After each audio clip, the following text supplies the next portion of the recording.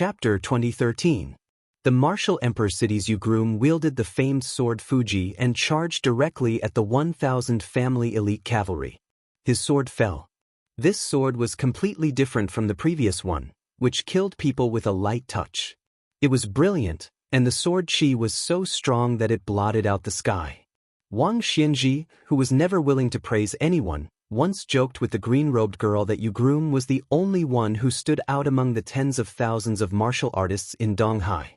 It was obvious that Wang Xianji had high expectations for Yugrum. More than 40 family elite cavalry were directly smashed by the swift and fierce sword chi. Blood and flesh splattered everywhere, and the scene was extremely bloody. One of the armored cavalrymen who should have died under the sword chi suddenly retreated and stepped on the warhorse's head accurately every time. He leaped like a rabbit and swooped down like a falcon on flat ground. In an instant, he pulled a large distance away from the unstoppable Yugrum and finally fell between two warhorses that continued to charge forward. He casually raised his arm and snatched a fine iron spear from the Zhong family disciple. With a smile on his face, he looked up at the young swordsman who was rapidly approaching him.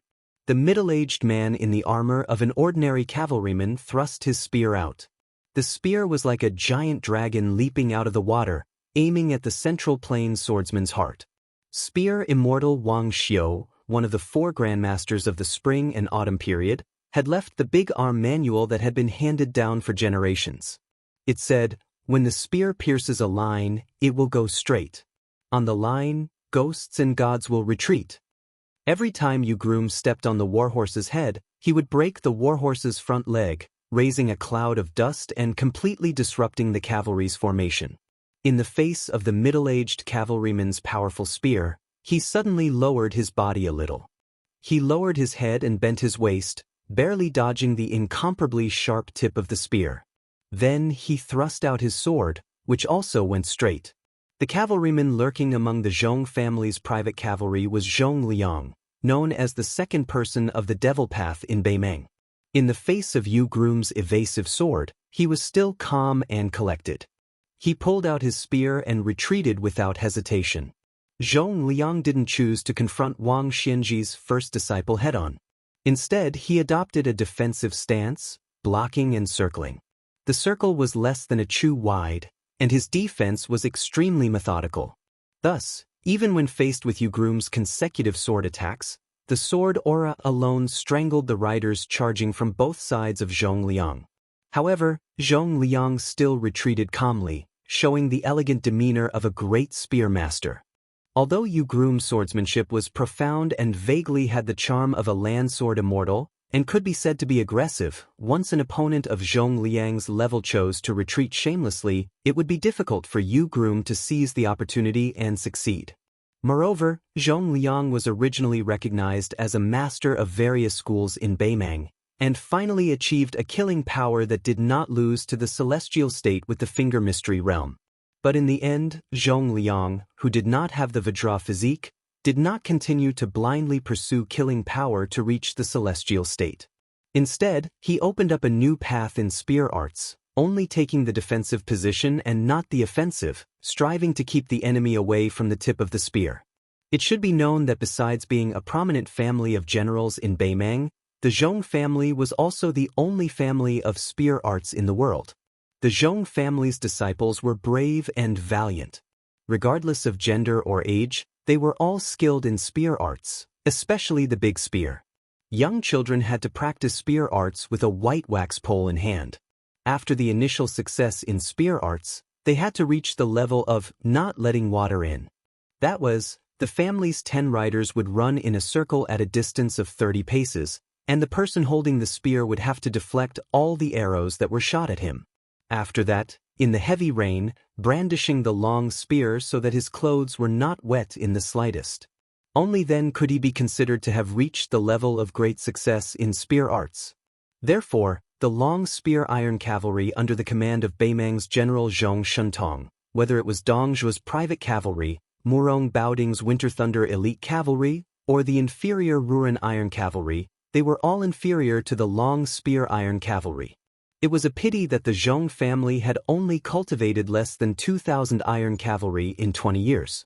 Limited by their numbers, they were unable to have an absolute advantage on the battlefield.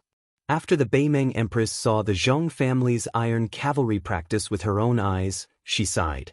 The Zhong family's children are really like the grassland's eagles flying across the plains with iron spears in their hands. The Zhong family's second master, Zhong Liang, who had always been famous for deviating from orthodoxy and rebelling against orthodoxy in the grassland, chose spear arts as his martial arts, returned to the roots, to make up for his shortcomings in martial arts. This was unexpected but also reasonable. Groom Yu looked deeply at Zhong Liang, who was retreating again and again, and suddenly put away his Fuji. Zhong Liang then stopped and laughed. You finally remember to go back to help Lu Huang? Don't worry, first ask if the iron spear in my hand agrees or not. Zhong Liang held the spear in one hand, and his chi was firmly locked onto Groom Yu. For the first time, he really had the intention to fight. Then, he raised his arm and made a gesture. The two wings of the Zhong family's cavalry that were constantly rushing forward suddenly broke in half. The elite cavalry that stopped moving forward lined up behind Zhong Liang. At the same time, the Beimeng cavalry that was originally at the rear turned over and fell off their horses. No less than 300 people rushed forward from the gap between the cavalry formation. There were the Spiderweb's elite men of sacrifice, Beimeng's Jianghu masters, and even the Zhong family's consecrated guests who had been raised by the Zhong family for many years. Without exception, all of them, including Zhong Liang, stared at Groom Yu, who was holding the long sword and Fuji. The 300 people quickly formed a huge encirclement and desperately surrounded Groom Yu, who had a cold blade at his waist and a long sword in his hand. Zhong Liang held his spear and stood in the same place. He saw more than 30 people taking the lead to surround and kill the sword genius from Liang's Eastern Sea. He smiled confidently. Groom Yu, bullying with numbers is something we have no choice but to do. Although my Zhong family's men are not afraid to fight to the death, this is only on the battlefield. After all, we are not in Jianghu. I hope you can forgive us. This battlefield was exactly the same as the one where Murong Baoding and Li Fengshou were overseeing. How similar! Unexpectedly, Groom Yu held the Fuji upside down, using only 2 fingers of his left hand as a sword. His lips moved slightly. The sword energy in Groom Yu's left sleeve was abundant and overflowing. The 30 experts who were prepared to die were killed on the spot by the sword chi that rose from the ground without any warning, regardless of whether they were running wildly or leaping high into the air. Not only that, with Groom Yu as the center, the sword energy suddenly rose from the ground, spectacular like a big spring gushing out. This strange phenomenon was really like thunder rising from the ground. 100 feet, 200 feet, 300 feet, all of them were vast and mighty sword energy that rose into the sky. After the 30 Beimeng experts that Groom Yu purposely targeted died, there were 60-odd people who couldn't dodge in time or just happened to bump into the sword energy, dying with their eyes wide open. Apart from most of the Beimeng people who were lucky enough to dodge the sword energy, in truth, the number of experts who could take the sword energy head-on could be counted on 2 hands. Zhong Liang was naturally the most relaxed. He just raised his spear and landed heavily, smashing the sword energy that rose from the ground beside him. Zhong Liang wasn't in a rush at all. The one who should be anxious was Groom Yu. Lu Huang, who was at the end of his rope, faced the continuous charge of 3,000 cavalry. Apart from death, what else could he do? When the cavalry of the Zhong family entered the battlefield, Lu Huang would probably go and meet his master who made Jianghu bow to him for 60 years. Zhong Liang only needed to delay Groom Yu at the crucial moment. If he could capture Groom Yu alive, that would be the best. He didn't believe that his nephew, Zhong Tan, who was responsible for the prosperity of the family, had died at Miyun Mountain Pass. He was most likely imprisoned by Beiliang, most likely in Beiju City. Not only did Zhong Liang have high hopes for Zhong Tan, who had a similar temperament, but the entire Zhong family needed Zhong Tan alive. Otherwise, the Zhong family's 20 years of hard work and planning would all be for naught. Even if he and his brother Zhong Shuntong achieved great military exploits in the future, without an heir, what benefit would it bring? Zhong Liang hoped that it would be used by Groom Yu or someone else in exchange for Zhong Tan's chance to return to the family. Zhong Liang, who was in a complicated mood, suddenly looked around for no reason, as if he was looking for something. He was very curious. As a top guru with outstanding attainments in Xianfinger, he could feel a huge and suffocating invisible momentum, but he couldn't catch any clues. He only knew that Tuoba Bodhisattva had dragged the young king into a real dangerous battlefield. Ordinary people couldn't touch it at all, and even Zhong Liang couldn't see it. After this battle, the casualties of Bailiang's siege infantry would be beyond imagination, and it might even affect the future southern expedition to the Central Plains. Because of those 18 people, the Southern Dynasty's infantry that had been accumulated for 20 years would be long gone before they could break through Beiju City. At that time, the grassland cavalry would have to dismount and fight, and the casualties would only increase. Liang Mang and Bailiang knew that whether Beiju City could be defended or not depended on the number of the Southern Dynasty's infantry. This was also the reason why the 18 people didn't retreat. It was also the reason why Bailiang quickly sent out so many elite cavalry, and the cobweb men of sacrifice and Jianghu masters didn't hesitate to go all out. Killing one more Southern Dynasty infantry that was familiar with siege warfare would increase the chances of Bailiang's Beiju City. Zhong Liang, who was tenacious and indomitable, was at a loss for the first time. Why did this battle have to be so bleak? Shouldn't the millions of grassland cavalry have targeted Bailiang from the beginning? In the hinterland of Beimang, the broken spear in Deng Mao's hand was less than 2 feet long. At this time, it became more and more like a broken spear, with only a foot-long spearhead left. However, one of Xianyuan Qingfeng's sleeves was also shredded, and a ghastly wound appeared on her fair, jade-like arm. Blood flowed out incessantly. Deng Mao didn't let the purple-clothed man get within 50 steps of the crown prince of Beimang, but his palm was bloody and couldn't be said to have the upper hand. Chapter 2014. However, Beimang Shiha Province's preceptor Helian Wei, Aquarius Province's preceptor Wang Yong, and the crown princess had all come to Yelu Hongcai's side as if they were facing a great enemy.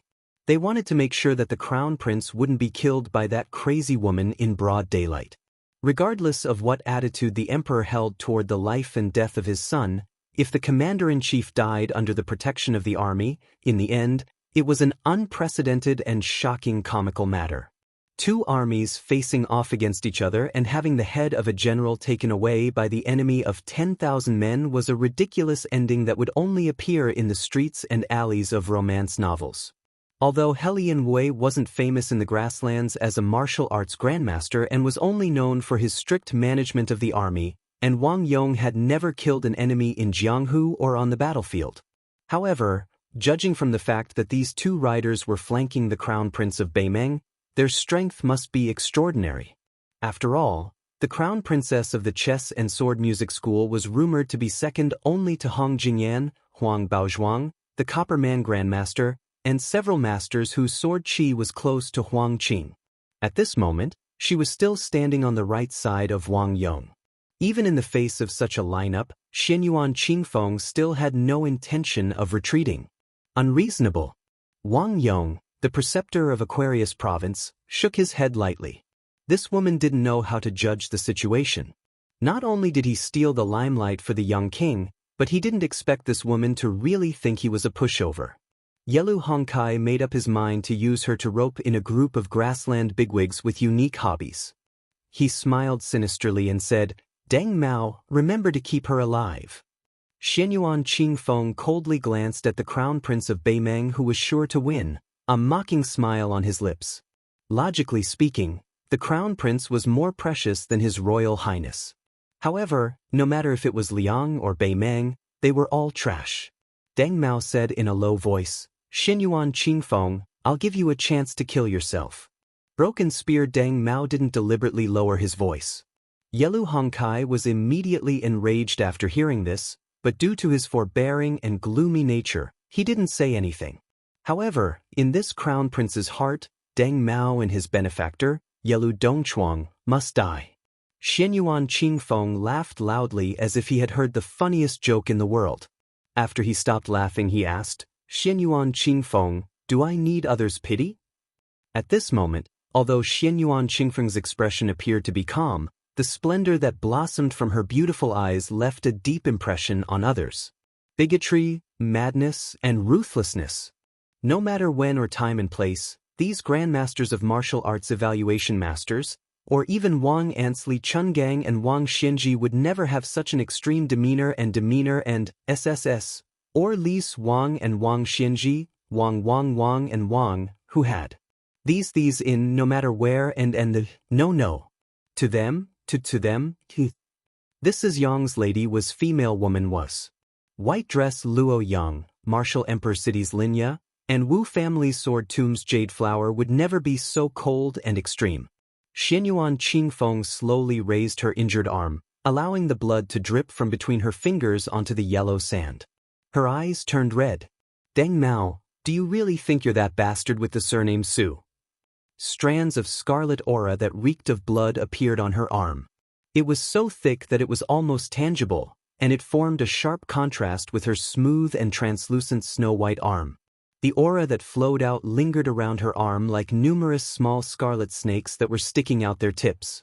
If one were to talk about the most unreasonable heavenly phenomenon killing heavenly phenomenon in the world, it would be Catman Han Shengxian. At this moment, the strange phenomenon of Xianyuan Qingfeng's arm coiling around the red snake was exactly the same as the famous technique of the Liang chief eunuch in the past. Not only that, compared to Han Shengxian, Xianyuan Qingfeng was even more ruthless. She went one step further and didn't hesitate to use her blood to nourish this thing. This kind of crazy behavior that no one had ever done before was no different from raising a flood dragon in one's body. Using the acupoints in one's body as a cage, first turning the snake into a flood dragon, and then using the meridians as the river water, she achieved the ultimate goal of a great flood dragon transforming into a dragon. Compared to the other Beimang people who didn't know the inside story and didn't know the severity of the situation, Deng Mao, who had experienced the Jianghu of the Central Plains, could clearly see the inside story. He couldn't help but sigh. What a lunatic! Deng Mao lowered his head and looked at the broken spear in his hand. He sighed with a strange expression, a little regretful and a little helpless. When he raised his head again, his eyes were resolute as he said in a deep voice, "You didn't have enough momentum to kill all the way here. You still dare to stubbornly persist in going all out and seek death. Then don't blame me for not caring that you'll become the plaything of the grassland nobles in the future." Xianyuan Qingfeng closed his eyes, his aura unusually restrained to the extreme. It was like a snowball that was constantly being clenched and compacted during a snowstorm. Deng Mao also returned to his original state, his vigorous aura disappearing without a trace. Obviously, the two of them were going to choose to fight to the death in one move. Behind Deng Mao, the corners of Wang Yong's mouth curled up. Seeing that Xianyuan Qingfeng was actually so conceited as to think that he could kill Deng Mao in one move, this Aquarius Prefecture's disciplinary magistrate was completely relieved. This Liang Jianghu female alliance chief really doesn't know the immensity of heaven and earth. What a pity for that profound fortune. Could it be that she forgot what Luo Yang reminded the king of Bailiang? Wang Yong and Deng Mao couldn't be considered close friends, but they had once exchanged pointers. Of course, Wang Yong was definitely not Deng Mao's opponent. However, Wang Yong had always been secretly communicating with that branch of the Yelu clan, so he understood Deng Mao very well. This unconventional grandmaster of Beimang, in terms of battle prowess, was perhaps inferior to Hong Jingyan, inferior to white dress Luo Yang. His defense might even be inferior to Murong Baoding's, and his lethality was inferior to Demon Zhong Liang's. It was as if he had a cultivation of celestial phenomenon, but he didn't have any outstanding points. It was really hard for ordinary people to imagine why when Hong Jingyan entered the martial ranking for the first time, there was a strange comment of, ashamed to be behind Murong Baoding, ashamed to be ahead of Deng Mao. However, Wang Yong was well aware that Deng Mao had nurtured his qi with that broken spear for 20 years. When he abandoned the spear, he was able to kill an earth immortal with a cultivation of celestial phenomenon. And Xianyuan Qingfeng was only a fine line away from becoming an earth immortal. Deng Mao killing her was just right. As expected. On the battlefield, after the magnificent scene of wind, clouds, and thunder, the two of them stopped confronting each other. Deng Mao's broken spear had pierced Mount Huishan Zi's abdomen. Although it didn't come out of her body, it was clearly a fatal wound. Deng Mao allowed Xian Yuan Qingfeng's fingers to press on his forehead. Her fingertips had also pierced deeply into Deng Mao's scalp. Deng Mao's hands hung by his side. Blood seeped out of the corner of his mouth. He smiled with difficulty as if asking the two words, "What's the matter?" Xian Yuan Qingfeng forcefully swallowed the blood in her throat and asked, "What's the matter?" Deng Mao was already powerless to speak, but Mount Huishanzi could still speak. It was obvious who was superior. However, on this battlefield, there was only a single figure in purple clothes. She was only 80 steps away from the Beimang banner. Victory and defeat had been decided, but it wasn't necessarily a matter of life and death. Helian Wu didn't make any moves. However, two riders beside the Beimang crown prince had already charged forward. One of them was Wang Yong, the abbot of Aquarius State, who held an iron spear. The other was the Beimang crown prince consort, who had drawn a long sword and was known as Han Gu. Both of them wanted to quickly kill Xian Yuan Qingfeng to prevent future trouble. It was obvious that neither of them took Yelu Hongcai's decree seriously. In fact, after seeing this scene, the Beimang crown prince no longer had any thoughts of sparing Mount Huishanzi's life. This Central Plains woman was too terrifying. Xian Yuan Qingfeng withdrew her fingers, and Deng Mao fell to the ground at her feet. Just like the countless men of the Central Plains, they all fell to her feet.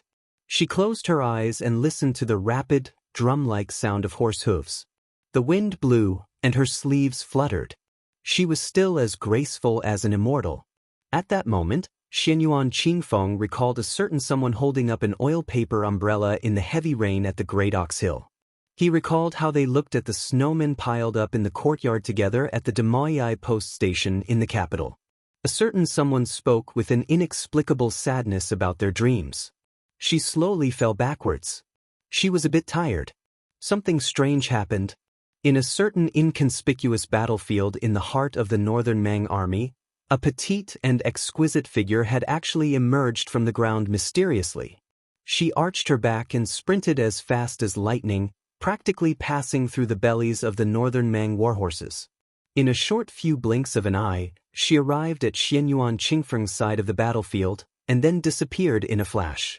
Sensing a strong sense of danger, the Beimang crown princess abruptly stopped her horse.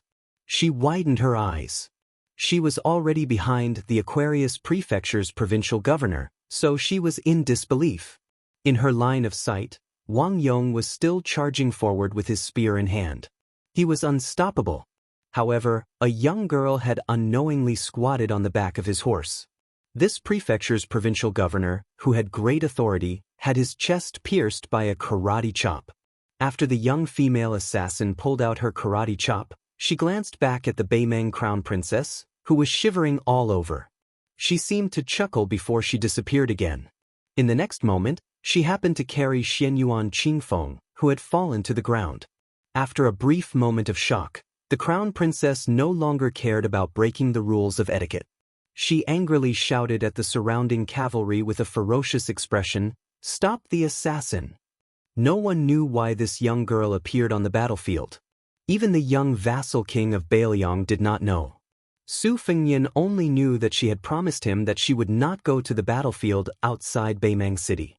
She also promised him that if the battle did not go well, she would take the young cat out of the city and go to the western Shu where the sea of bamboo billowed. No one knew how she was able to hide underground for so long, and how she was able to hide not far away from the Beimang army without making any mistakes. Previously, in Beimang City, everyone only knew that there was an extremely interesting and strange young girl who liked to hang outside the young prince's study or sit on the eaves in a daze. The new Prince Liang also never restrained her. Even when they were discussing matters in the meeting hall, the young girl would also sit on the roof beam, seemingly bored. On the roof. Therefore, she knew the general arrangement of the Beimang army. She silently memorized it in her heart before silently disappearing into Beimang City, her whereabouts unknown. Her name was Jia Jia Jia. Su Fengyan liked to call her Miss Hehe. She had killed Wang Mingyin and Lu Haosher. Chapter 2015. She had even stopped Wang Xianji all the way to Bailiang's border. Again and again, she was unwilling to back down. Today, she had killed another Beimang official. Xianyuan Qingfeng, who felt the warmth of that delicate back, whispered, "Don't worry about me." The girl, who was running all the way to the north barricade, pulled a long face and said softly, "Don't die. If you die, he will be very lonely. He said that you are the most like him among all the men and women in the world." Xianyuan Qingfeng, who was still bleeding from his abdomen, couldn't help but laugh. He tried to open his eyes and looked at the sky, murmuring, "Is that so?" In a situation where Northern Mang's top-notch experts were all hurrying to the battlefield, especially in a situation where she wasn't being deliberately targeted and was being chased down and besieged, with this young lady's nimble figure that moved like a crafty rabbit, even if she had to pass through half of Northern Mang's army, as long as she didn't continue fighting, it was still extremely possible for her to safely return to Northern Mang. In the city. But when she had to carry Xianyuan Qingfeng out of the battlefield and dodge countless arrows along the way, especially the girl on her back, she was in danger. Therefore, even if Luo Yang and Su Ying were in the middle of the army to support them, the girl still staggered and almost fell. Then she continued running. It turned out that an arrow had directly pierced her calf. Blood soaked it. The girl didn't feel it at all. In the end, she carefully placed Xianyuan Qingfeng at the foot of the north barricade wall. Then she returned to the Beimang army and carried Suaxia Valley and Cheng Baishuang back. Under the escort of the blind female zither player Xue Songguan, she carried back Wei Miao and Chai Qingshan. She carried back 4 corpses. In the chaos, she carried back the 2 corpses that Mao Shulang had risked his life to protect. Ji Lu, and of Nanjiang, and Yu Xingrui of Wudong Mountain. These 2 grandmasters died back to back. When the girl left, Mao Shulang, who was covered in blood and had lost an arm, laughed and said, "Little girl, you don't have to care about this old man's corpse anymore." The last corpse was the swordsman of Martial Emperor City, Lu Huang. Not a single person was left alive within 100 feet of the bridegroom. The first disciple of the Martial Emperor City sat cross-legged on the tragic battlefield and helped his junior brother who was lying in a pool of blood retrieve the famous sword, Shu Dao. Lu Huang, who was hit in the chest by Beimang, hugged the long sword. Before he died, he laughed and said, "I don't kill as many people as you do. I still can't make you call me senior brother." Yu Groom, who had been shot by Zhong Liang and his arm had been slashed several times by Beimang's men of sacrifice, forced a smile, lowered his head and shouted, "Senior brother." When Lu Huang died, he seemed to have heard the title and nodded gently. When the limping young girl came to his side, Groom Yu raised his head with tears in his eyes and said softly, "Sorry to trouble you." The girl shook her head. After the groom left the ancient sword of Shu Dao hanging on his waist, she carried the corpse back to the North Jiebei city. To the right of her and the groom, Su Yanbing was forcefully dragging Wu Luding and sword attendant Cui Hua out of the battlefield and throwing them towards the city walls of North Jiebei city.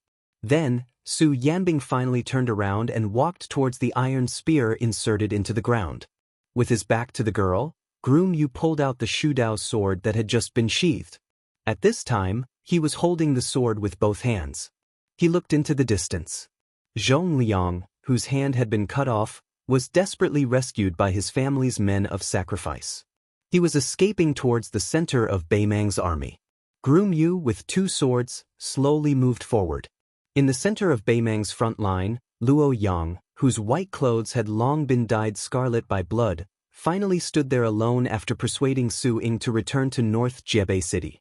One-armed Mao Shulang, who had been leading the charge, also died after killing 700 people in a spurt of energy.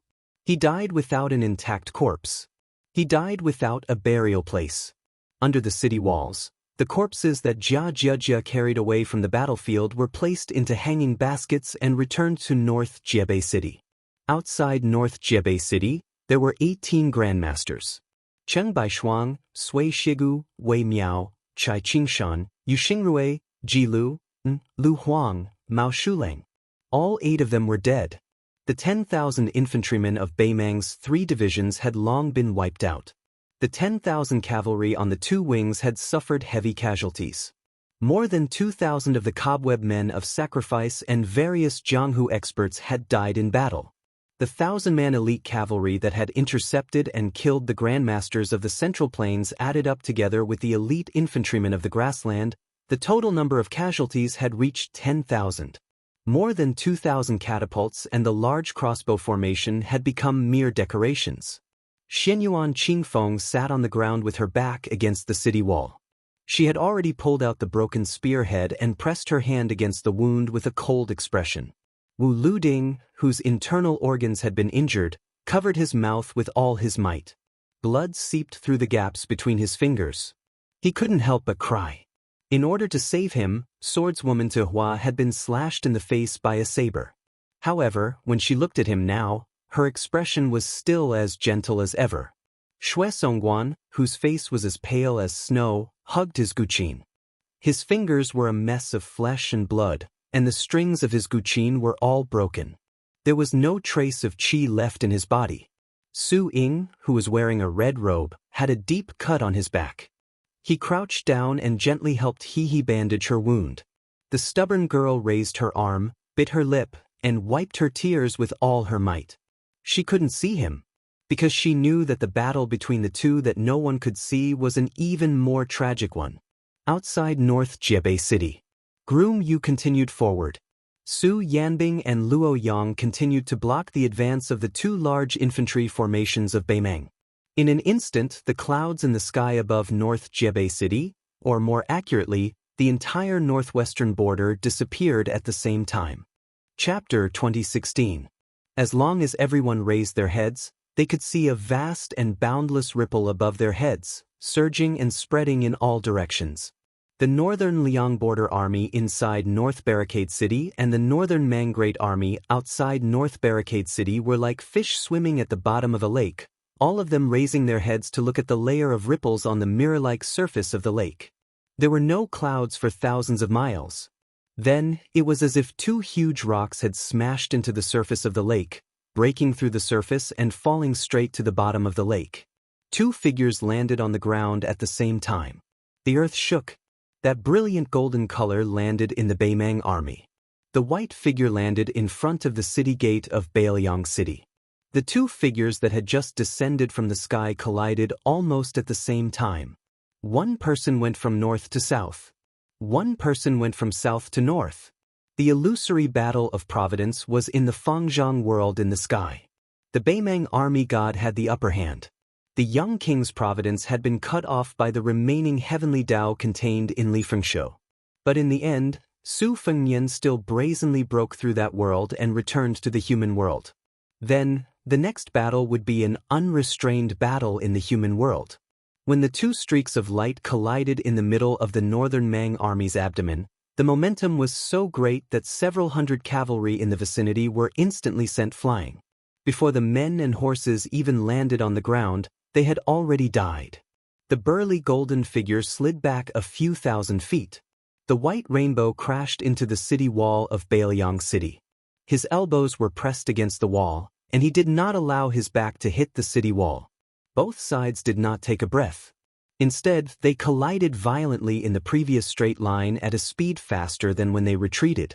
The location of the collision this time was a bit closer to the south, which was why there were several hundred Northern Mang cavalry soldiers who were caught in the crossfire, their men and horses sent flying. The Beimeng army completely stopped advancing south. They did not dare to. Even though close to half of the 18 grandmasters outside Northern Mang City had died, and the remaining half had completely lost the ability to fight, when the Northern Mang barbarians personally witnessed this horrifying scene that shook their hearts, all of them were stunned. The two rainbows collided again and again at a speed faster than before. By the time the Beimeng army that was unfortunately in that straight line, which penetrated through the north resisting city to the rear of the 400,000-strong army, had finally had time to frantically flee to both sides, more than 20 collisions had already occurred. On this straight line, even if you were a celestial phenomenon expert, as long as you blocked the path of both sides, you would die instantly. It was unknown just how many Northern Mang infantry and cavalry, how many centurions and kiliarchs, how many southern court generals and influential figures died mysteriously just like that.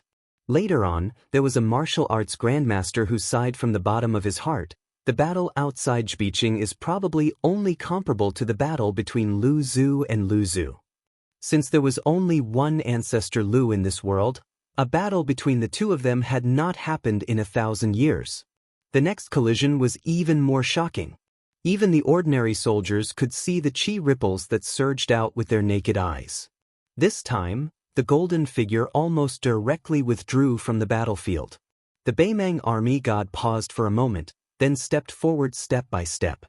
His roar and footsteps were as loud as thunder. Su Fengyan, I'll break all your meridians and destroy all your acupoints. Tuoba Bodhisattva was obviously enraged. He rushed forward and collided with Su Fengyan, who had moved at the same time. This time, it was Su Fengyan's turn. His entire body was embedded in the north resisting city's walls.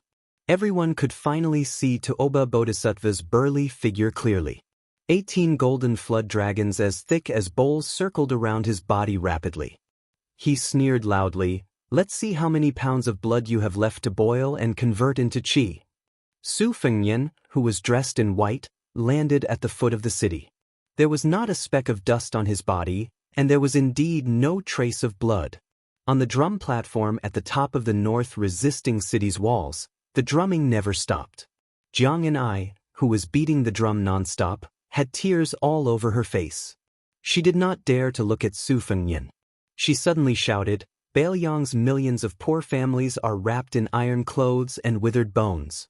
Come, come, come, let's see who's the butcher of the Yang realm. Come, come, come, let's see who's beating the beauty drum." With his back to the north resisting city and the remaining grandmasters of the Central Plains, the young man who had already torn off the vassal king's robe stood barefoot outside the city. After hearing the voice from the top of the city wall, he said with a hoarse voice, "Don't worry, I won't lose." Su Fengyan raised his head and took a deep breath. He shouted angrily, "Dong Tai." Laughter came from the distant sky. "I'm already outside the divine gate. You can fight to your heart's content." Dong Tai, the peach blossom sword god, had ascended to the sky step by step. He held his sword and arrived outside the divine gate alone. Dong Tai stopped in midair. He held his sword horizontally and asked with a smile, "Let me ask the immortals in the heavens, who dares to come to this mortal world?" After hearing this, Su Fengyan exhaled softly. It was as if he wanted to release all the pent-up anger of the 300,000 Baoyang cavalrymen and 20 years. He smiled and said to himself, "Then I'm really going to be invincible in the mortal world for once." He was dressed in white and had an extremely happy expression on his face. It was as if a heavy burden had been lifted off his shoulders.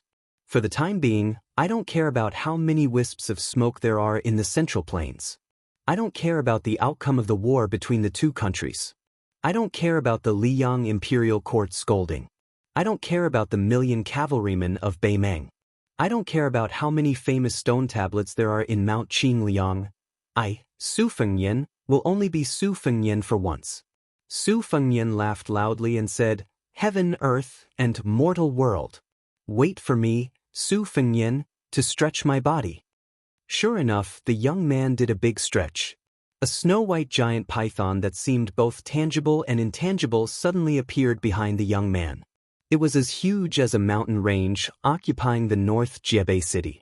Its python head poked out of the towering North Jiebei city and let out an earth-shattering roar toward the grassland in the north. Chapter 2017. The Great Python entrenched itself in the human world. On the battlefield of Bimeng, Tuoba Bodhisattva shouted angrily, "Su Fengyan, how dare you steal the fate of heaven and earth and use it for yourself?" On Mount Qingliang in Liangzhou, Tantai Pingjing stood outside Tide Listening Pavilion and saw a young lady with a pale face walking out of Tide Listening Pavilion. Tantai Pingjing had seen everything in the human world. It seemed that only a few people, including Bai Hu, Face, Qinyu, and Jiang and I, could be compared to this young lady.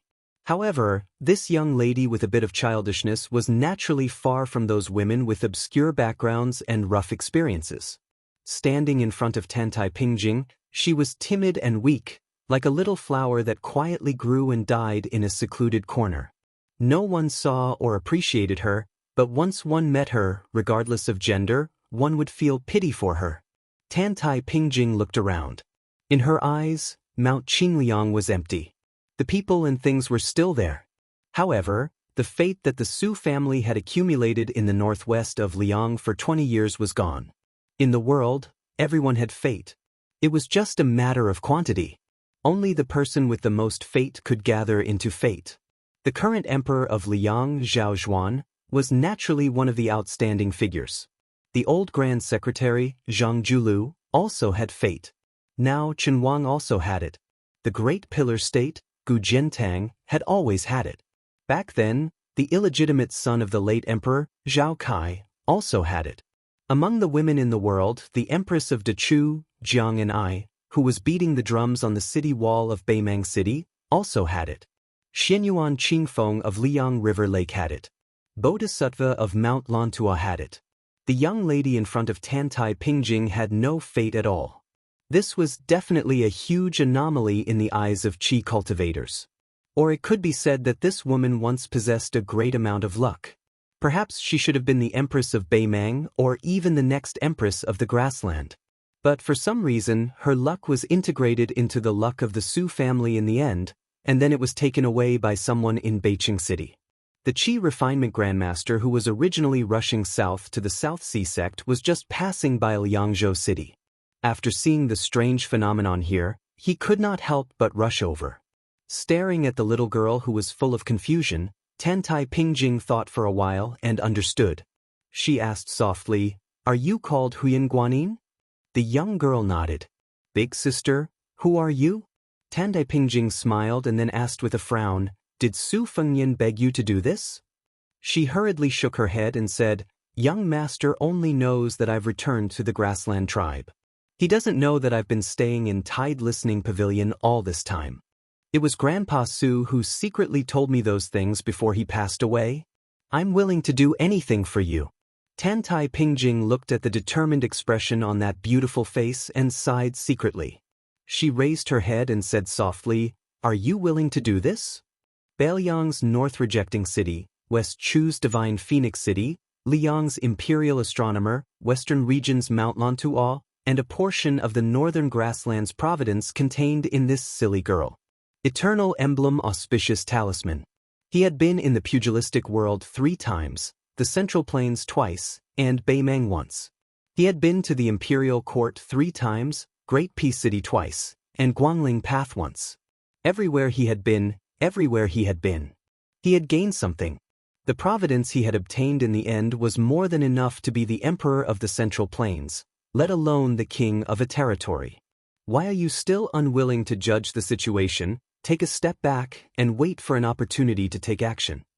Tantai Pingjing stretched out her hand and rubbed the little girl's head. "You're as silly as I am. But compared to me back then, you're more courageous." "Very good. The stupidest thing a girl can do is to be angry with the person she loves. Huyan Guanyin, live well in the future. You'll definitely be happy." Huyan Guanyin smiled in a daze and nodded. "Thank you, big sister." Tantai Pingjing smiled knowingly. "Big sister? I'm an old granny." The girl was at a loss. The tall female Qi cultivator had disappeared. Huyan Guanyin, who had finally seen the light of day from Tide Listening Pavilion, sat down on the edge of Tide Listening Pavilion's platform. She raised her small fist and waved it as if she was encouraging someone. "Young master, you must win this fight. The grass grows next year, and the geese go and come back." Su Fengyan took a small step, just an inch or so. Such a small step was simply negligible. But at this moment, the Beimang military god who had clashed with the young king dozens of times actually began to move more than 10 steps in an instant. There was actually an unstoppable edge in the world. On the battlefield, there was probably only the great snow dragon cavalry. On the court, there was only Liang Zhangjulu. Now, it was this young man who had abandoned all burdens. Even if he was facing more than 300,000 Beimang soldiers and an immortal Beimang military god who was already a celestial being. Dressed in white, his sleeves swayed in the wind as he swept forward. The snow-white python followed Su Fengyan's white clothes and rushed out of North Jebei City. Tuoba Bodhisattva began to retreat. At the same time, he constantly flashed and disappeared in various places on the battlefield.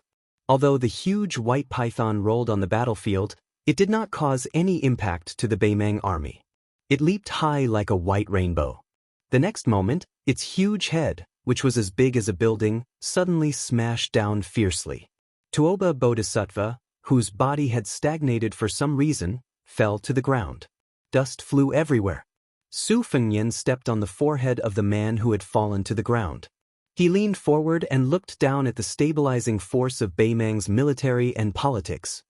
He laughed and said, "Tuoba Bodhisattva, since you want to control both the martial world and the court, I'll let you have it. I can't ask for it."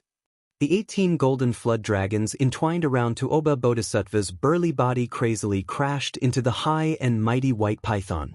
Every time the python lowered its head to bite, it could crush or chew a golden flood dragon that was as thick as the mouth of a bowl. The dazzling golden lights collapsed extremely quickly. Most of them dissipated between heaven and earth as if they were ownerless objects. Only a few dozen spots of light that ordinary people could not detect merged into the space between the eyebrows of some people on the battlefield outside the city and in North Jebei City.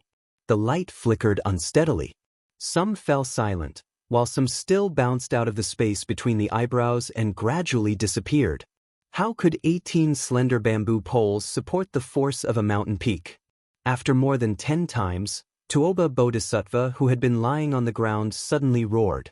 He sucked the remaining 7 flood dragons into his 7 orifices like a big dragon drinking water. However, there was still a 20-foot-long flood dragon that was held in the palm of Su Fengnian. It was like a snake that was held by its 7 inches. It struggled desperately and its head and tail crazily slapped Su Fengnian's body. Tuoba Bodhisattva, who was stepped on the forehead, took the opportunity to slide back 300 feet and escaped from Su Fengnian's control. The latter twisted hard and the flood dragon was broken into 2 parts. The dazzling golden light scattered in all directions. Then, the white python that was entrenched beside the young king opened its mouth and gently swallowed the golden light into its stomach as if it had eaten a full meal. Tuoba Bodhisattva, who had golden blood flowing all over his body, stood in the distance. He was panting. His eyes were gloomy as he carefully watched the young king's movements. Su Fengnian did not take advantage of the victory to chase after him. He just stood there and said sarcastically, "Half of your luck has already been used by others." Tuoba Bodhisattva, do you feel sad? Tuoba Bodhisattva sneered, "How long can you maintain this peak state? 15 minutes? Or 30 minutes? But you will definitely collapse earlier than me." Su Fengnian casually shook his cuffs and said with a smile, "Take a guess?" Tuoba Bodhisattva took a deep breath and spread out his hands. Through his skin, his veins and bones showed a rich golden color that was clearly visible. He gradually recovered his state of mind. He raised his head and said in a deep voice, "You will regret it." Su Fengnian looked back at Jbicheng City and looked back to the south. Those martial arts masters who died in the battle outside Jbicheng City and those generals who died in the battle outside Bailiang Pass are respectable. But those ordinary soldiers who bravely stepped forward in every battle outside Bailiang Pass are the real backbone of Bailiang. In the forest of steels on the back mountain of Mount Qingliang, I'm not trying to win the hearts of the people for the Su clan. I just hope that the common people of northern Liang who can't hear the drums or see the smoke signals will know just who died for them on the battlefield outside the pass. In my life, I have a clear conscience. Why would I regret it? Back then at Mount Wudong, he stood side by side with the first-generation sage Zhang of the Confucian school. The old man sighed. "I once led my students and disciples to travel all over the country. I lived in Shangyin Academy until now. I like to boast that in the past 800 years, I have read the most books and traveled the furthest. But now you, Su Fengnian, have traveled the furthest." Before that, Su Fengnian really didn't think about how far he had traveled in Bailiang, Liang, and Beimang. If there was a tombstone on Mount Qingliang in the future with the name Su Fengnian engraved on it, he wouldn't be lonely. Left, right, front, and back, they are the heroes of Bailiang. Su Fengnian turned his head and smiled at Tuoba Bodhisattva. "Don't worry. I will definitely beat you up until your parents can't recognize you." Tuoba Bodhisattva's figure flew backward and laughed, "Come and fight." Su Fengnian's hands hung down naturally. In each of his palms, there was a purple heavenly thunder surrounded by electric light. Looking at Tuoba Bodhisattva's retreat, he curled his lips. "Why? Not only do you want to stall for time, but you also want to use Dongzhuo's troops to kill me at Huayang Pass? To be honest, you are worse than Wang Xianji." After Su Fengnian disappeared in a flash, he only left a sentence that lingered on the battlefield: 108,000 miles. The rumbling of thunder continuously resounded in the vast area outside of the Northern Meng Army's northern borders, continuing without end. At this moment, the north gate of Bailiang City opened wide. Bailiang cavalry rushed out and crashed into Beimang's infantry formation. The east and west gates opened as well. 5,000 men of sacrifice rushed out from each gate. About an hour later, a burly figure fell into the heart of Beimang's army like a meteorite. He was thrown here from afar. In the big pit, Tuoba Bodhisattva was badly mutilated. No one knew if he was dead or alive. Above the mortal world, outside the gate of heaven, there was a total of 81 immortals, and after walking out of the heavenly gate as immortals, they were all reduced to banished immortals without exception. The Peach Blossom Sword Deity. Chapter 2018. How was his swordsmanship? His swordsmanship was heavenly. Previously, he had been forced back 30,000 feet by the 12 immortals, including 4 sword immortals in the sky. However, in the end, only the Peach Blossom Sword God returned with his sword. Dong Tai held the Taiya sword in one hand and raised his other hand to knock on the door. He smiled and asked, "The guest has arrived. What should we do?" Finally, there was no movement from within the glorious gate of heaven.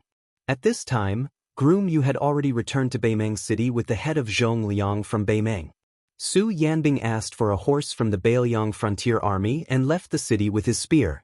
Sword attendant Zihua left behind the young Wu family sword crown with heavy internal injuries. She wore armor and carried the ancient sword Su of Gojoseon on her back. She opened the path for the right-wing cavalry of Beimang City. Red Robe Su Ying and Lady Hehe rode on the same horse and hid in the left-wing cavalry.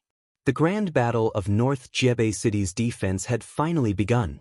Ending Chapter 1. There is no Central Plains. The third year of Xiangfu, the end of autumn. The king's tent army that participated in the annual autumn hunt did not go south to Liangzhou Pass. Instead, they went north and returned to the capital of Baiting. During the autumn hunt, His Majesty did not show up except for one night during a meeting in Painted Ash. Taiping Ling and Yelu Chukai accompanied him all the way.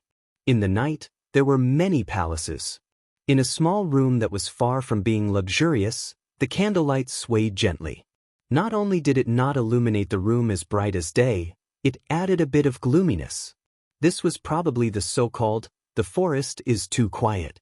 An old woman with a serene expression was lying quietly on her sickbed. She seemed to be reminiscing about the past and her youthful days. Beside the bed, Taiping Ling, who was the teacher of Beimang, sat on a small stool. He lowered his head and stared at the old woman with protruding cheeks. Her white hair was like frost. Li Mibi, who had single-handedly created the Beimang spider web, behaved even more strangely. He just sat on the threshold of the house. At this moment, the shadow prime minister, who had made countless Beimang nobles' hair stand on end, was truly like an old man past his prime, lonely and bitter. "Your Majesty, do you feel uncomfortable?" The magistrate of peace spoke calmly, without the slightest hint of nervousness or fear, nor the slightest hint of sorrow. Instead, there was a rare gentleness that was out of place at this time. The old woman didn't answer his question. Instead, she asked softly, "Are you wondering why I don't want to accept the gift from the celestial being and why I don't want to live for another 4 to 5 years?" Taiping Ling nodded, then quickly shook his head and said gently, "It doesn't matter." The old lady laughed it off and asked, "Do you think that foolish son of mine, with his heart higher than the sky and his life thinner than paper, will be able to take down the north resisting city with his 400,000 soldiers?" Taiping Ling answered cautiously, "As long as Tuoba Bodhisattva defeats Su Fengnian, the situation is set." Not to mention a dozen or so martial grandmasters of the Central Plains, even 10 more would be useless. Even if Tuoba Bodhisattva loses, we may not lose. Your Majesty, you don't have to worry too much about the war. The old lady gently placed her hands on her abdomen, the corners of her mouth twitching slightly. Worry? I'm not worried about the war outside Liangzhou Pass at all. After handing over the military power to Yelu Hongkai, I put it down. This child has been a wronged crown prince for more than 30 years. Let him be high-spirited for once. The relationship between mother and son, as well as the relationship between monarch and subject, can be considered as not owing each other anything. As for whether the flames of war will burn into Liangzhou Pass or spread to the southern dynasty, I'm a dying person. What do I have to worry about? What do I have to worry about?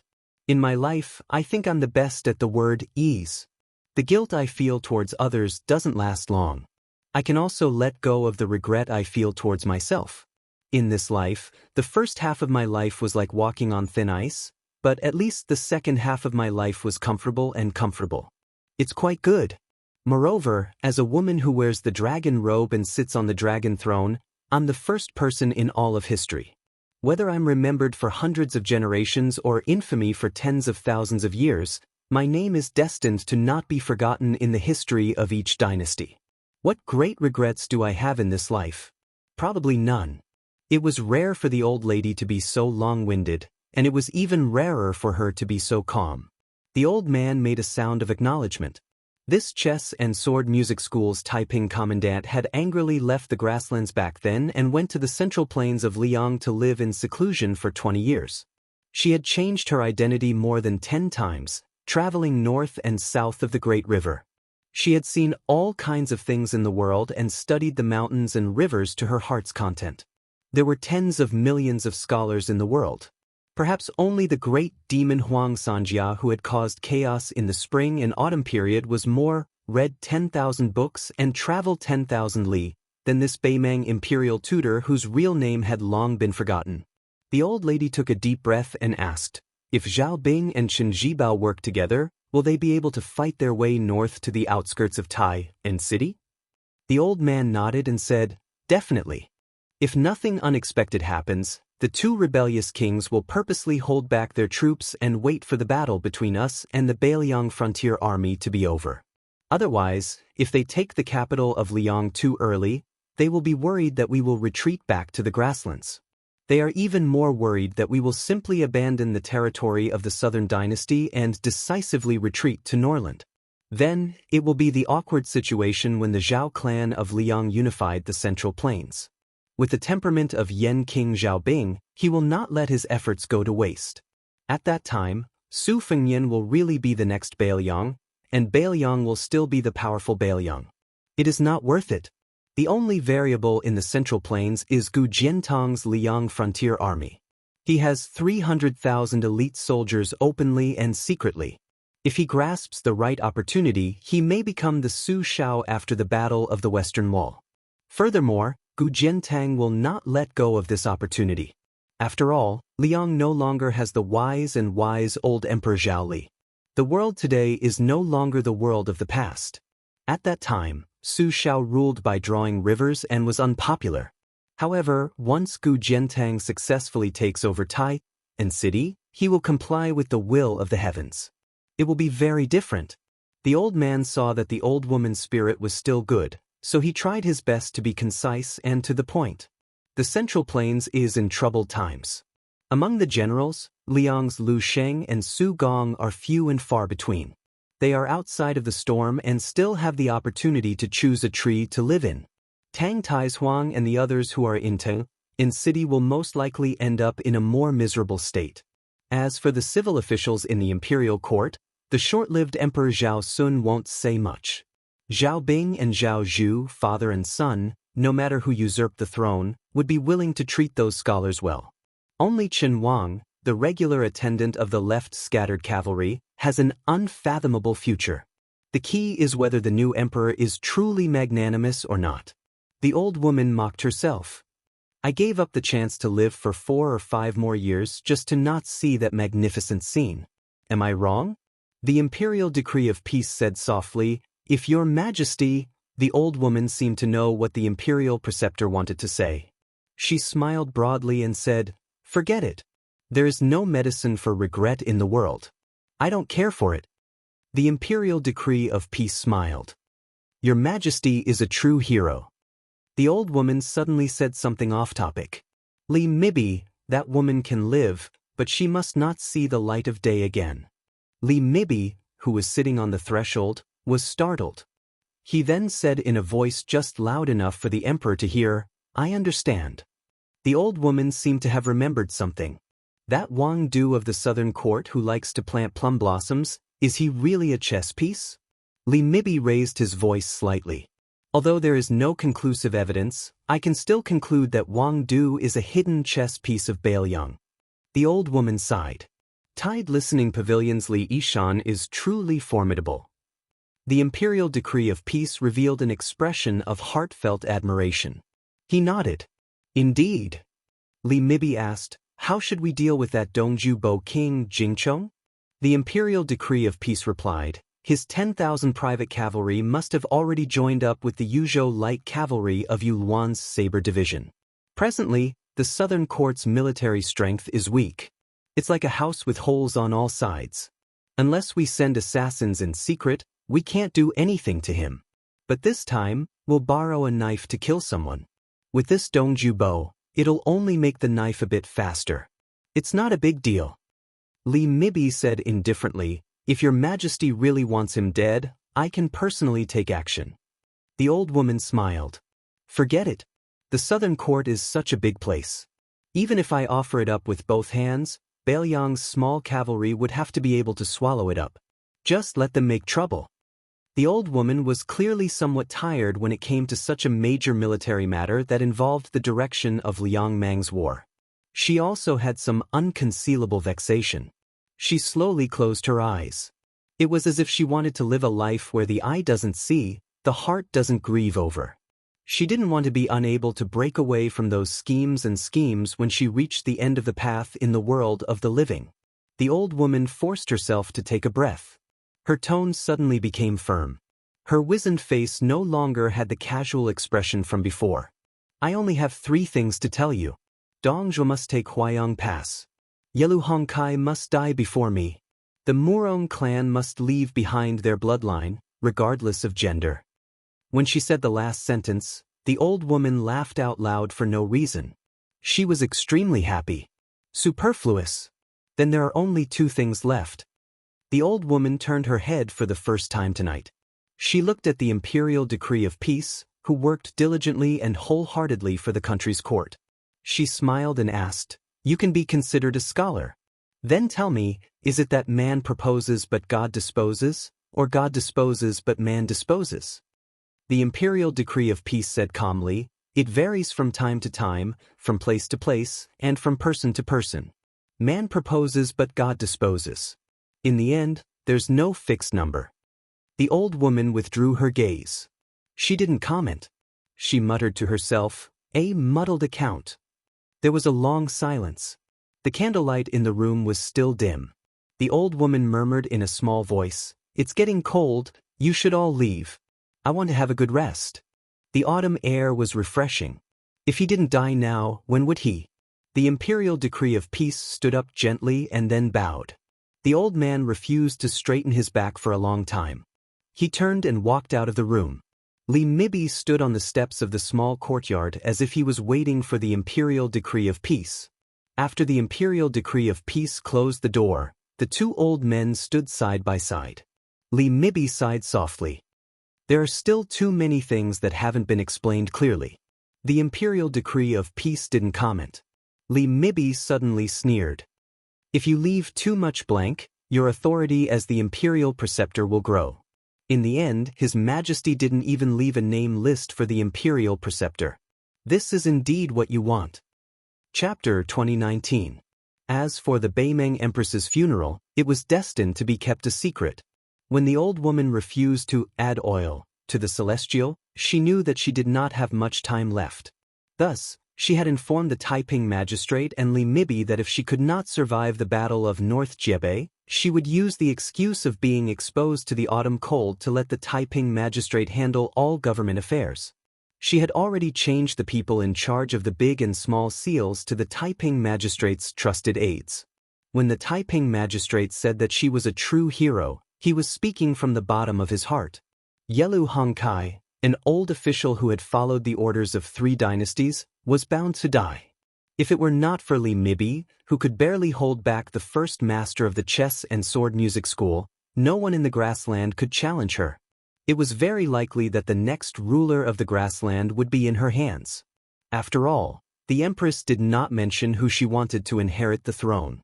In her last words, she was still very cold to her son, Yelu Hongkai. My descendants are not like me. This sentence had been widely spread in the grassland. Fortunately, the word shao was not replaced with filial piety. Otherwise, Yelu Hongkai would not be able to eat or sleep. After all, the mediocre descendants were not like the heroic ancestors. Each generation was worse than the last. This could be explained by the will of the heavens. To a certain extent, the reason why Yelu Hongkai could live until today and even control 400,000 soldiers was because of the weak crown prince is not like the iron-blooded empress. Otherwise, how could the cub survive when the 2 tigers fought? Li Mibi's words did not cause the Taiping magistrate's face to change at all. This old man who had once said that he would use black and white to buy peace was now thinking about the weight of some chess pieces. Crown Prince Yelu Hongkai was naturally not as mediocre and useless as people thought. However, the private meeting with Wang Du had caused the crown prince to completely lose the empress's favor. The empress had always thought highly of the youngest general in the grassland, Dong Zhuo. However, he was ambitious and difficult to control. Even the best person in the world could do the worst thing in the world if he became the empress. The common people in the world could be divided into 2 types of people: the empress and everyone else. Would Yelu Dongkai be unable to recover after losing the protection of his grandfather, Yelu Hongkai? Could the Murong family's treasured cauldron become the life-saving talisman for the entire Murong family? Could Tuoba Bodhisattva, the loyal guardian of the grassland, have also thought of wearing the yellow robe? After all, to Tuoba Bodhisattva, the presence or absence of His Majesty made a world of difference. Taiping Ling finally came to his senses and turned his head with a smile. You, Su Huainan, and I seem to have all lost. Li Mibi, who had never expected the Taiping order to say this, stared blankly for a moment. Then he put his hands behind his back and sneered, everyone has their own way of living. Su Huainan's thoughts are the deepest, so his life is the most tiring. You're not any better. People who know how to play chess tend to have a strong desire for victory. I'm the only one who thinks the least and has the easiest life. Taiping Ling chuckled softly. You didn't think the least, but admitted defeat the earliest. The expressionless spy neither admitted nor denied it. The peace order sighed. I'll have to trouble you from now on. Li Mibi said unhappily, it's my duty. What trouble? Taiping Ling patted Li Mibi's shoulder and joked, that's right. You're the kind of person who likes to hide and scheme against others. You should be enjoying it. Beimang's shadow prime minister, who was used to being alone, was obviously not used to the other person's actions. He frowned, but some of the depression in his heart dissipated. The night was dark. Outside the house, the 2 elders with the greatest authority in the grassland walked down the steps one after another and parted ways at the door of the small courtyard. After Taiping Ling had walked far away, he suddenly turned his head back. Tears streamed down his face as he muttered, Miss Murong, Miss Murong. On the sickbed in the house, the old woman gently grabbed an old mink coat on the side and covered herself with it. She slowly fell asleep. Her withered fingers gently brushed the mink coat. Just like that little girl whose face and peach blossom blushed, she was in a foreign country. The first time she saw that young man from Liaodong, she felt as if she was bathed in a spring breeze. The 3rd year of Xiangfu winter. The Central Plains were not stable. The situation in Guangling, Jiangnan, and North instantly took a turn for the worse. This was because the king of Shu, Chen Jibao, and the crown prince of Yanqi, Zhao Zhu, went to the tent of Wu Zhongshuan's army without any retinue. They persuaded the south-conquering general, who held the title of Minister of War, to change sides again. The rebel army went up north. Lu Xingxiang, whose army was stationed in the south of the capital, fell into a perilous situation in the blink of an eye. When the Huangzi officials of the Great Peace Palace heard this shocking news, everyone panicked like ants in a hot pot. Tantanon, who had already resigned due to illness, had no choice but to participate in the court meetings again. Only then did the people calm down. In the middle of winter, the weather was cold and people's hearts were cold. A carriage slowly drove out of the Huan Manor and came to a dilapidated manor just a street away. The signboard had been taken down long ago, and it was an ownerless place. The old man carried 2 jugs of wine and walked down the carriage. He walked up the steps and reached out to tear off the seal on the door. There were a few Zhaogo spies hiding in the shadows. Although they were of high rank, they tactfully ignored him. The old man hugged the 2 jugs of wine to his chest and pushed open the door with great difficulty with one hand. The old man familiarly walked around the corridors and came directly to the study. Some books had already been moved away, some were still left. The ones that were moved away were just collecting dust. It was just a change of location. There was still only one chair in the study. Thinking back to the past, in the court, other than Zhao Li and Zhao Dun, the 2 kings of Liyang, probably only he, Huanwen, could casually sit here and take over the place with a clear conscience. Huanwen walked around the empty study table and placed the 2 jugs of wine on the table. He used his sleeve to wipe away the thick dust before slowly sitting down. If it was in the past, that purple-bearded and blue-eyed man would be standing by the window. Tantanon looked at the window and said softly, "Blue-eyed man, look. You threw away your responsibilities and left. You didn't get the peace and prosperity in your heart. You only got this messy situation. Don't you feel guilty? It's lucky you died early. Otherwise, you would regret it to death." The old man snorted coldly. "It's lucky you weren't here. Otherwise, I really wanted to slap you on the head. I really wanted to slap you, not to scare you." The old man sank into silence. It was unknown whether Guangling Jidushi Lu Baijie was dead or alive. Administrator Wang Xiongui had been exiled for some reason. Whether it was his life or his reputation, he had escaped. In the end, he was about to return to the capital under the escort of Lu Xingxiang. In the matter of welcoming Wang Xiongui back to the capital, the Grand Peace City Court still had the leisure to argue. Originally, Wang Xiongui was the successor of Zhang Lu, the former Minister of Revenue, and the current administrator of the First Wei. It was natural that Sima Puhua, the Minister of Rights, would come out of the city to welcome him. However, the fall of Guangling Dao had caused half of the country to be ruined. Wang Xiongui was in dire straits. Even if he returned to Grand Peace City alive, his future days would be bleak. It was easy to imagine. The position of the Ministry of Rights Yamen in the Liang Imperial Court grew higher and higher. Right now, it was only second to the Ministry of Appointments, which was second only to the heavenly official Yin Maochun. Sima Puhua was worried that his reputation in the capital would be damaged. He was even more afraid that Wang Xiongui would implicate him and vent his anger on the young emperor. Naturally, he was not willing to personally take over the hot potato that was Wang Xiongui. The second-in-command of the Ministry of Rights, Jean Lanting, had publicly scolded Wang Xiongui many times at scholarly poetry gatherings. He would not come out of the city to welcome him. Thus, it was the pitiful Right Assistant Minister Jiang Yongla's turn. In reality, the Liaodong scholar group that had recently risen in the court was determined to beat the administrator, who had always been close to the Jiangnan scholars. They wantonly proclaimed in Grand Peace City that Wang Xiongui could not bear the heavy responsibility. If Qi Yanglong hadn't made the final decision and stopped the increasingly fierce crusade, Wang Xiongui probably wouldn't have been greeted by the Right Assistant Minister of the Ministry of Rights, but by the officials of the Ministry of Justice with shackles. Huanwen was used to the ebb and flow of the officialdom, so he didn't feel much about it. He just felt a little discouraged. In times of peace and prosperity, the civil officials' words were too extreme, just like the comments they made about the butcher Su Shao during Yonghui's reign. It was harmless, and lame Su, who was far away in the northwest, didn't bother to make a fuss about it. But now was not the same as back then. They couldn't be mentioned in the same breath. Huanwen couldn't help but think of that young man, the youngest son of the blue-eyed man, Zhang Bianguan. He was said to be the son of the most distinguished official in the capital but had no rank. He was said to be a good-for-nothing who didn't even dare to bully men and seize women. He was neither high nor low. The young man didn't rely on either side, so he didn't like to talk to anyone. Of the children of the blue-eyed man, only Zhang Bianguan was the one he liked the most.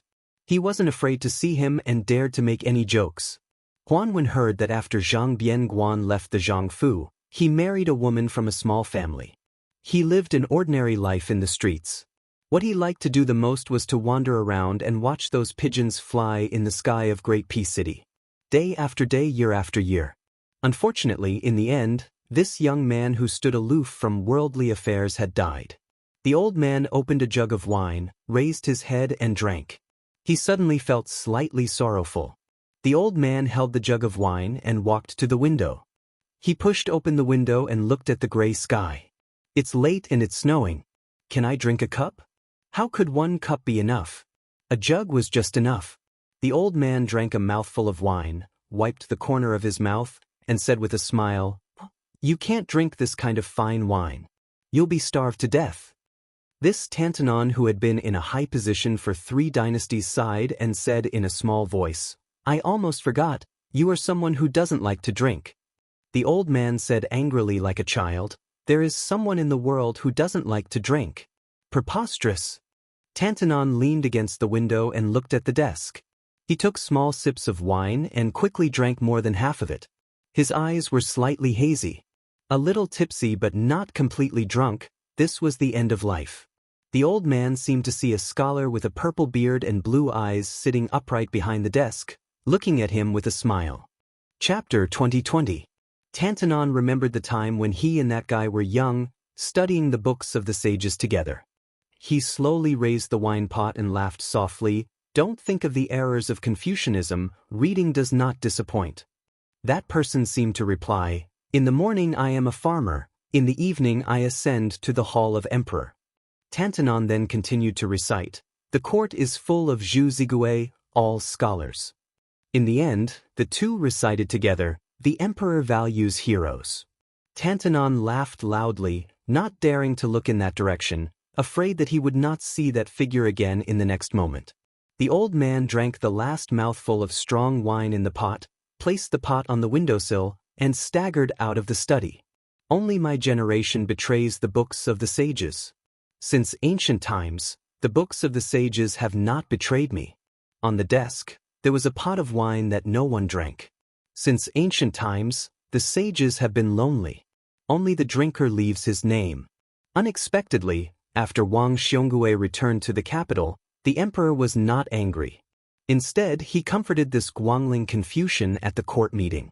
However, after learning that the fate of Tangxi sword Saint Liu Baijie was unknown, and that he did not join the rebel vassal king Zhaobing, the young emperor seemed to be moved.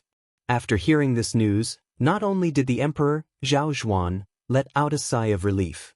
In reality, all of the court officials from the Jiangnan circuit felt as if a heavy burden had been lifted from their shoulders. Of the 4 great clans of Jiangnan, after Liu Daolin and Liu Baijie had successively become ministers of Liang, the Liu family could be said to have surpassed them and become the leader of the Jiangnan officials. Once Liu Baijie, as the leader of the southern party on the surface, betrayed the Zhao family of Liang, it was certain to be a disaster in the officialdom of Liang. Perhaps the 3 great clans of Jiangnan, who were of the same breadth and branch as the Liu family, more or less hoped that Liu Baijie would rather commit suicide than live an ignoble life of riches and honor.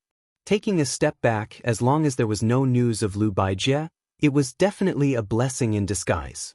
In fact, after the incident of the spring snow building, the performance of the generals was too disappointing. Jizhou General Yuan Tingshan betrayed them. The old general of the spring snow building, Song Li, who had become a new nobleman of the Liyang imperial court by quelling the remnants of West Chu, a general with real power, had rebelled. Qi Shentz, a disciple of one of Guangling Dao's great clans, was a first-rate talent of Shangyin Academy. He had just made a name for himself when he turned traitor. Moreover, it was rumored that the 3 of them led a cavalry as the vanguard and were about to force their way into Liu Xingxiang's army south of the capital. It was not that there was no encouraging news. The newly appointed Jidushi Su Gong of the Lianghuai Dao had deployed troops to the south, in preparation to form a north-south defensive line. He had already firmly secured several major passes and military towns, so that for the time being, there was no need to worry about Jingji's western gate. The two Jizhou deputy generals, Han Fang and Yang Huchen, each personally led their elite riders to gallop down south, coordinating with the newly appointed Jinggan Jidushi Ma Zhongxian in the north and south, so that the central plains north of Guangling River would not be in turmoil. The original Jidushi Kainan's adopted son, Kai Bai, under the strong recommendation of Administrator Han Lin, was promoted to Hezhou general. He quickly led troops to Jizhou to assist Su Gong, without any intention of shirking his responsibilities. They were both local generals who held military power. On one side, there were traders who wanted to help the dragon. On the other side, the wind knew the strong grass, and the board knew the loyal officials. After Wang Xiongui, who was temporarily still the Guangling Jidushi administrator, safely returned to his mansion, he did not accept his wife's suggestion to immediately wash away his bad luck. Instead, he summoned two of his housekeepers and separately invited two people who had not interacted with him for many years. One was the assistant minister of the secretariat, second only to the current grand secretary, Qianglong Zhao Yuling. The other was Yin Maochun, who was appointed as the Minister of Personnel from the Hanlin Academy. Wang Xionggui's two trusted housekeepers were greatly surprised.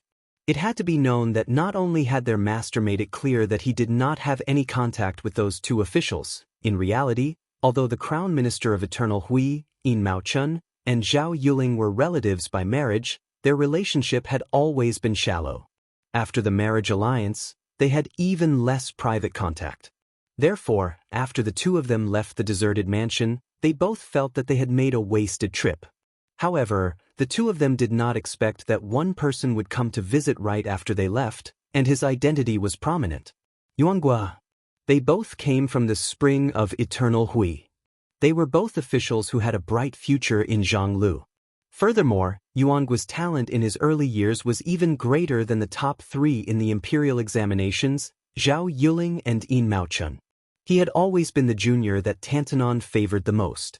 However, because Yuangua's personality was too lax, his knowledge too high, and his talent too great, he was quickly surpassed by Zhao Yuling and Yin Maochun in the officialdom. In the end, even Wang Xiongui and Han Lin left him far behind. He finally made a comeback after the Eternal Hui auspicious talisman and became the minister of two ministries. Immediately after, because he did not agree with the emperor, he quickly left Graydon City and was demoted to the two Liao roads to be the deputy provincial governor. He did not accomplish much. Regardless of whether it was Gu Jiantang or the Prince of Jiaodong, Zhao Sui, neither of them paid much attention to Yuanghua. Even the two Liao scholars did not like this Mr. Nice Guy, who became less and less opinionated as he got older. Thus, Yuangua's arrival in the capital did not cause any waves. However, the juniors who had been tricked into drinking by Yuangua, this unscrupulous elder, since they were young, had a good gathering in Yuangua's manor. Wang Xionggui's youngest son, Wang Yuanran, the most famous young master in the capital, had been abducted by Yuanghua when he first drank with prostitutes. For such trivial matters, the former assistant minister of the Ministry of Justice, Han Lin, who had always been gentle, courteous, and thrifty, had completely broken off relations with Yuanghua, this old and disrespectful fellow. However, after so many years, whether it was Wang Yuanran, this group of idle hedonistic sons, or Yin Maochuan's eldest legitimate son, Yin Changging, these ambitious young people, they all got along well with Yuanghua, who did not have the airs of an elder. When Zhao Yuling and Yin Maochun, these two important figures of the central government, came to Wang Xionggui's study one after the other, the five most outstanding young people of Zhonglu, other than Han Lin, who was far away in the northwest, were all gathered.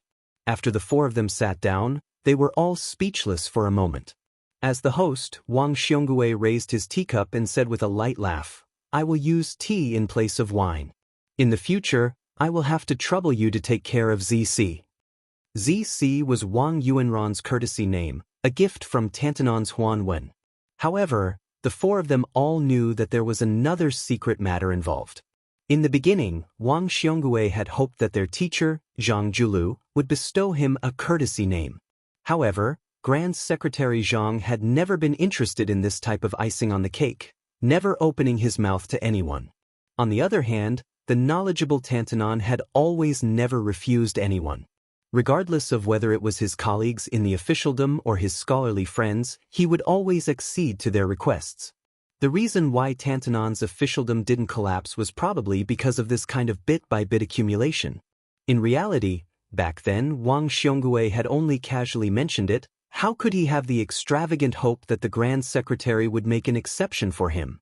After all, back then, the young Wang Yuanran's reputation among the children of aristocratic families was something he, as his father, was well aware of. Perhaps not even the Grand Secretary would be willing to treat Wang Yuanran properly. Every year, during the first month of the new year, when Wang Yuanran and his older brothers followed Wang Xiongui to visit the Grand Secretary's residence, each time, they would be like mice entering a cat's nest, definitely not daring to say a single extra word. No wonder Wang Yuanran's courage was so small. Just think about it, when the Grand Secretary's sons saw Zhang Julu, it was as if they were facing a great enemy, not even daring to breathe loudly. How could Wang Yuanran dare act rashly? Only, for some reason, Wang Yuanran's courtesy name ZC really did come from Zhang Julu's writing. It was just that he found an opportunity to pass it on to Huanwen, not willing to make it public. Wang Xiongui was overjoyed at this turn of events. It really wasn't an exaggeration to say that he cried tears of joy.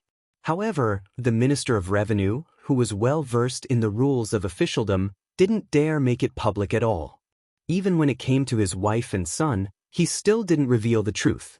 Yuan Guo was the first to speak. What problem is there? ZC has turned over a new leaf and is no longer muddle-headed like before.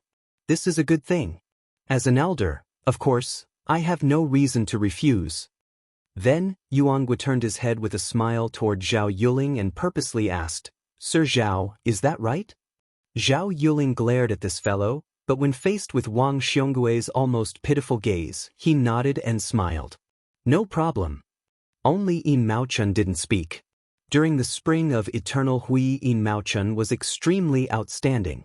Otherwise, he wouldn't have been raised as a prime minister by Li Yang's previous dynasty's imperial teacher, Yuan Benshi.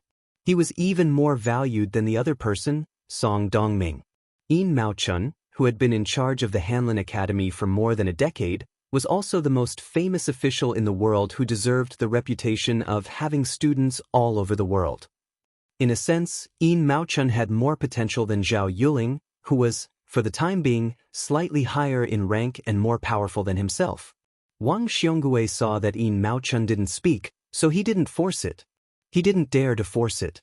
Unexpectedly, after Yin Maochun put down his teacup, he said sparingly, "Very well." Wang Xiongui suddenly said, "My teacher once said that scholars are duty-bound to rule the country. Scholars save the country are within their power, but scholars must not cause chaos." Yuan Guo made a sound of agreement. If I remember correctly, he did say that. Wang Xiongui was silent for a moment. At that time, the rebellion in West Chu was quelled. The three of you didn't see the chaos in the Jiang Temple in Guangling Path with your own eyes. You probably don't know that scholars are only willing to show the various states of the human world at the critical moment of life and death. Wang Xiongui laughed self-deprecatingly.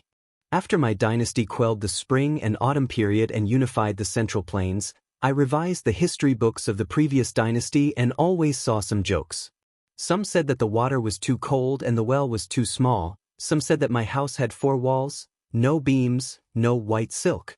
I didn't want to believe it before, but this time, I had to believe it after seeing it with my own eyes and hearing it with my own ears. Wang Xiongui stood up and went to the window seat where the heavy snow was swirling. During the celebration banquet of the spring snow building, Chen Zhibao, Zhao Bing, and Nalin Yusi came together aggressively. There were thousands of rebel soldiers downstairs.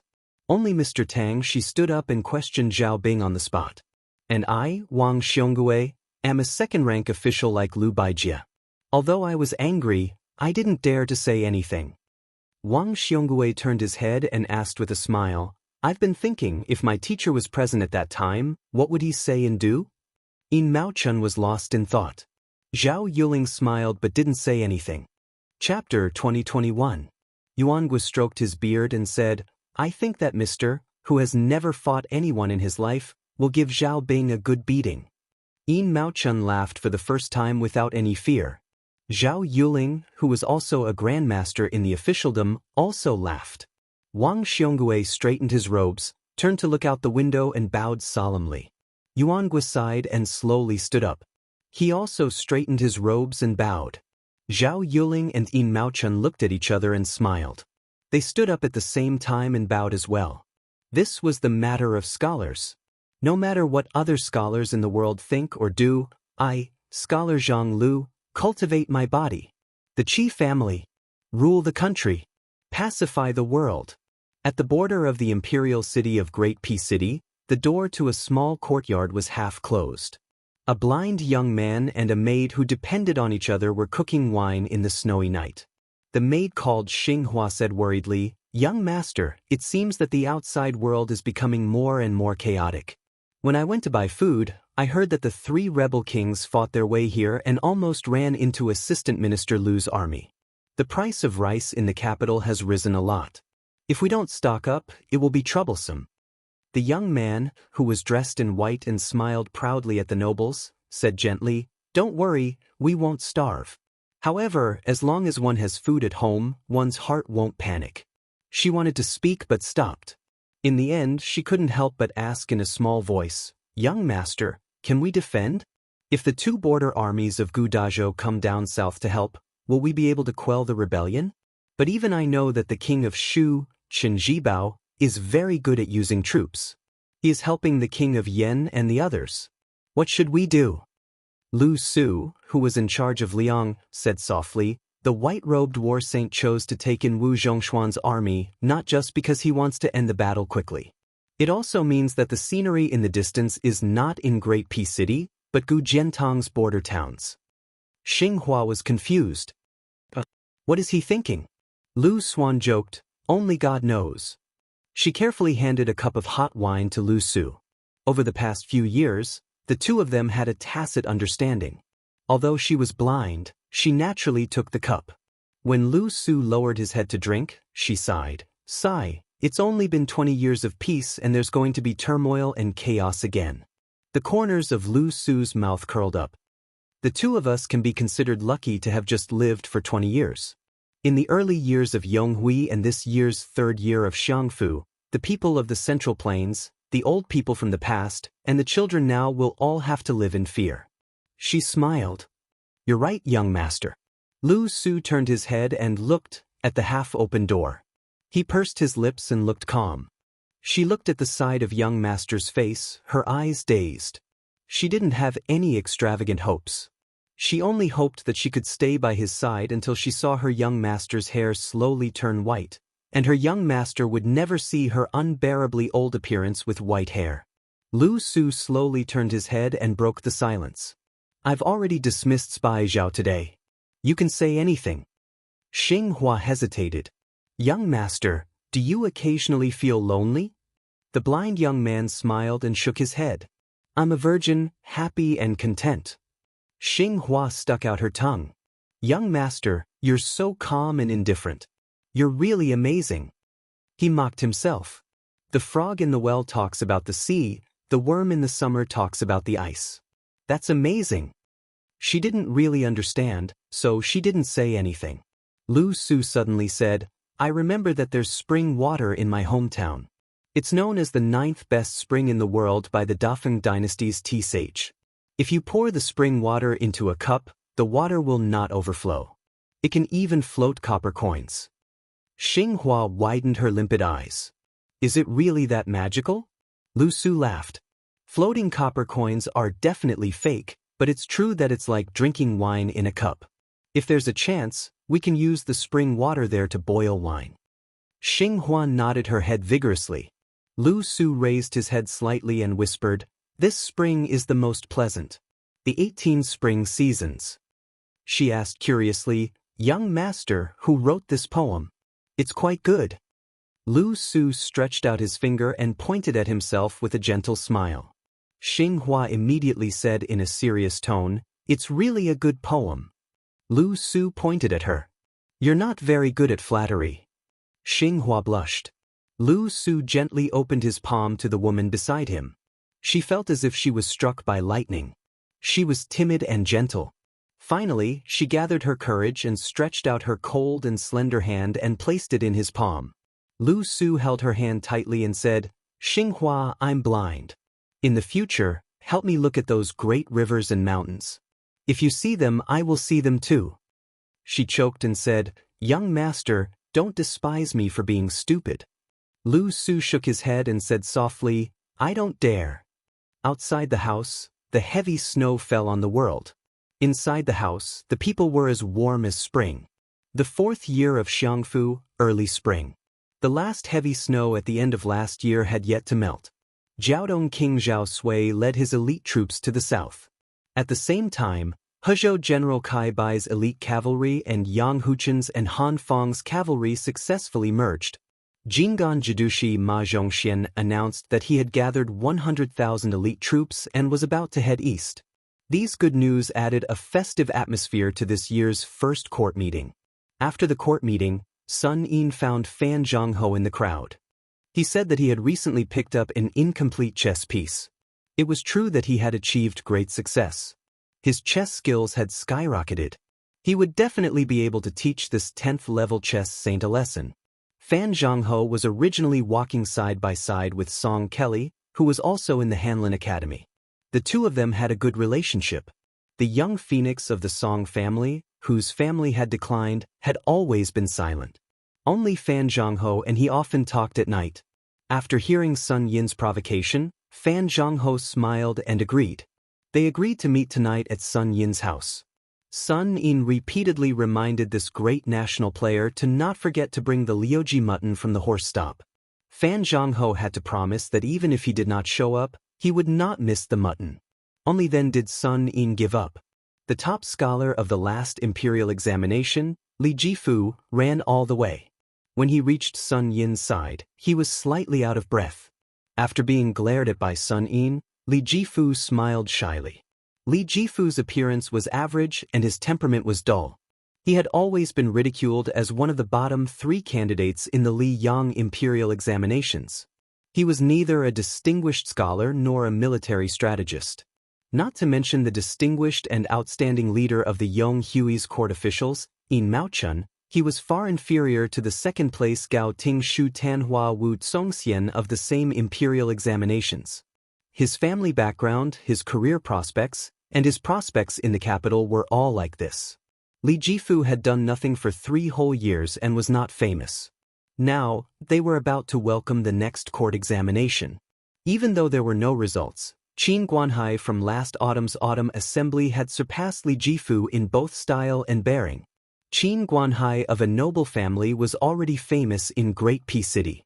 With the help of Jin Lanting, Gao Tingshu and the others, Li Jifu naturally became a supporting character. Occasionally he would be mocked and ridiculed. The only thing that attracted attention about Li Jifu, this honest person, was that he was willing to be a follower of the Baoyang's mad scholar, Sun Yin. For no reason, he would go find Sun Yin, who had just been transferred to the Ministry of Rights. Every time he left court, he would follow behind Sun Yin as if he would not be at ease if he did not do so. The civil and military officials of the court were used to this. On the other hand, Sun Yin was a person who did not stop. After the debate at the Imperial College, he quickly lost his position. Within a year, he had been transferred from the Ministry of War to the Ministry of Rights. Not long after, he was scolding a minister, second assistant minister, and third Langzhong. The only remaining Langzhong, who had luckily escaped, was chased and questioned by the leaders of other ministries every time he went to court. Questions such as, "Langzhong Ma, who blocked the door and scolded you yesterday? Will you be able to escape today? Official Ma, you have to hold on, I bet that you will be fine this month. Whether or not you can get your salary next month depends on you." Soon, Assistant Minister Ma inexplicably became a well-known figure in the court. It was enough to show the arrogance of the minor official of the Ministry of Rights, Sun Yin. At dusk, in the small house rented by Sun Yin Quangren, the two people playing chess were not Fan Zhongho and Sun Yin Quangren, who boasted of his godlike chess skills. Instead, it was an ordinary scholar from outside the country who was playing chess with the world-famous Xiangfu chess sage. Moreover, after more than 60 moves, the former was still not at a disadvantage. Those who knew about Fan Zhongho's powerful chess skills knew that this was not an easy feat in the contemporary Go world. Fan Zhongho, who was publicly recognized as the Fan Zi, had already surpassed the West Chu's Guosher, Li Mi. It was very likely that he would be able to catch up with Huang Sanjia and Chao Chongqing. Therefore, there was a humorous saying that Su Weisheng is not in the capital, Fan Zhongho is within one arm's reach. The national players of Liang Go waiting for the imperial edict were thoroughly convinced of their loss. Among them, Yuan Mei, the famous Go master of the Peach Spring Go manual, admitted that Fan Zhongho's invincibility was a misunderstanding. It was only because no one in the capital was truly able to drag the game into the middle game. In addition to Sun Yin and the two players, Li Jifu and Song Kelly were also in the room. Sun Yin was squatting on a small stool, holding a large plate of peanuts in his hands. A gentleman would watch the game without saying anything. Sun Yin, who was not good at Go, would watch the game and talk nonsense. Fortunately, the young scholar did not listen to his advice at all. Song Kelly did not watch the game. He was flipping through an ancient book that Sun Yin had picked up from somewhere. Li Jifu, who had no chair to sit on, squatted directly next to Sun Yin. Occasionally, he would pick up a peanut from the plate and chew it slowly. If he picked it up too quickly, Sun Yin would slap it away. Li Jifu could only look resentful. After more than 80 moves, that young scholar threw in his chess piece and admitted defeat. Even though this person's strength was already extremely shocking, the only flaw was that no matter if it was the pick or the placement of the chess piece, his posture was too unpresentable. It had nothing to do with that confidence and ease. Fan Zhongho raised his head and looked at his peer who was staring down at the game. He asked gently, "Brother Lu, may I ask how long you have been learning Go?" Chapter 2022. The young man surnamed Lu raised his head and smiled. "Less than 3 years. I only learned it after I came to the capital for the imperial examinations. I haven't played much.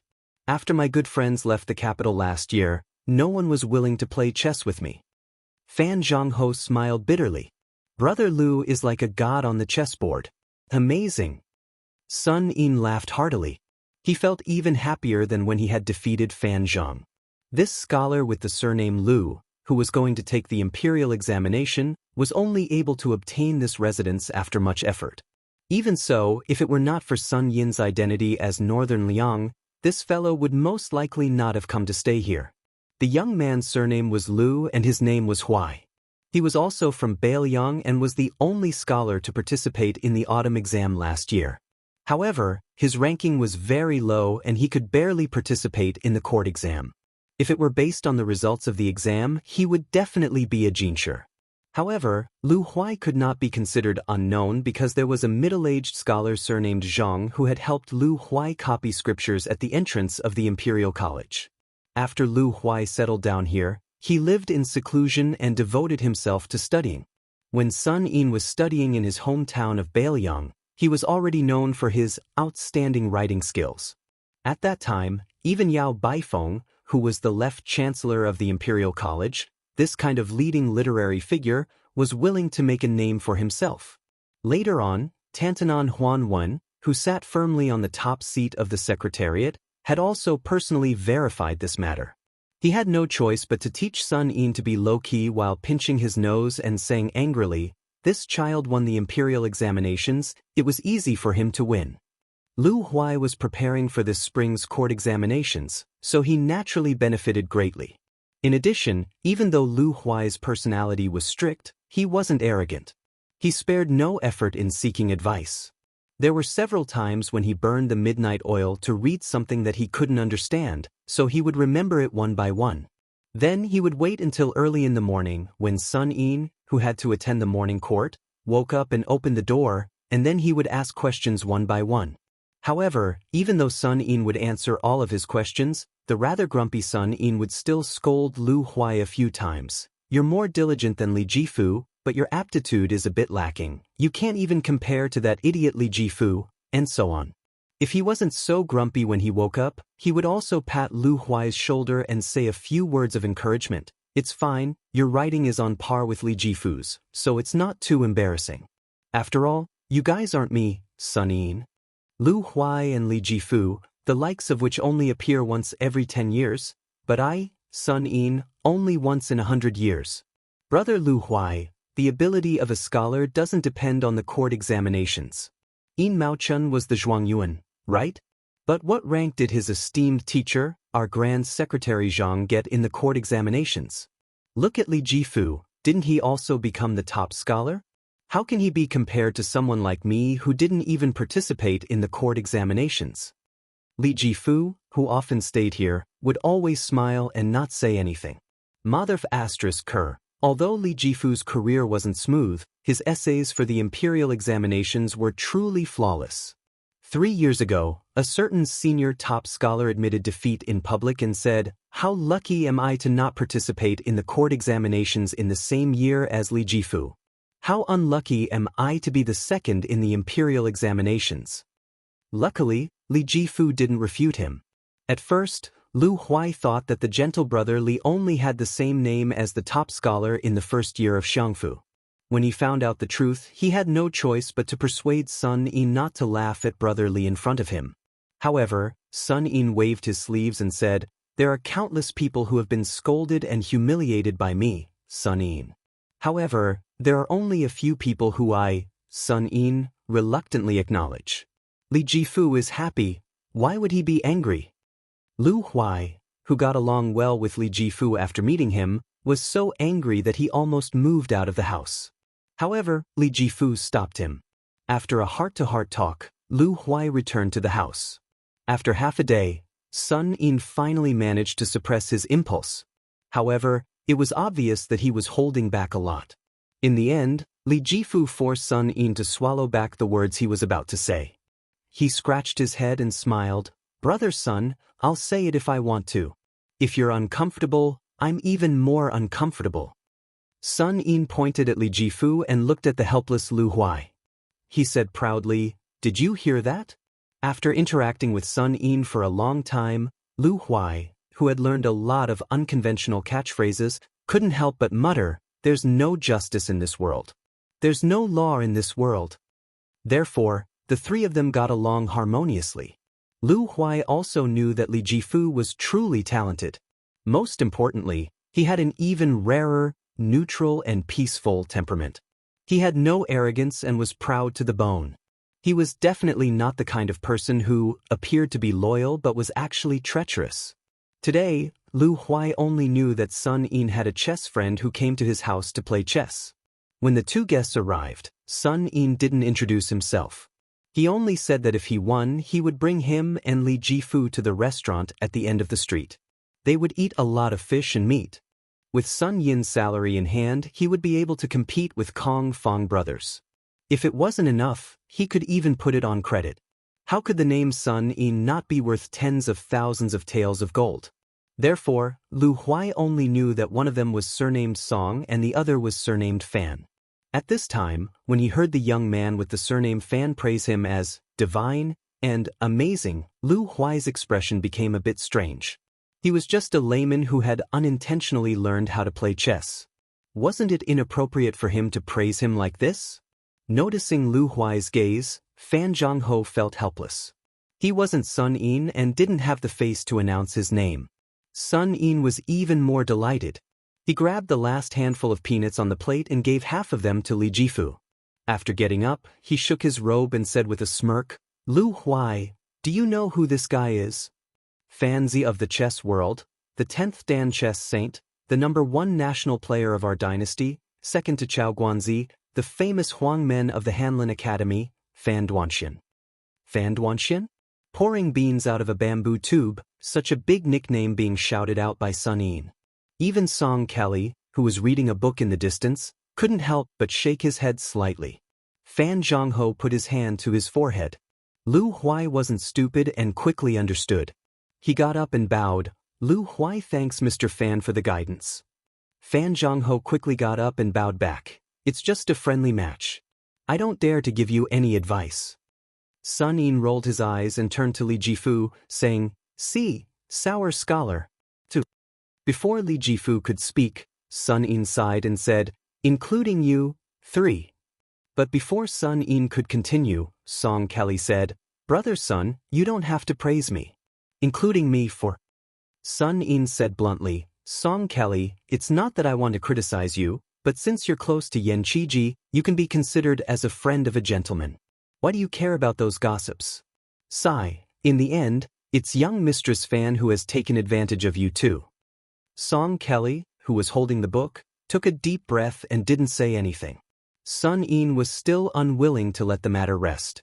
He nagged, Song Kelly, you must know that the more you know, the lighter you become. What a beautiful couple. Don't waste the Moon Elder's red string because of you. Lu Huai and Li Jifu looked at each other. Was there really something going on here? Fan Zhongho, who knew what was going on, tried hard not to laugh. Song Kelly raised the rare engraved ancient book in his hand. 300 taels of silver. Don't let it get burned, it's not even worth 30 taels. Sun Yin quickly gave him a thumbs up and praised, attacking the enemy's base directly, you use your troops like a god. I'm impressed. Song Kelly snorted and continued to read. Lu Huai asked tentatively, Mr. Fan, can we play another round? Fan Zhongho nodded with a smile, just call me by my name. The two sat back down and continued to play. Sun Yin, who was bored to death, lost interest in watching the game and could only stare blankly. Li Jifu didn't have much interest in playing chess and his chess skills were average. However, he still enjoyed watching the game between two masters. As for his chess skills, he was naturally much better than Sun Yin. Sun Yin muttered to himself, it's a pity that Chen Xiaobao and Yen Qiji aren't here. Otherwise, all the guys I like would be in the same nest. Lu Huai was very focused on playing chess. In fact, Lu Huai was always so focused whether he was reading or doing things. Fan Zhongho, who had played chess countless times, was also the same. It could be said that when he placed a piece, even thunder wouldn't move it. Song Kelly thought for a while. Only Li Jifu smiled. He was very happy. It was very strange. Although he had known Sun Yin for a long time, there had never been any heartfelt words between the two of them. Sun Yin always liked to be lost in thought, and his mind would often wander. Li Jifu also rarely took the initiative to talk when he was beside Sun Yin. He usually just quietly read and thought about the big and small things in the officialdom and the high and low people in the yamen. Sun Yin said to himself, actually, Fan Zhongho is very competitive and can let go of things easily. He's really suitable to be an official. He's not suitable to play chess. First, he should wander around places like the Imperial Academy and Imperial College. He's not afraid of being slow, but he's afraid of being fast. Young Chicken Song. Oh, that's not right, Young Chicken Song. What about Young Chicken Song? She is courageous and diligent. She will be an assistant minister for 3 years, a minister for 5 years, and a grand secretary for 10 years. Oh, that's not right. I, Sun Yin, will be the grand secretary for 10 years. Song Kelly, you should just be a minister obediently. As for Lu Huai, don't be stuck in a pile of books. Being a teacher won't be a big deal. At most, you'll be given an average posthumous title. What Wenjie, Weni, Wenda? How is that a posthumous title? It's just cursing people. As for Li Jifu, you'll have to make do with cultivating in the government. Remember to burn incense and pray to Buddha when you're free. If you're lucky, you'll be able to get a third-rank assistant minister or a provincial governor. If you're unlucky, sigh, you'll have to borrow money from me. I don't think you'll be able to marry a decent wife. Li Jifu nodded solemnly. Well, it seemed that this top scholar took it seriously. Song Kelly shook his head again. Before the night ban in the capital, Fan Zhongho said goodbye to Song Kelly. Lu Huai got up and walked him out. Li Jifu left the house later. Lu Huai helped him carry the lantern to the corner of the alley before handing it to him. Chapter 2023. Lu Huai clearly saw this scholar holding a lantern in one hand and blocking his view with the other as his shoulders trembled slightly. Before leaving, Sun Yin picked up the book that Song Kelly had placed on the table and threw it to Li Jifu, who was about to leave. He said angrily, "I'll lend you the book. Friendship is friendship, but you have to return it. The shortest is 3 years, the latest is 5 years. I'll count the days with my fingers. If you don't return it, I'll carry a bucket of dung to your door and pour it. It's up to you to believe it or not. Don't be so wishy-washy. Get out of here." In the night, Li Jifu walked further and further away. Then he walked faster and faster as he strode forward. In reality, for some reason, this scholar had been borrowing money from his colleagues recently. However, he gritted his teeth and did not ask for Sun Yin's help. It was said that his family had sent a letter to the capital and urgently needed a large sum of money to get through this difficult time. However, most of Li Jifu's family naively thought that Li Jifu, who had brought honor to his ancestors, was fated to have a meteoric rise in Jing. They did not know that it was not easy to climb up the ranks of Great Peace City's officialdom. If Li Jifu had not been the number one in the first rank and had only been a slightly higher-ranking jinshi, perhaps his days would be much better than now. At the very least, he would have more money and more friends. Taking a step back, even if it was a second-class grand scholar who was sent out to other places, or a fellow grand scholar who was lucky enough to fill the vacancy immediately, the good ones would be the officials who ruled over a region. As for the bad ones, it would be difficult for them to remain uncorrupted. However, Li Jifu was the top scholar and had no family background. Moreover, there were no seniors in the bureaucracy to help him. How could Li Jifu become a dragon in a storm? He should have been suppressed by the seniors in the capital. Therefore, Sun Yin's unintentional words of suffering hit the nail on the head. However, no matter how difficult it was, Li Jifu was still the top scholar. As long as there were not too many twists and turns in his future career, it would be smoother and smoother. Not to mention an extremely high official. With the generosity of the previous emperors of the Liang dynasty, there had never been a top scholar who died halfway. At the very least, he had managed to become a 4th-rank official. In that case, after 3 to 5 years, Li Jifu would definitely be able to fork out the money for a printed book. If Li Jifu secretly sold the book, even if he sold it cheaply, he would still be able to get 200 taels of silver. For Li Jifu's family, this was a huge hurdle. As long as they had this amount of silver, they would definitely be able to cross it. Mad scholar Sun Yin. Since he was able to become the best scholar in Liang, how could he be someone who only knew how to read? Was he really ignorant of the ways of the world? It was impossible. Lu Huai returned to the house with mixed feelings.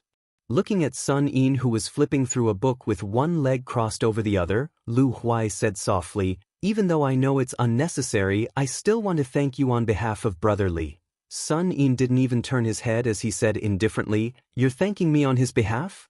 Heh. Be careful that the blockhead surnamed Li doesn't care about your feelings in the future." Lu Huai said calmly, "Brother Li and I are friends of gentlemen. Although the taste is not as good as wine, wine can quench one's cravings and water can quench one's thirst. I don't wish to have any dealings with Brother Li." Since that's the case. Sun Yin interrupted Lu Huai's words, "Wrong, very wrong. Do you know why in history, it seems that in the fierce political struggles of the past dynasties, the true gentlemen always lose miserably, while the hypocrites can win again and again?" Lu Huai was about to speak when he was interrupted by Sun Yin again. This mad scholar stared at the oil lamp and said tirelessly, "You don't know. Even if you think you know now, it's still wrong. Gentlemen like to call themselves friends and not party. The true gentlemen foolishly take it as a standard and really do so. You have to know that on the way to the top, the biggest taboo is to appear to be full of friends, but in reality, be alone and without help. When in trouble, especially when the emperor is annoyed, the assistance of the gentleman beside you will often backfire. But because they don't know who the biggest donkey in the world is. It's actually the hypocrites who are willing to throw away their face and the true villains who have the guts to bet all their belongings on the gambling table to win big with a small amount that can help turn danger into safety. Speaking of which, don't think that the hypocrites and the true villains are empty scholars. Let me tell you, whether a scholar's moral conduct is noble and unsullied or not, it has a certain relationship with how many books they have read and how much fame they have obtained, but it definitely has nothing to do with it. Let me ask you, Song Kelly's father and grandfather, the two masters of the Song family, who enjoyed fame overseas during Yonghui's reign, this old man Song, how is his handwriting? He's a first-class master. Who knows, maybe several hundred years later, there will still be countless scholars painstakingly copying and practicing. Is little Master Song's writing good? Of course it can't be better. There's nothing he can't master in poetry, song, and prose alone.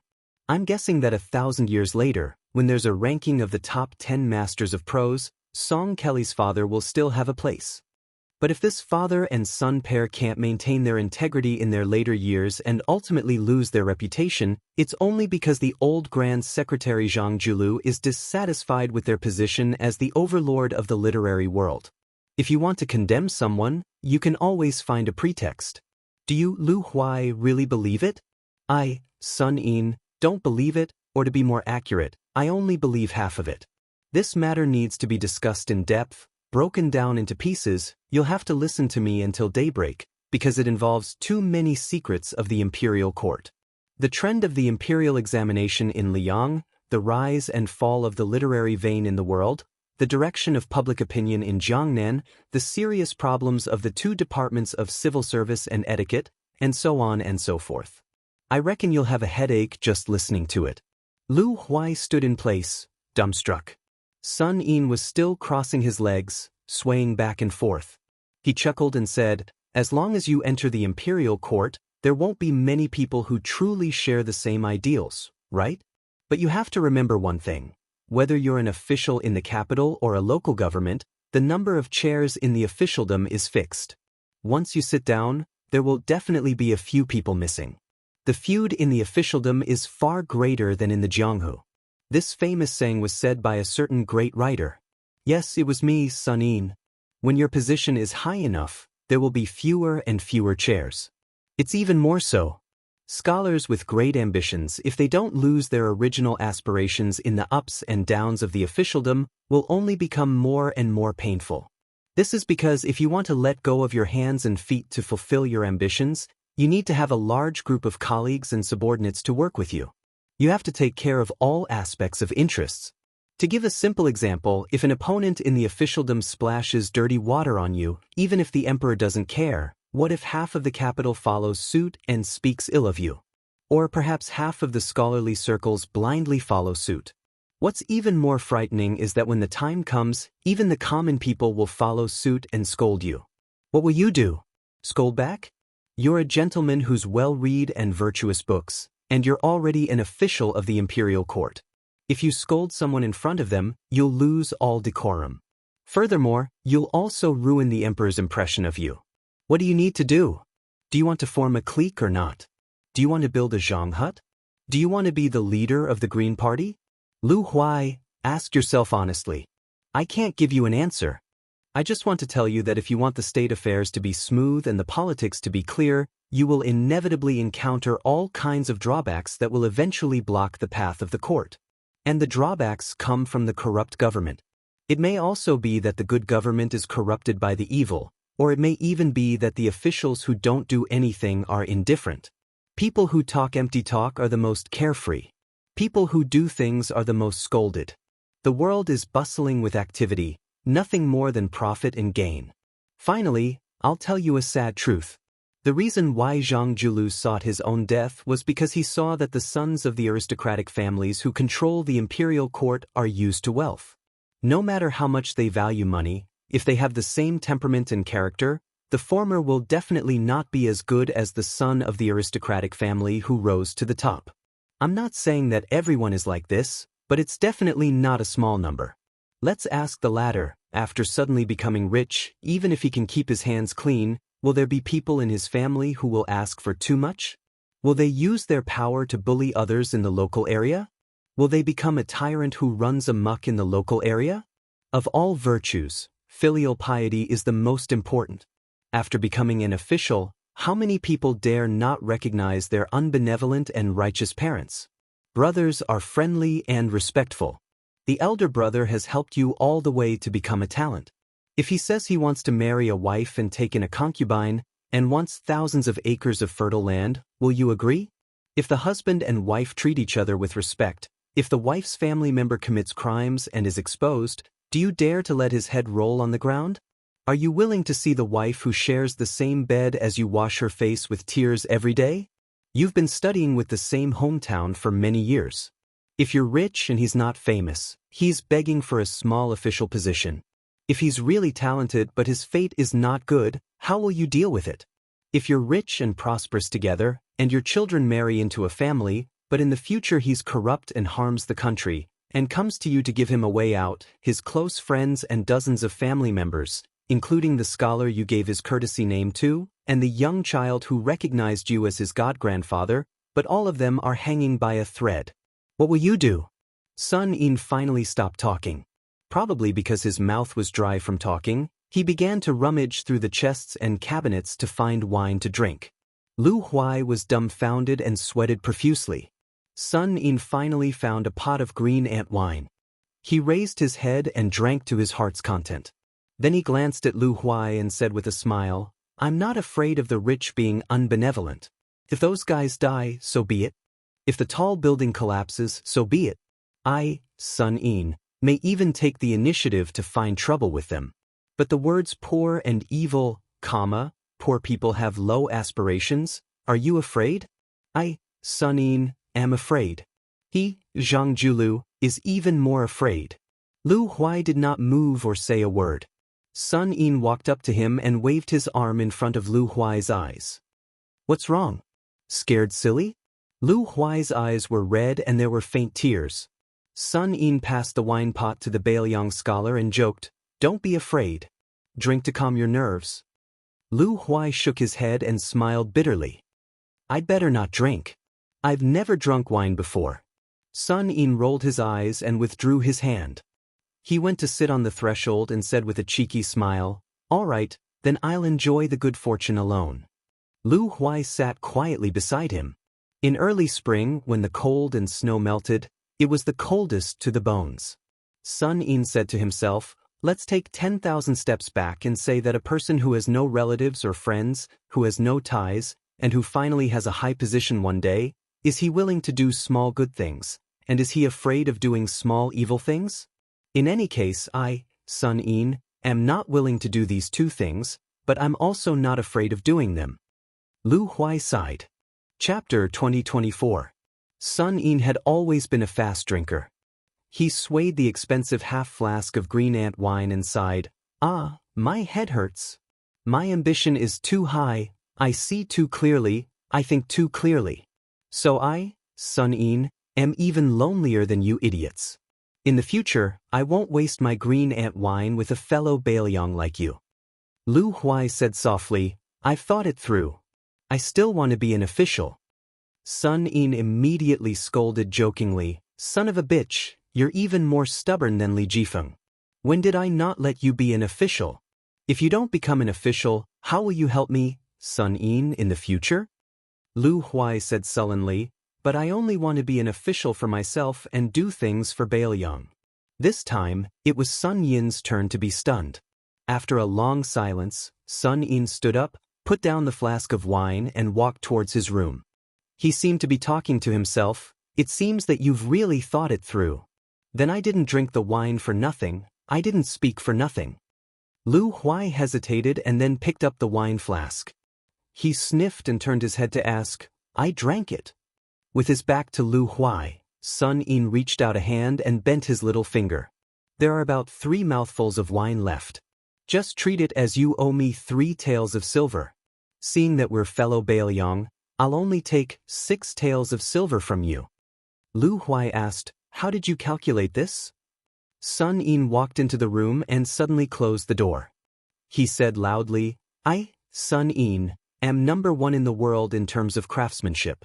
My ability to kill acquaintances is #2 in the world." Lu Huai turned around and took a small sip of the green ant wine. He shuddered. From then on, Great Peace City had another drunkard. However, many years later, the young drunkard did not become an old drunkard. Instead, he became a wine immortal. The 4th year of auspicious charm, the spring flowers bloomed. Bailiang's Huaiyang Pass was located at the border of Dragon Waste State to the north. A little girl with a sable forehead and a Xianbei jade buckle on her waist was leading a crimson colt that looked like a ball of flame, slowly walking on the vast grassland. She looked like she was carved from jade, and could probably be called a top beauty in the world. Behind her were 3 old-fashioned guards. One was at the Finger Xian realm, one was at the Vajra realm, and one was at the second grade master realm. On this tranquil grassland that was destined not to have any war, just the lineup of these 3 people was enough to make people speechless. It should be noted that right now, Liang Mang was in the middle of a war, and all the experts and grandmasters had already moved out in full force. The local snake that crossed the river, the 1,000-year-old tortoise under the pond, had all followed the 400,000-strong army to the north resisting city. For a child who looked like he was in his teens to have 3 retainers, it could be seen that his status was illustrious. In fact, it was not only the 3 top experts. Behind the 4 of them, there were also 600 to 700 armored elite cavalry, and dozens of assassins who were lurking in the dark. Finally, there were a total of 60 horse retainers patrolling around in an orderly manner. They were the Crow retainers. Before the Battle of Dragon Eye Plain, they were the only scouts in the world who could compete with the white horse crossbowmen in Liangzhou. They were the elites that Dong Zhuo spent a lot of effort to train. These 60 horse retainers were the last seeds of the Dong family, but at this time, they were all used to ensure the safety of a little girl. But in the Dong family army, no one dared to question them. Because everyone knew that in the eyes of General Dong Zhuo, this little niece of his was more precious than all the princesses of the northern and southern dynasties combined. The little girl did not like to talk, but she did not have an arrogant temperament. Moreover, she was born to make people feel close to her. Even the 3 expert retainers who escorted her aimlessly all liked this naive and unaffected girl from the bottom of their hearts. That finger-profound realm martial arts master suddenly turned his head and looked to the north.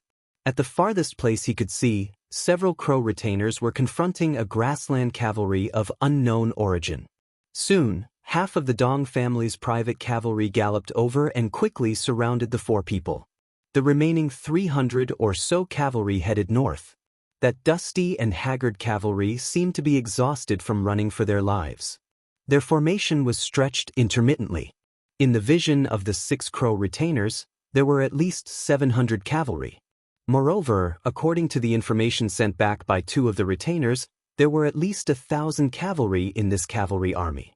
The cavalry leader in the Chiliarch attire raised his horsewhip high and shouted angrily, "Quickly get out of the way! I am chasing after a fugitive. This is the military order of the Jade Toad Province's Commandant and General Huyan. Those who block me will die." The 6 Crow retainers turned a deaf ear and were completely indifferent. They did not move forward or retreat. The Beimang Chiliarch, who was full of anger, narrowed his eyes and gritted his teeth. If it were not for the fact that he saw more than 300 cavalry rushing over, he would have led his troops and charged over. It was only 6 cavalry. No matter how powerful you were, you would still die. The young Dong family cavalry stopped his horse and asked in a deep voice, "Who is it?" The Beimang Chiliarch turned his head and spat fiercely, "I am the commander of the Jade Toad Province's commandant, Yelu Xianping. Why aren't you getting out of the way? If you delay the important matter, not to mention a kid like you who hasn't even grown hair, even your master will die." The Dong family cavalry said expressionlessly, "I am the Chiliarch of the cavalry army under General Dong, Yelu Shuezhen. No matter who you are, just charge forward."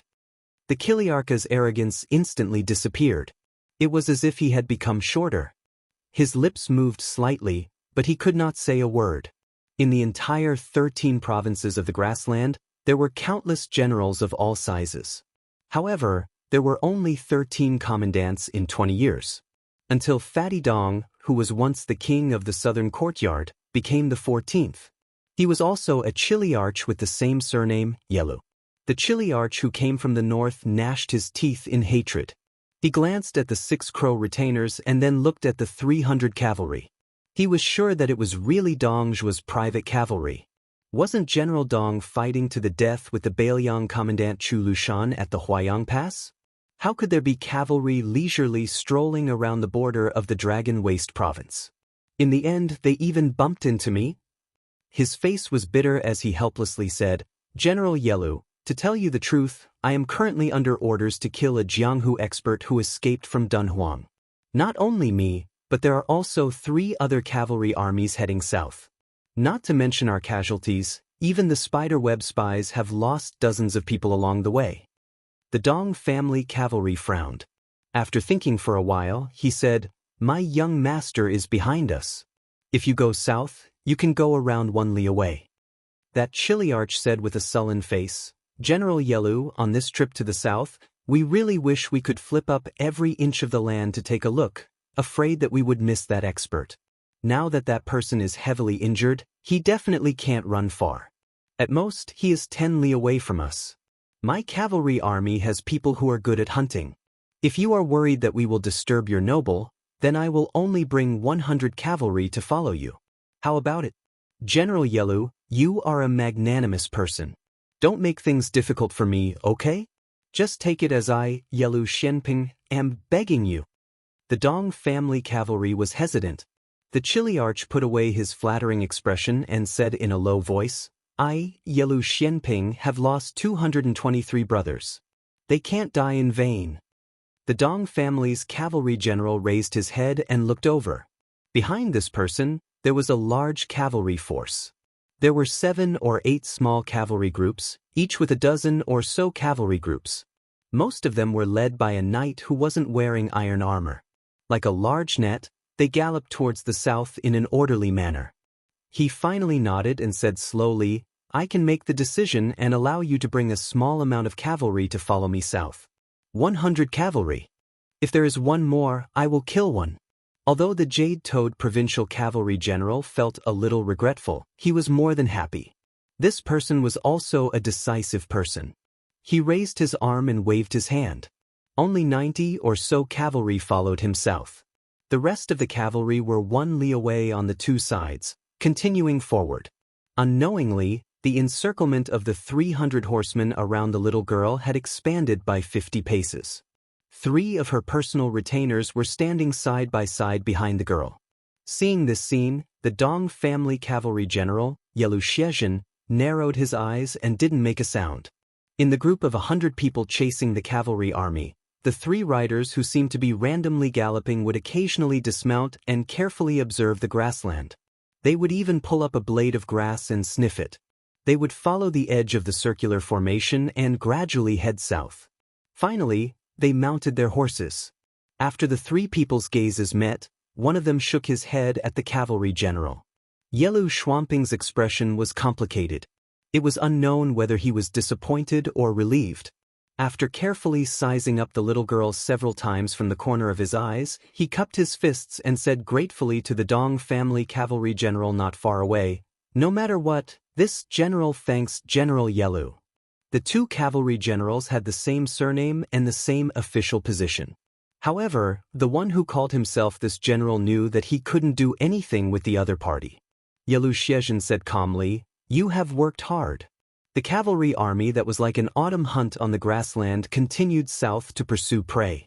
After the cavalry army disappeared from sight, Yelu Xiezhen rode his horse to the little girl's side. He had long since reached out and pressed down on the hilt of his blade, staring at the grassland not far to the south. At the same time, the 3 martial masters all turned around. The finger-profound realm retainer completely blocked the little girl's figure. The other 2 were separated by a dozen or so steps. It was Tao Manwu. The little girl poked her head out and softly shouted, "You can come out." There was no movement at all. She raised her voice and kindly reminded, "It's useless even if you continue to hide." Finally, the grassland loosened slightly and then exploded with a bang. An abnormally tall and sturdy figure quickly and violently charged towards Tao Manwu. 2 thick chains pulled out a rainbow light, respectively stabbing towards the chests of the 2 retainers on the left and right of the little girl. The little girl hurriedly shouted, "Don't kill." If it had been a moment later, that assassin's neck would have been broken by the finger-profound realm retainer. This retainer had already arrived in front of the assassin. The 5 fingers of his left hand grasped the man's neck. His right hand clenched into a fist, only an inch away from the assassin's heart. Chapter 2025. The two retainers to Tao Manwu's left and right each gripped a chain that came out of the assassin's shoulders. At the end of this chain were two enormous short knives. The little girl wanted to go forward, but for the first time, Yelu Xiezhen showed an anxious expression. He jumped off his horse and crouched in front of her. His eyes were firm, but his voice was gentle. "Little princess, don't come near." Tao Manwu grunted, then shouted to the old man. "White-haired grandpa, my name is Tao Manwu. I won't hurt you, and you're about to die." The white-haired old man's eyes shone. "Little girl, what did you say you were called?" "Say it again." Tao Manwu shouted loudly, "My name is Tao Manwu." Then she said something that no one, including Yelu Xiezhen, could understand. "I know that person." The old man laughed hoarsely, without the slightest bit of sorrow of someone about to die, only an indescribable pleasure. "Good, good, good. What a good, heaven never bars one's way. Heavens, just take it that I, surnamed Shu, owe you once." Tao Manwu tugged at Yelu Xiezhen's sleeve and said seriously, "Big brother Xiezhen, can I say a few words to white-haired grandpa? Don't worry, I know he won't hurt me. I won't lie to you." Yelu Xiezhen was the only one who knew about the little girl's talent. He intimately rubbed her little head. "But me and the three elders will all stay by your side, okay?" The innocent little girl nodded her head vigorously like a chick pecking at rice. It was very lovable. She quickly walked forward. Yelu Xiezhen and the two retainers followed closely behind. When Tao Manwu was 5 or 6 steps away from the tall and sturdy old man and the finger-profound realm retainer, she suddenly sat down cross-legged on the ground. Then she raised her head and said, "What's the matter, old grandpa? If I can help, I'll definitely help you." Yelu Xiezhen didn't know whether to laugh or cry. He used his eyes to signal the Grandmaster to loosen his fingers. The latter wanted to say something but hesitated. In the end, he still loosened his grip and pulled back his fist. He moved 3 steps to give the little master enough vision. Even though he knew that this assassin was like a lamp that had run out of oil and dried up energy, the finger-profound realm expert still didn't dare to lower his guard. The old man with disheveled hair also followed the little girl and sat cross-legged. He glanced at the finger-profound realm expert with slanted eyes and said with a cold snort, "If it were any other time, I'd kill you with one hand." In fact, the old man had already given up on the idea of escaping. The reason why he used the last of his energy to hide here was to leave himself a relatively dignified death. The world was so big, but he just had to meet this little girl called Tao Manwu. Perhaps this could only be explained by the will of heaven. The old man lowered his head and panted heavily. His broad chest heaved up and down violently. After his breathing calmed down slightly, he looked at the little girl and slowly said, "Little girl, I've heard that person mention you before. But what I'm curious about is how you recognize me." Tao Manwu didn't hide anything and said in a clear voice, "Previously, I only knew that I should go this way, but actually, I didn't know what I would encounter. I only know that you won't hurt me, and I can see things that others can't." The little girl thought for a moment and quickly stretched out her hands, drawing circles in the air in a seemingly random manner. It was very messy. The old man clicked his tongue in amazement and said, "This kind of talent is really unheard of. Before I parted ways with him, I heard him mention you unintentionally. I know that there's a little girl called Tao Manwu in Beimi." Tao Manwu blinked her eyes that were full of spirit. They were overflowing with light and color. In the depths of her eyes, there was some happiness and some sadness. The old man coughed and put his hands on his knees. He said in a low voice, "I originally had a big idea in mind. Forget it, let's not talk about these things anymore. In short, before I left Bailiang, I wanted to go to the Central Plains Jianghu. But I received a secret letter from another old man, saying that there's a mystery in Dunhuang City. He hoped that I could do one last thing, but unfortunately, I only did half of it. Tao Manwu, remember, let that person know as soon as possible, the sooner the better. Let him know that he doesn't only have a woman in the north, but more importantly, that woman gave birth to a child for him." Tao Manwu opened her mouth slightly. She was clearly at a loss. The old man smiled bitterly and said, "I don't care whether you'll help or not. To be honest, it's reasonable if you don't help. Anyway, I can die with peace of mind." After saying this, the old man put his hand into his sleeve with difficulty. This action scared Yelu Xiezhen and the three retainers as if they were facing a great enemy. However, the old man only took out a thin yellowed book and gently threw it to the little girl. He said self-deprecatingly, "He gave me a knife manual." Later, he added some moves himself. "I can roughly understand it, but unfortunately, I can't learn it. Little girl, I'll give it to you." Tao Manwu took the knife manual with both hands and held it in her arms. Her eyes were moist. She knew that the old man was really going to leave. The old man pointed his thumb at himself and said with a smile, "Little girl, remember, I'm a white-haired old man called Chu Kuangnu. I'm the first peerless master that person has seen in his life." The old man pulled the corners of his mouth and closed his eyes.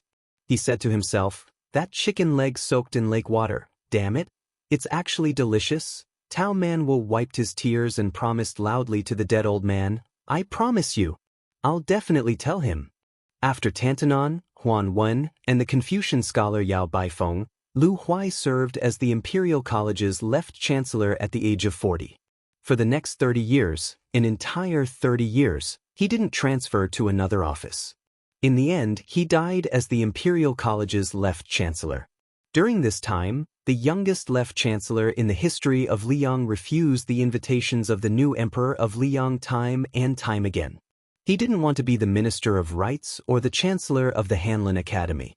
The last time the old man taught at the Imperial College, he unreasonably gave a lecture to a hall full of Bailiang scholars. The old man held a jug of green ant wine in his hand. Before he started the lecture for the scholars in formal attire who were sitting upright and still, he raised his arm and gently shook the jug. He said with a smile, "Do you know how much this jug of wine sold for in the 4th year of Xiangfu? You definitely won't be able to guess. Today, even if this jug of wine is the best green ant wine, it's only 60 copper coins. I remember on the first spring night of the 4th year of auspicious charm, the first time I drank wine, it was our Northern Liang Path's green ant wine. It was so expensive.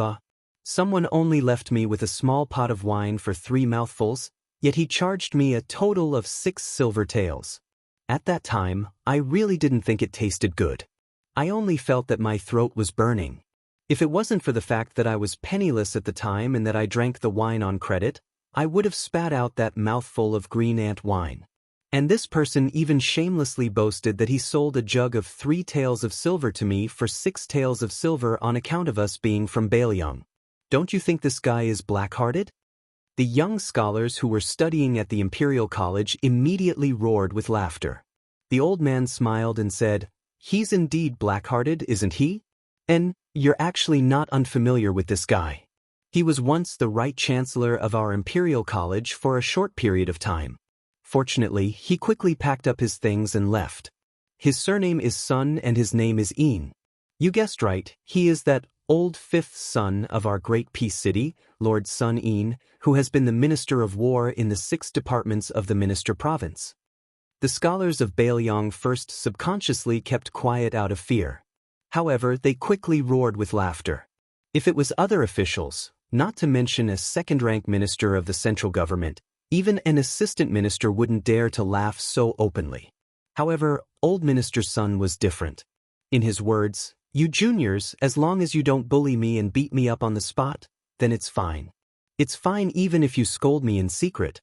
Ever since I, Sun Yin, became a high official, I've never scolded anyone with a lower rank than me. But if I don't like them, I'll just tell them to leave. What's the point of scolding them? Only those with a higher rank and a louder voice than me can I only scold them to satisfy my cravings." Sun Yin's temper wasn't good. On the contrary, it was extremely bad. However, this guy either hated and feared him to the extreme or admired him to the point of prostrating himself on all fours. There were very few neutral people. It had to be known that even the emperor once said with a smile, "Every time old man Sun scolds people in court, no matter if I feel that it's reasonable or not, I'm not in a hurry to make a conclusion. Every time, I'll first listen to it. When I've completely thought it over, I'll decide whether to scold him back or give him a few pots of good wine." Sun Yin, who had moved through the 5 yamens of the Minister of Administration province and become a minister, seemed very similar to the important official of the previous dynasty, Tantanon, but also very different. Probably the only person in the world who could scold people better than Sun Yin was the Bailiang Taoist administrator who had only entered the capital 3 times in his life. He was the administrator who had held the position of administrator for the longest time in the world, Qin Shiliang. He was the only one. The administrator for half his life, the left chancellor for 30 years. Today, the Liyang imperial court used this term to describe a certain person in the officialdom who hadn't moved for a long time. The former referred to Qin Shiliang, the latter to Lu Huai. The old man waited until everyone calmed down and said in a low voice, "The scholars of your generation in Bailiang probably can't imagine the scene of the past. My memory is still fresh. The year I left for the imperial examination was the last year of Yonghui. When I entered the capital, it was the first year of Xiangfu. At that time, I was in Taiyin city and met a group of scholars from other places. They were wearing bright clothes and holding fans. You seem to be about the same now." At that time, after 2 people knew I was from Bailiang, they asked and answered questions in a strange way. One asked, "Lianka lifts the classics and light poems."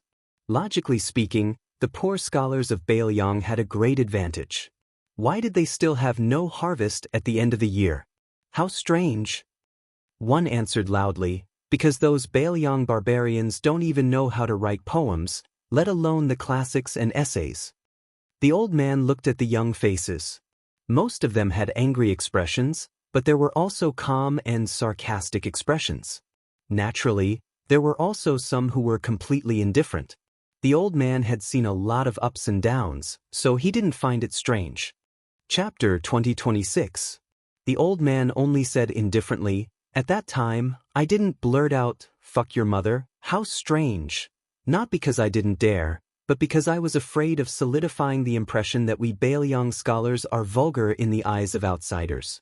Now, you probably don't have such a chance. If it were you who ridiculed scholars from other places, such as the scholars from Nanjiang Path who have been hated by everyone for many years." The old man didn't speak frankly about the fate of the scholars from Nanjiang Path. The old man had long understood that justice was only in the heart and never in the mouth of others. Lu Huai only returned to the main topic and said slowly, "I, Lu Huai, consider myself number 1 in drinking, number 2 in teaching, number 3 in chess, number 4 in writing, number 5 in shamelessness, number 6 in quarreling, and last in being an official." The world laughs and scolds the Imperial College's old man Lu for having ulterior motives, for wanting to be the overlord of the literary world, for holding the authority of the nation's literature in his hands, and for the imperial court to be filled with yellow and purple. How could he not be my disciple? The entire hall of Bailiang scholars was silent. The old man laughed loudly and said, "Nonsense." The old man's expression suddenly became resolute and extremely dignified. He didn't lose to those higher-ranked and more authoritative big shots from the central government. He spoke in a deep voice. These were all words that the old man had accumulated for most of his life. "When I entered the capital at the age of 20, I had a wish. That is, if I can enter the imperial court one day, I will definitely not let my, Lu Huai's, predicament of studying in the capital repeat the same mistakes of the northern Liang scholars. Lu Huai would not let the Bailiang scholars spend more money when they buy books and brushes. Lu Huai would not let the Bailiang scholars be looked down upon by others because of their local accent when they speak with others. Lu Huai would not let the Bailiang scholars in the imperial court speak up for the nation and plead for the people." The Imperial College's left chancellor's face turned red. He paused for a long time and laughed coldly. "Today, the world fears the Cold Party and scolds the Cold Party for being domineering. They especially hate the Cold Party for having the hardest bones. In the Liyang Imperial Court, the saying of the Cool Party could only be understood and not spoken of. No one dared to directly bring it up. No one would have thought that Lu Huai, who was regarded as one of the core leaders of the Cool Party, would personally bring it up today. In my heart, I, Lu Huai, have a Cold Party. Among the older generation, those who are about the same age as me have already passed away, while others are still alive. For example, the old Grand Secretary Chen Wang, the old Minister Sun Yin, and the old Hanlin Yan Qiji are all of them. Outside the capital, Ko Jianghuai, Xia Shibian, Chen Shiliang, Chao Wei, Yu Wandao, Li Hanlin, Lu Chengqing, Huang Fuqian, Song Yan, Chang Sui, Hong Xinjia, Chao Xiaojiao, Wang Ji, Hong Shuwen, Hong Yu, and so on. The old man laughed heartily and answered his own question. So many great figures who will be recorded in history in the future are all members of our Cold Party. Are you afraid? Even I'm scared of it. The old man raised his eyebrows and said with disdain, "What? Are you saying that I seem to have forgotten about that person?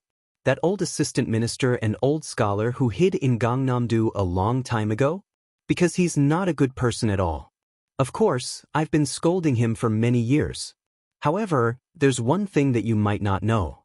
In his later years, this old thing also tried to consider himself as a Bailiang citizen. Unfortunately, Jean Lanting only wanted to acknowledge his ancestors, but we, the old ancestors, were not willing to acknowledge this grandson at all. The old chancellor claimed to be the sixth in quarreling before he became an official.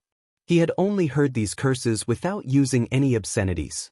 This so-called sixth was full of weight. The old man suddenly raised his voice and said, "Liang Ministry of War, 3 times Minister and 7 Assistant Minister, Ko Jianghuai, Chao Wei, Yu Wandao." The other 7 third-rank assistant ministers were all from the Bailiang Frontier Army back then. 40 years, beautiful generals, half of them from Bailiang. How magnificent! Bailiang, how magnificent! Don't forget, the clothes you wear today, the jade and jewels on your waists, and the eloquence you have today, were exchanged for 4 years in the beginning of Xiangfu. The Bailiang cavalry sacrificed 320,000 men in battle. It was the former Bailiang Palace, which is now the administrator's mansion, that used the 320,000 stone tablets with names from Mount Qing Liang in exchange for today's status. Don't worry about what scholars think. I don't care, and I don't care. However, you scholars who were born in Bailiang, as long as I, Lu Huai, am alive, I hope that you will remember this day. Finally, I'll say one last thing. Remember that person. His surname is Su. The old man, who was extremely outspoken, didn't drink a mouthful of green ant wine until the end of the day. He also didn't say the last sentence. This sentence was too taboo and too heavy. There would be no other Central Plains. The end of spring in the 4th year of Xiangfu. The rain was as smooth as butter. In the Grand Secretary's mansion, there was a small pavilion by the lake. Exquisite items hung from the eaves. 2 people of the same age stood side by side. One was the young uncle of the emperor, Yan Qiji, and the other was Kong Zhenrong, who worked in the Ministry of War. They were friends in the past, and today they were still best friends. Kong Zhenrong said solemnly, "The Ministry of War just received news that the Baimang army suffered heavy losses outside of Zbibi City. However, the grain and troops reinforcements from Longyao State have not stopped. Zbibi City is in a bad state, and Huaiyang Pass is even worse. Liang Mang's battle will drag on for at least 2 to 3 months." Yan Qiji leaned on the window and smiled, "We can't even take care of ourselves. You're probably the only one who cares about this news." Kong Zhenrong crossed his arms over his chest, grinning as he said, "This Li Hanlin fellow is truly extraordinary. The more he fights, the more valiant he becomes.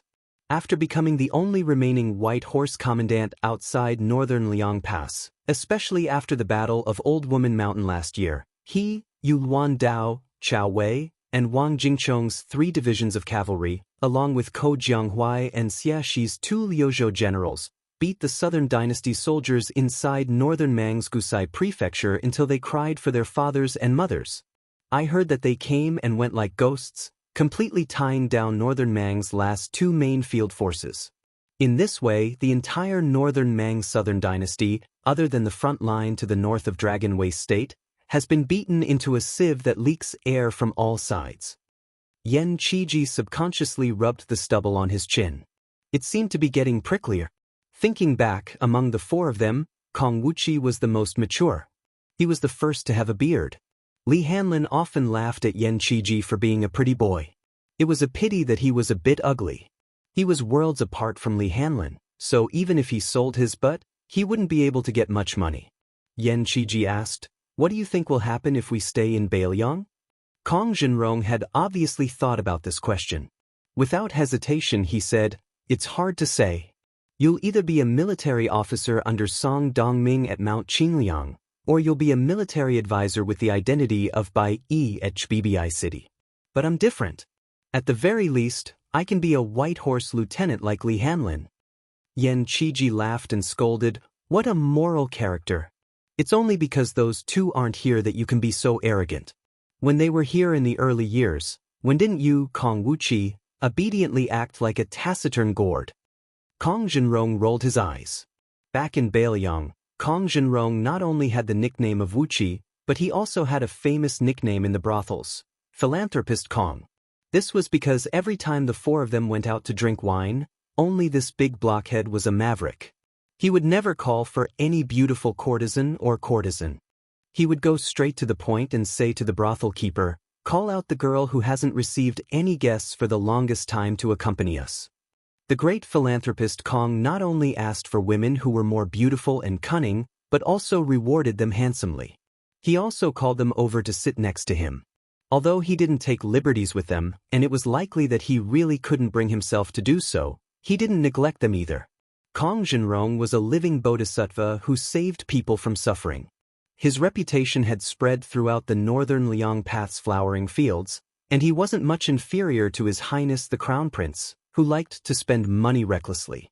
Kong Zhenrong's father panicked at that time.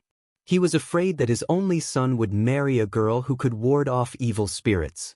When that time came, wouldn't he become the laughingstock of Bailiang's officialdom? Therefore, the fathers of the four pests of Bailiang had different attitudes. The old Prince Liang, Su Shao, was generous and didn't care at all. The old scholar Yan Jieshi was worried about his son's reputation. The miser Li Gongda was worried about the money. Kong Zhenrong's father was the most miserable. He was afraid that his future daughter-in-law would be a girl who couldn't walk at night. Otherwise, it would be scary. Yan Qiji sighed. Li Hanlin's sister seems to have never married. Kong Zhenrong curled his lips and said, "Li Fujian's eyes grew on her forehead since she was young. She didn't treat anyone well. Anyway, I don't like her the most. I remember that she liked to call me a bore and even called brother Nian a pervert. Li Hanlin is her brother, so Li Fujian didn't scold him much. You are the most educated among us, so you didn't get scolded much?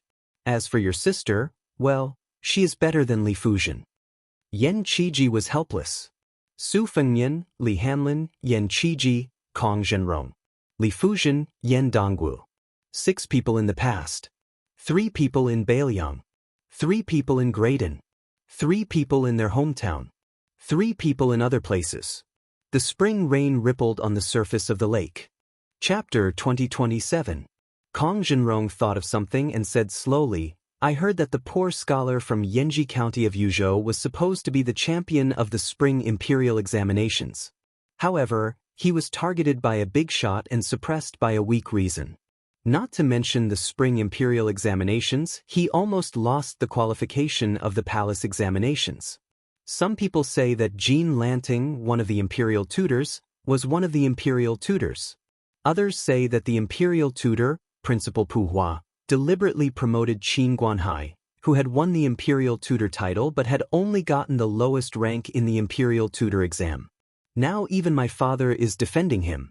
He said that if Lu Huai hadn't made things difficult for others in the imperial tutor exam, he would have gotten first place in the imperial tutor exam. Besides, Lu Huai was the top scorer in the imperial tutor exam of the Northern Liang Path. That would be an unprecedented 3 times in a row in the imperial tutor exam of the imperial tutor exam. My father's temper is so bad that he can't even get a fart out of it. These days, he has been nagging about it countless times. The wine in the residence is almost not enough to drink. In Liang, the autumn imperial examination was the local provincial examination, while the spring imperial examination was the national examination in the capital.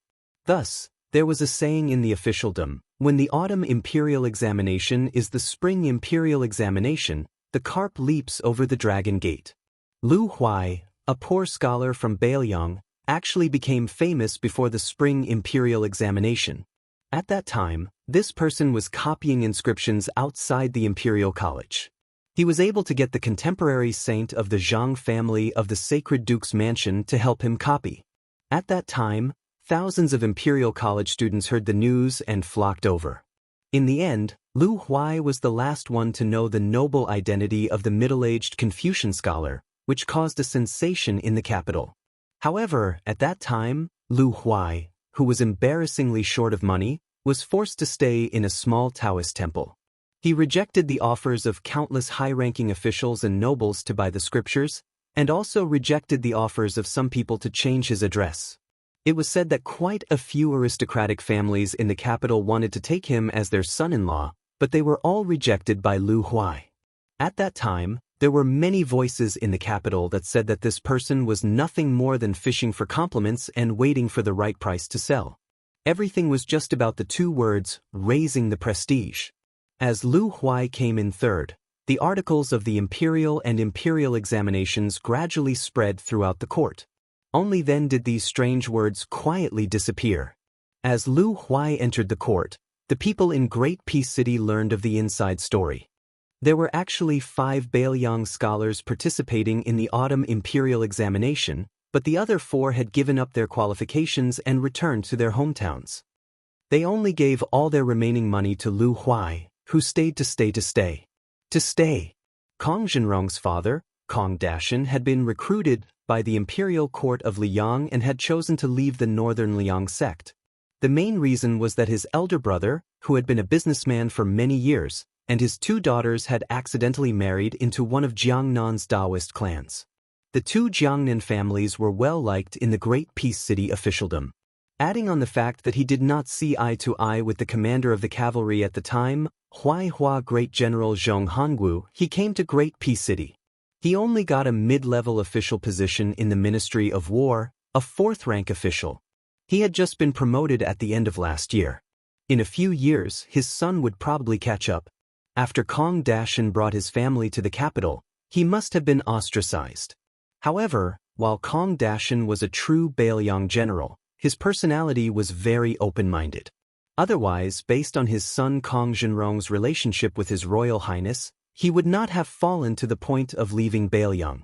Kong Dashan himself was a rough man, but he was one of the few generals in Beiyang who openly admired scholars. In his early years, he did not like Li Hanlin. He was even indifferent to His Royal Highness, Su Fengyan. Only Yan Qiji, who was a scholar and did not smile, would become friendly when he saw him at home. Thus, Kong Dashan was furious at the situation of the Beiyang scholar Lu Huai in Great Peace City. Yan Qiji, who had been lying lazily on the railing, stood up and said in a low voice, "There is indeed some inside story in the spring examinations." However, as the teacher, Sima Puhua had the intention to help Qin Guanhai, a junior from the same hometown. He did not try to suppress Lu Huai. As Lu Huai's teacher, the left assistant minister of the Ministry of Rights, Jean Lanting, did not belittle Lu Huai's essay. Instead, he praised it greatly. The examination paper was full of praise. Kong Zhenrong could not wrap his head around it and was confused. The Minister of Rights and the Assistant Minister of the Ministry of Rights were respectively the President and the Vice President. Was there someone who could oppose them? Kong Zhenrong suddenly realized and his face was filled with disbelief. Yan Qiji nodded. It was Qin Xiaobao who had refused the position of teacher.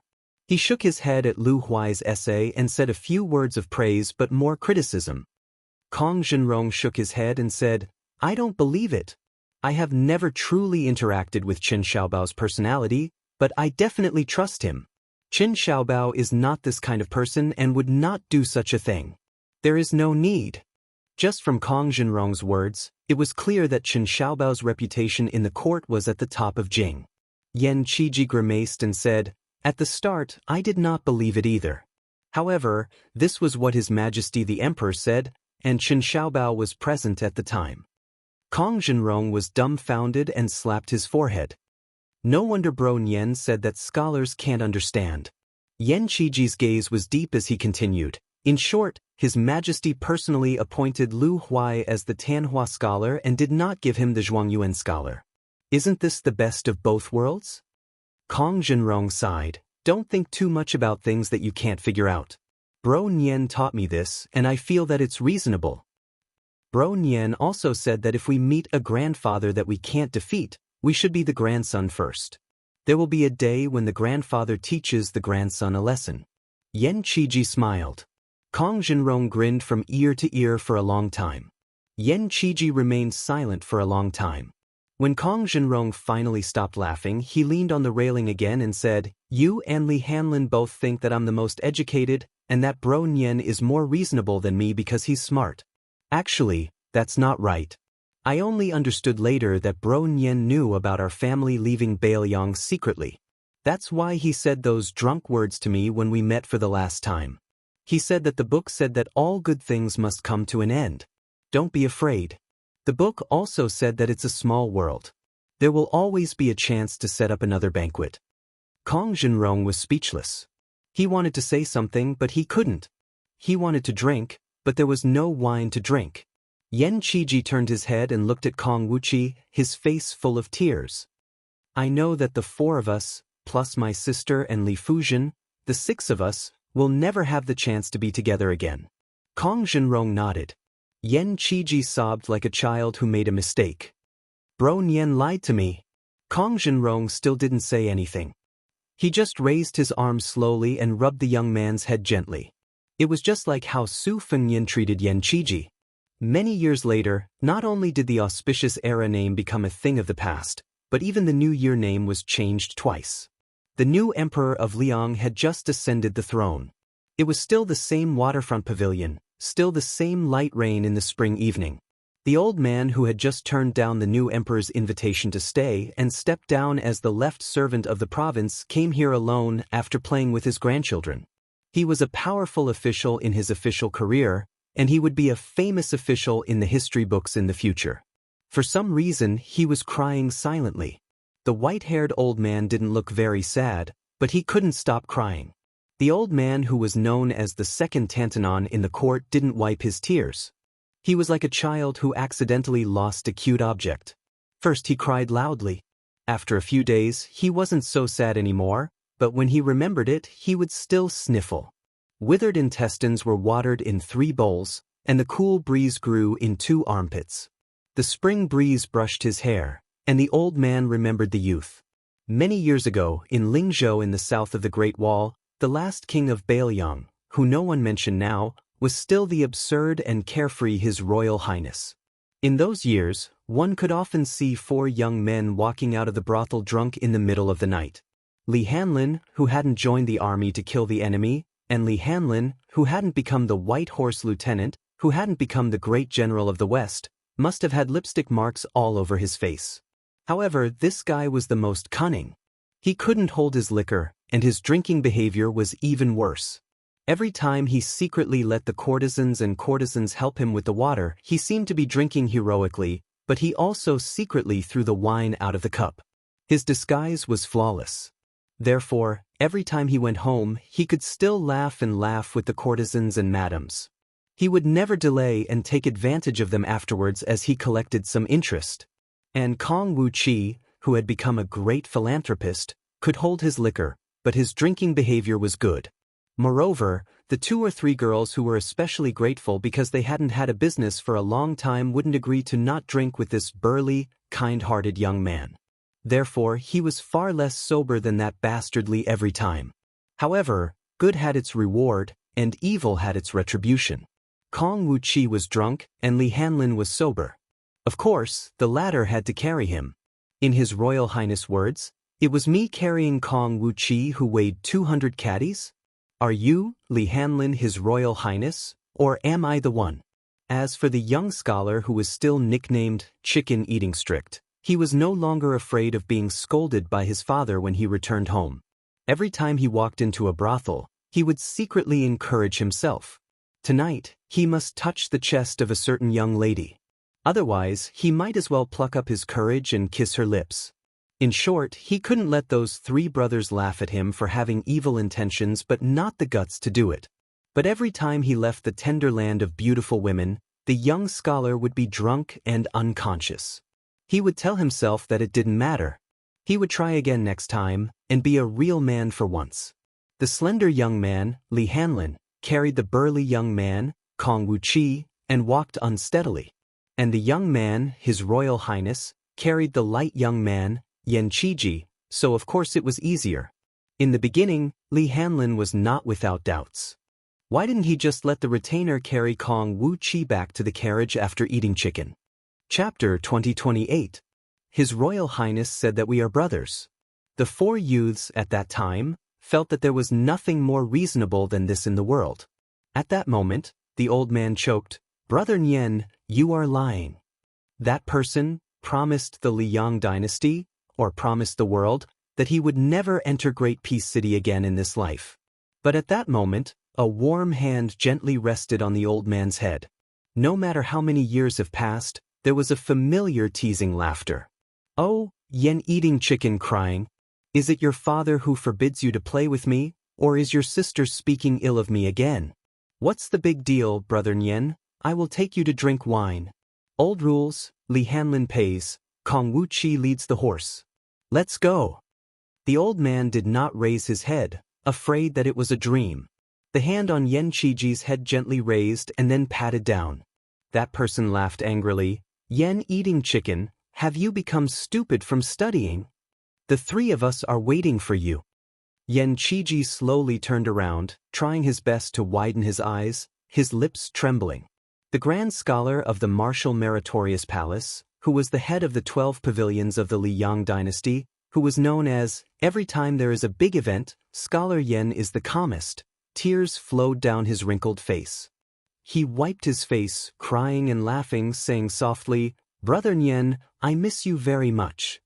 The guy opposite him, who only had white hair on his temples, revealed a bright smile that was still as young as before. He raised his sleeve and wiped Yan Qiji's tears, saying, I know. Not far away, there were two people who seemed to be whispering, but their voices were not soft. "Look, martial fanatic Kong. I've already said that eating chicken Yen fancied our brother Nian. Back then, he just couldn't take that step.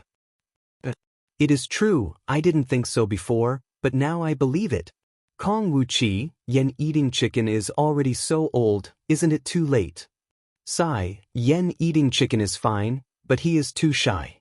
If it was me, I would have told brother Nian directly 60 or 70 years ago.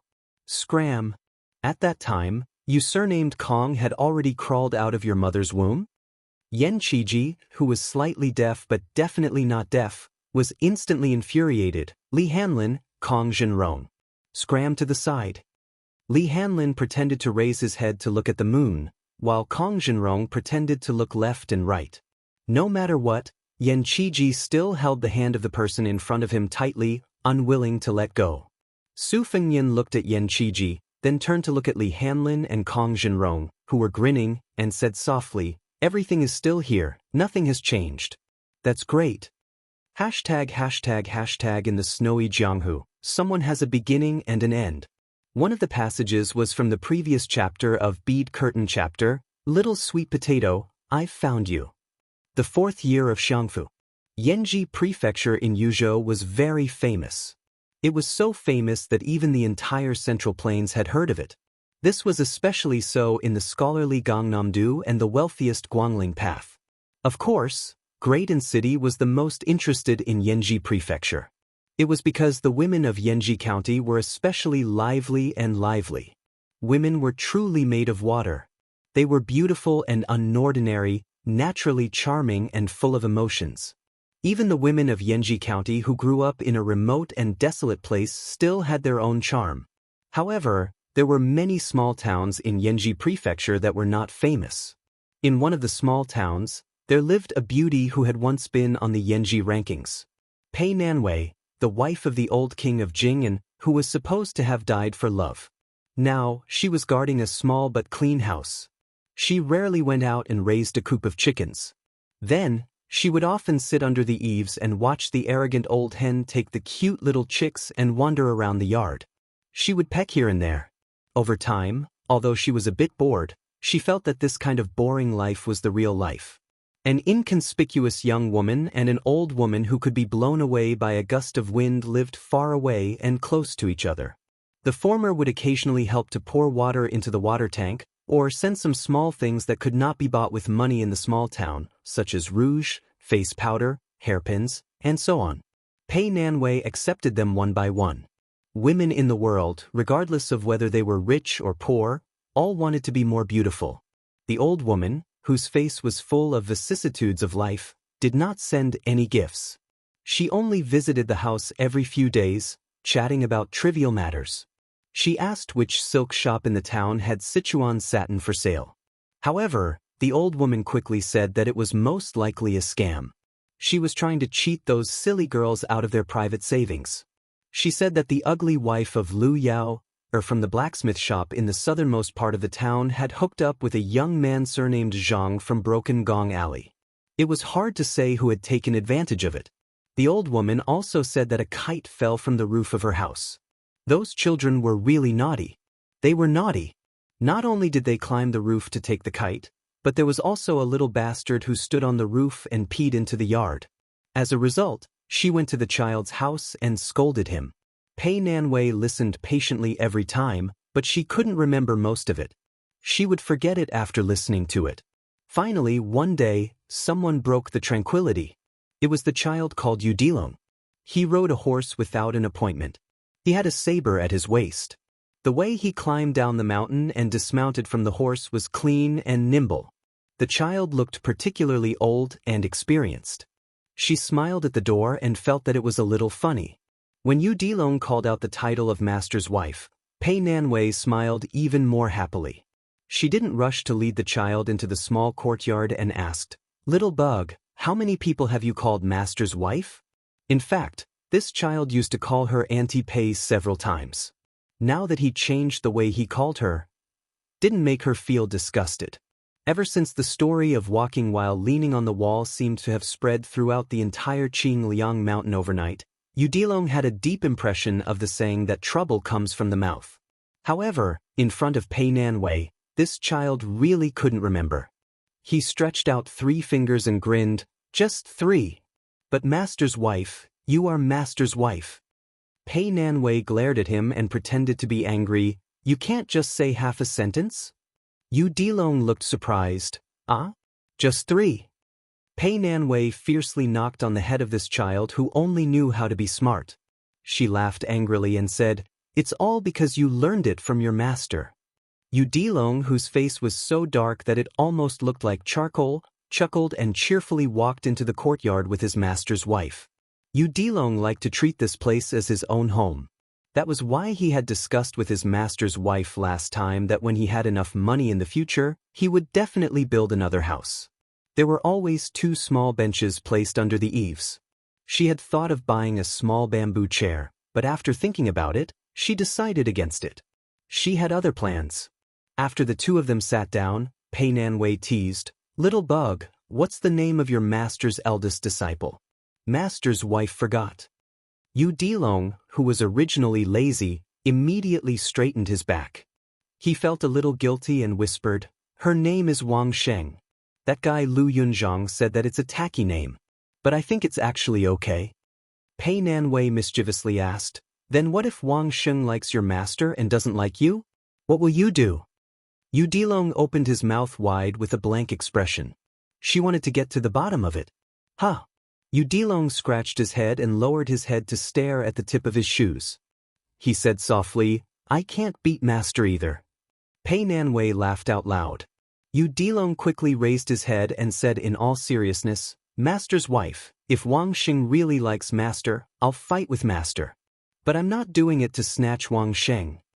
This time, Pei Nanwei was really puzzled. "What do you mean?" The child's face was full of seriousness as he stretched out a fist. "I just want Wang Sheng to know that you can like our master, but little bug can also beat master." Pei Nanwei did not comment. She raised her head to look at the entrance of the courtyard and said softly, "Little bug, it's okay to say that you're stupid, but it's not wrong to say that you're smart." The child seemed to be a little depressed. He held his chin with both hands and was lost in thought. Pei Nanwei rubbed his head and comforted, "It may be very soon, but it may also be a long, long time later. You will understand one day that when you like someone, but that person doesn't like you, although it's not as good as two people liking each other, it's much luckier than not having anyone you like." Yu Dilong frowned and said pitifully, "Master's wife, why does it sound so miserable?" Pei Nanwei asked with a smile, "Do you think Master's wife is happy or sad?" She added, "If you answer correctly, Master's wife will teach you how to pursue Wang Sheng." Yu Dilong said cautiously, "Foolishly happy?" The corner of Pei Nanwei's mouth twitched. Yu Dilong hugged his head at lightning speed. "Master's wife, Master's wife." Master accidentally let it slip. Pei Nanwei said with a pleasant expression, "You're right." Yu Dilong's face was full of surprise. Pei Nanwei chuckled. "But little bug, you'd better be a bachelor for the rest of your life." Yu Dilong was not sad. He just tilted his head and pinched his chin with 2 fingers, as if he was thinking carefully about something. The child suddenly sat up and slapped his thigh. "Forget it, let's talk about it after I come back from the mouth of the gourd alive." Pei Nanwei was shocked. "What's going on?" Yu Dilong took out a purse and handed it to Pei Nanwei solemnly. "Master's wife, this is the soldier's pay after I become the sergeant of the Yuzhou cavalry. You should continue to help me save it." "Master's wife, if one day you hear that I died in battle outside the pass, remember not to be sad for this little bug." Pei Nanwei frowned and said, "You're going to fight outside the pass?" Yu Dilong looked around and said in a low voice, "Master's wife, I can't say this. According to Bailiang's law, I'll be punished for leaking military secrets. I'm a scout sergeant, and I have to set an example." The child made a gesture of cutting his neck and rolling his eyes. Pei Nanwei put away the purse. "Okay, I'll keep it for you." Chapter 2029. Yu Dilong stood up. "Mistress, if I die, don't tell Wang Sheng that I like her." Pei Nanwei smiled and asked, "Then if you come back alive, will you tell her?" Yu Dilong quickly waved his hand. "No, no, no, don't tell her." Pei Nanwei asked, "Anyway, if you don't tell her, why do you mention this?" Yu Dilong was suddenly confused. The more he thought, the more confused he became. Pei Nanwei stood up and poked the child's head with her finger. "Little bug, with your paste brain, how can you be a land dragon in the future?" Yu Dilong was resentful. He strode down the steps, turned his head and waved his hand. "Mistress, don't send me off." Pei Nanwei said angrily, "Go, go, go. Hurry up." After Yu Dilong walked out of the gate, Pei Nanwei suddenly heard the child's surprised voice. "Master? Why you here? Is the war over?" Pei Nanwei subconsciously walked down the steps quickly. When she was about to walk to the gate of the courtyard, she suddenly realized and stopped. She laughed and scolded loudly, "Little bastard." The child outside the house laughed and rode away, shouting, "Let's go. Mistress, Mrs. Master." Now it was the turn of spring and summer. The woman who was born in the spring and autumn Pei family suddenly remembered a small poem. The content was exactly the same, but she forgot the name of the poem and the name of the author. Quietly looking at the green wall, leisurely looking at the green forest.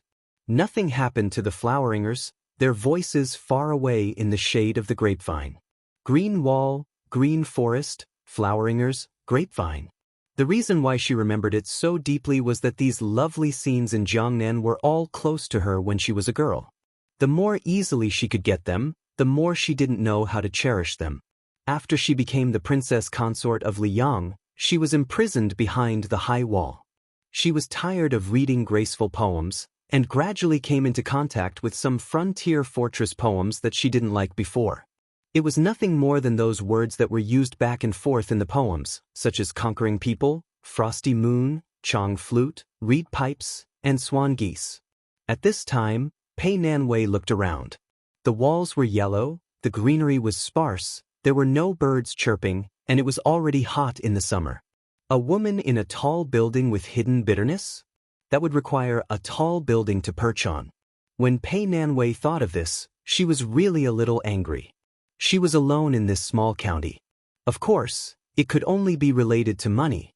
Ever since he went to Bishan County's Yamen with that fellow who was nominally the county clerk and successfully obtained the 20 taels of silver that he had been owed for a long time, County Magistrate Feng Guan was quickly transferred away for some reason. Yang Gongshou, who replaced the position of county clerk, Su Qi, took over as county magistrate. The county officer was still Zhu Ying, who also came from Green Deer Cave Academy like the new county magistrate. Both of them were scholars who had gone to Liang. When she and Yang Gongshou went to the Yamen, they met the two scholars.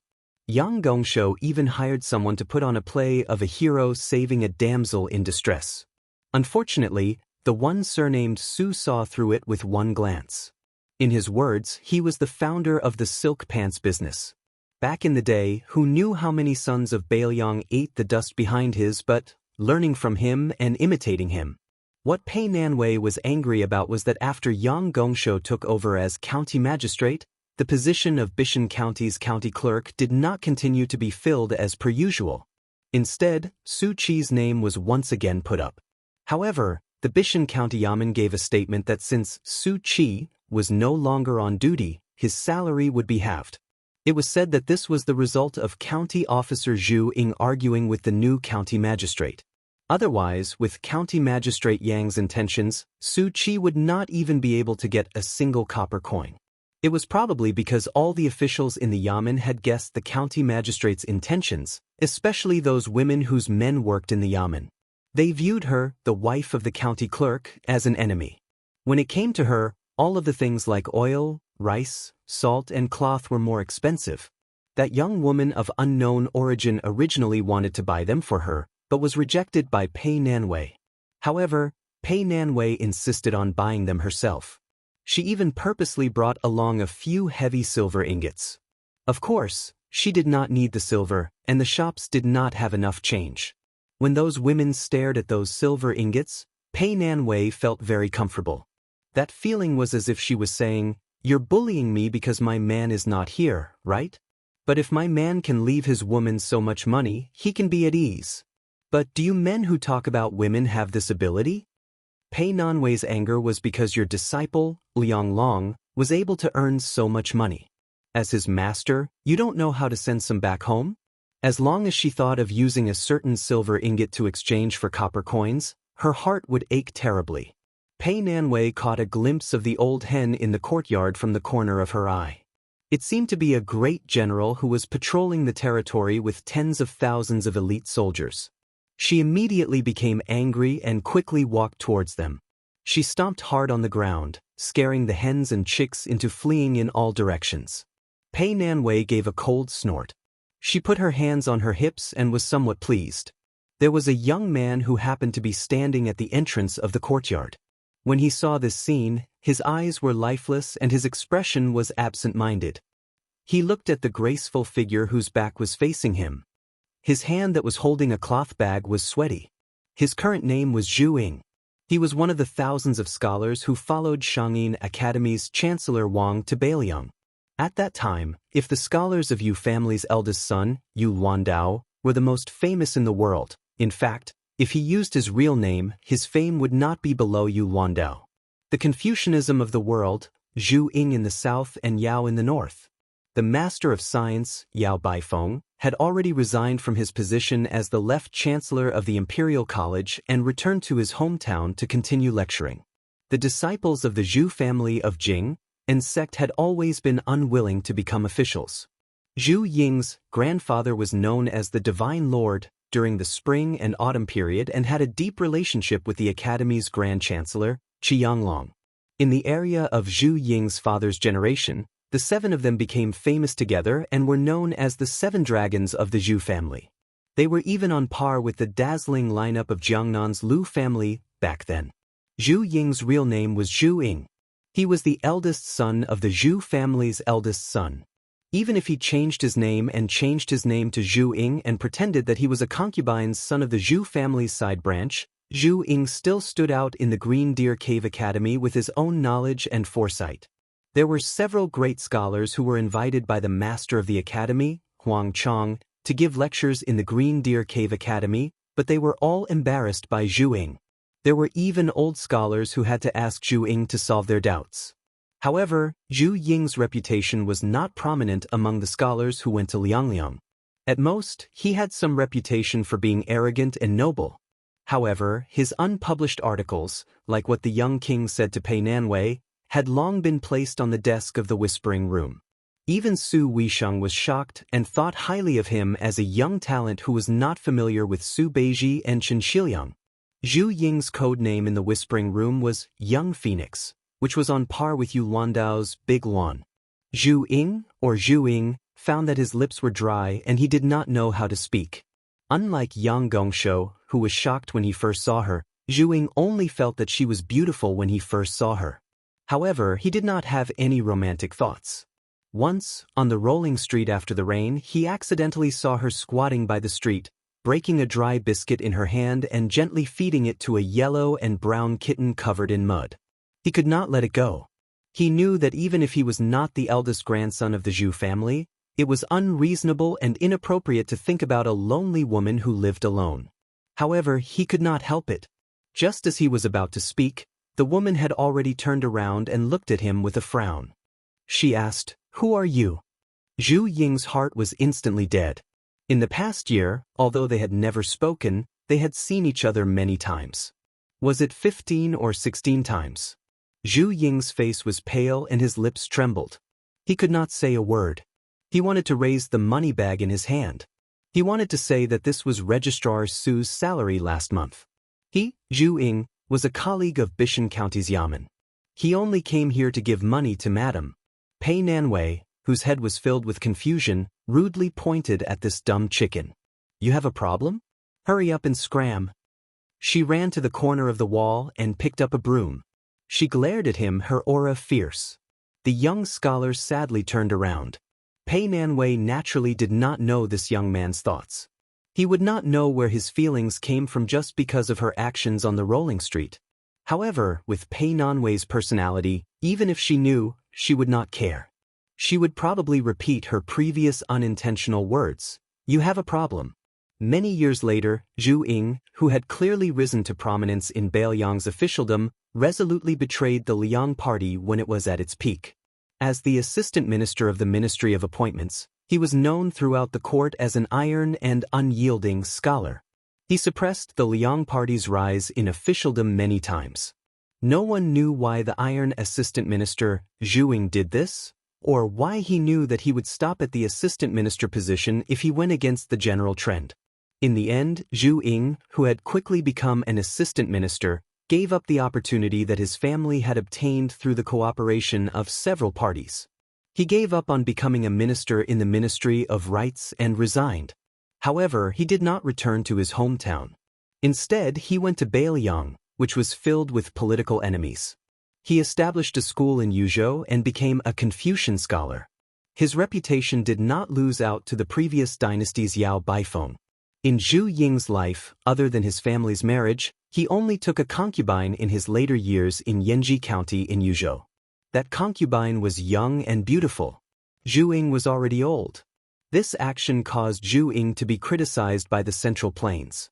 Someone wrote a poem, "A Pear Blossom Suppressing a Begonia," to ridicule him. Zhu Ying did not care. He died in Beiliang and was posthumously given the title of Wenjin in the court. Until Zhu Ying resigned and died in Beiliang, the situation of the various parties in the court fighting against the Liang party did not change. County Magistrate Yang Gongshou, who had suppressed Master Zhu in Bishan County, used his identity as a member of the Liang party to rise up the ranks. In the end, he became the administrator of Lianhui Taoism and had a good relationship with Zhu Ying. When he rushed to Beiliang's Yuzhou to pay respects to his friend, Yang Gongshou suddenly saw a young woman in mourning clothes. She looked similar to the woman they had seen in Bishan County in their early years. The administrator, who had only revealed a little sadness in his friend's mourning hall, was suddenly overcome with sorrow and tears. Chapter 2030. At this very moment, the woman who had chased away the unknown lecher, with a broom sat under the eaves. That old woman quickly paid her a visit and began to ramble on and on again. However, compared to the trivial family matters from before, the old woman spoke more about the battle outside the pass that she had heard about. She said that the northern Mang barbarians were about to be unable to hold on much longer. Over at northern barbarian city in Liang province, they had fought from autumn last year to summer this year. Who knew how many barbarians had died? Once summer arrived, let alone launching a siege, just the mountains of corpses were difficult to deal with, making it even more difficult to endure. Pei Nanwei listened absent-mindedly. She was a bit sleepy and yawned. Suddenly, she saw the younger woman walk into the courtyard and sit down on the dirt steps at their feet. The old woman's eyes suddenly became sharp, and the younger woman lowered her head guiltily. Pei Nanwei had always been called an idiot by a certain someone, but as a woman from a wealthy family who could become the consort of a vassal king, she naturally wasn't stupid. It was just that there were too many things that she couldn't be bothered to care about. Probably because she was too bored, Pei Nanwei used her finger to poke the delicate woman's back and asked with a smile, "Something on your mind?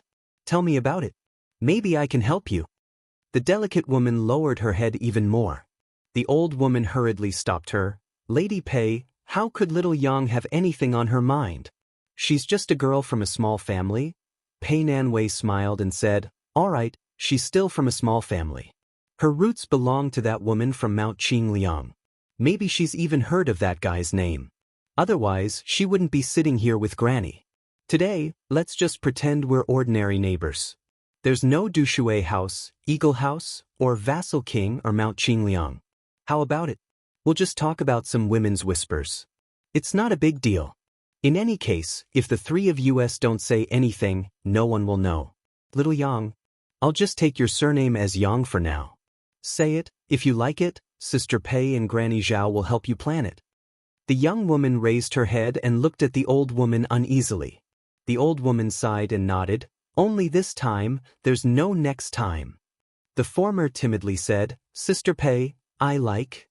At this point, she couldn't say anything else. The old woman coldly snorted and said, "County Magistrate Yang Gongshou, he's just an embroidered pillow, yet he calls himself a poet and sword. Last year, he spent 26 taels of silver to hire someone in front of the prince and Lady Pei.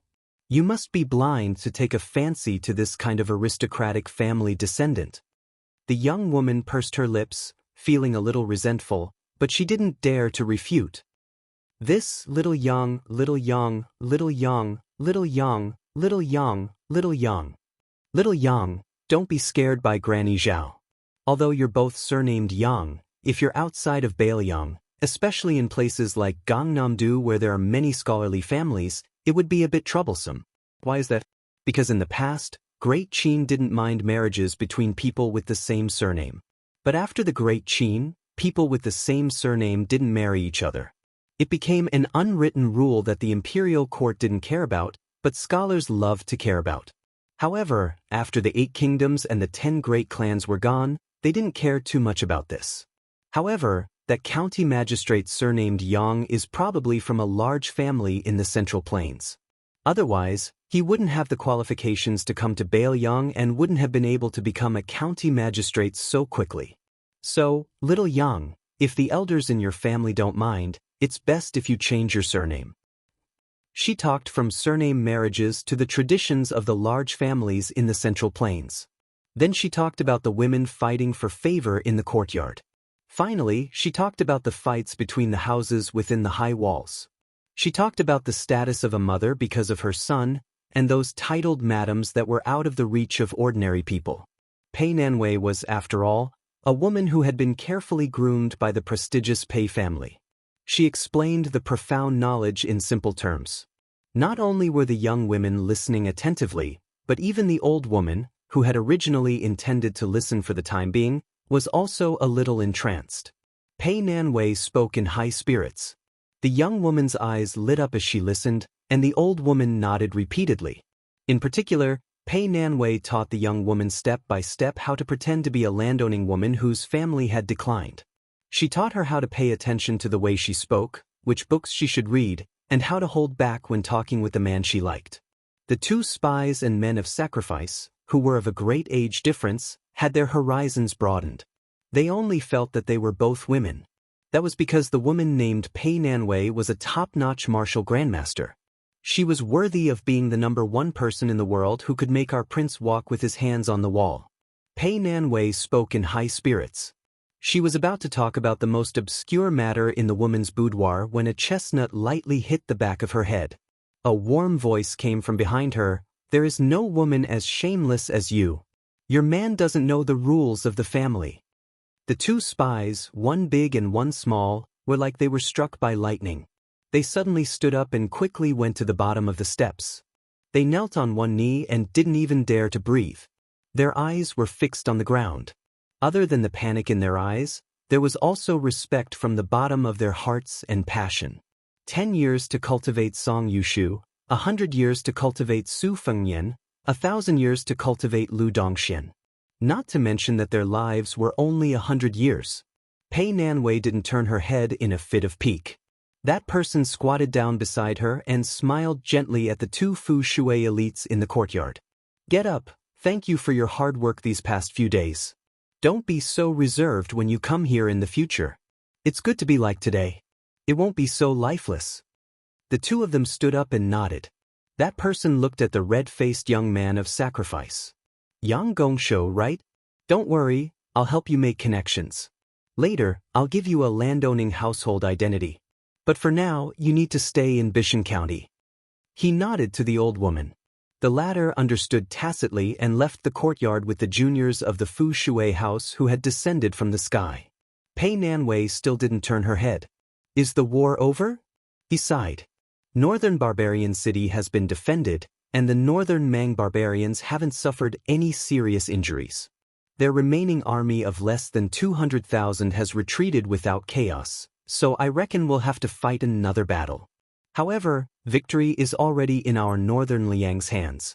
I need to go to Jizhou Pass to see the old concubine of the old Eastern Yu. I also need to greet some people. I won't be at ease if others go. She turned abruptly, threw her arms around him, and hugged him to her bosom with all her might. Her eyes were red as she cried like a child. "I won't let you go." A muffled voice came from between her majestic breasts. "Then don't suffocate me to death here." Her face instantly turned red, and she fiercely pushed away the bastard who was still pretending to be obedient after taking advantage of her. Su Fengnian was pushed away. He waved his sleeve and flicked it into the distance. Lu Yunzhang, who was squatting on the wall and watching the show, was hit in the forehead by the flick.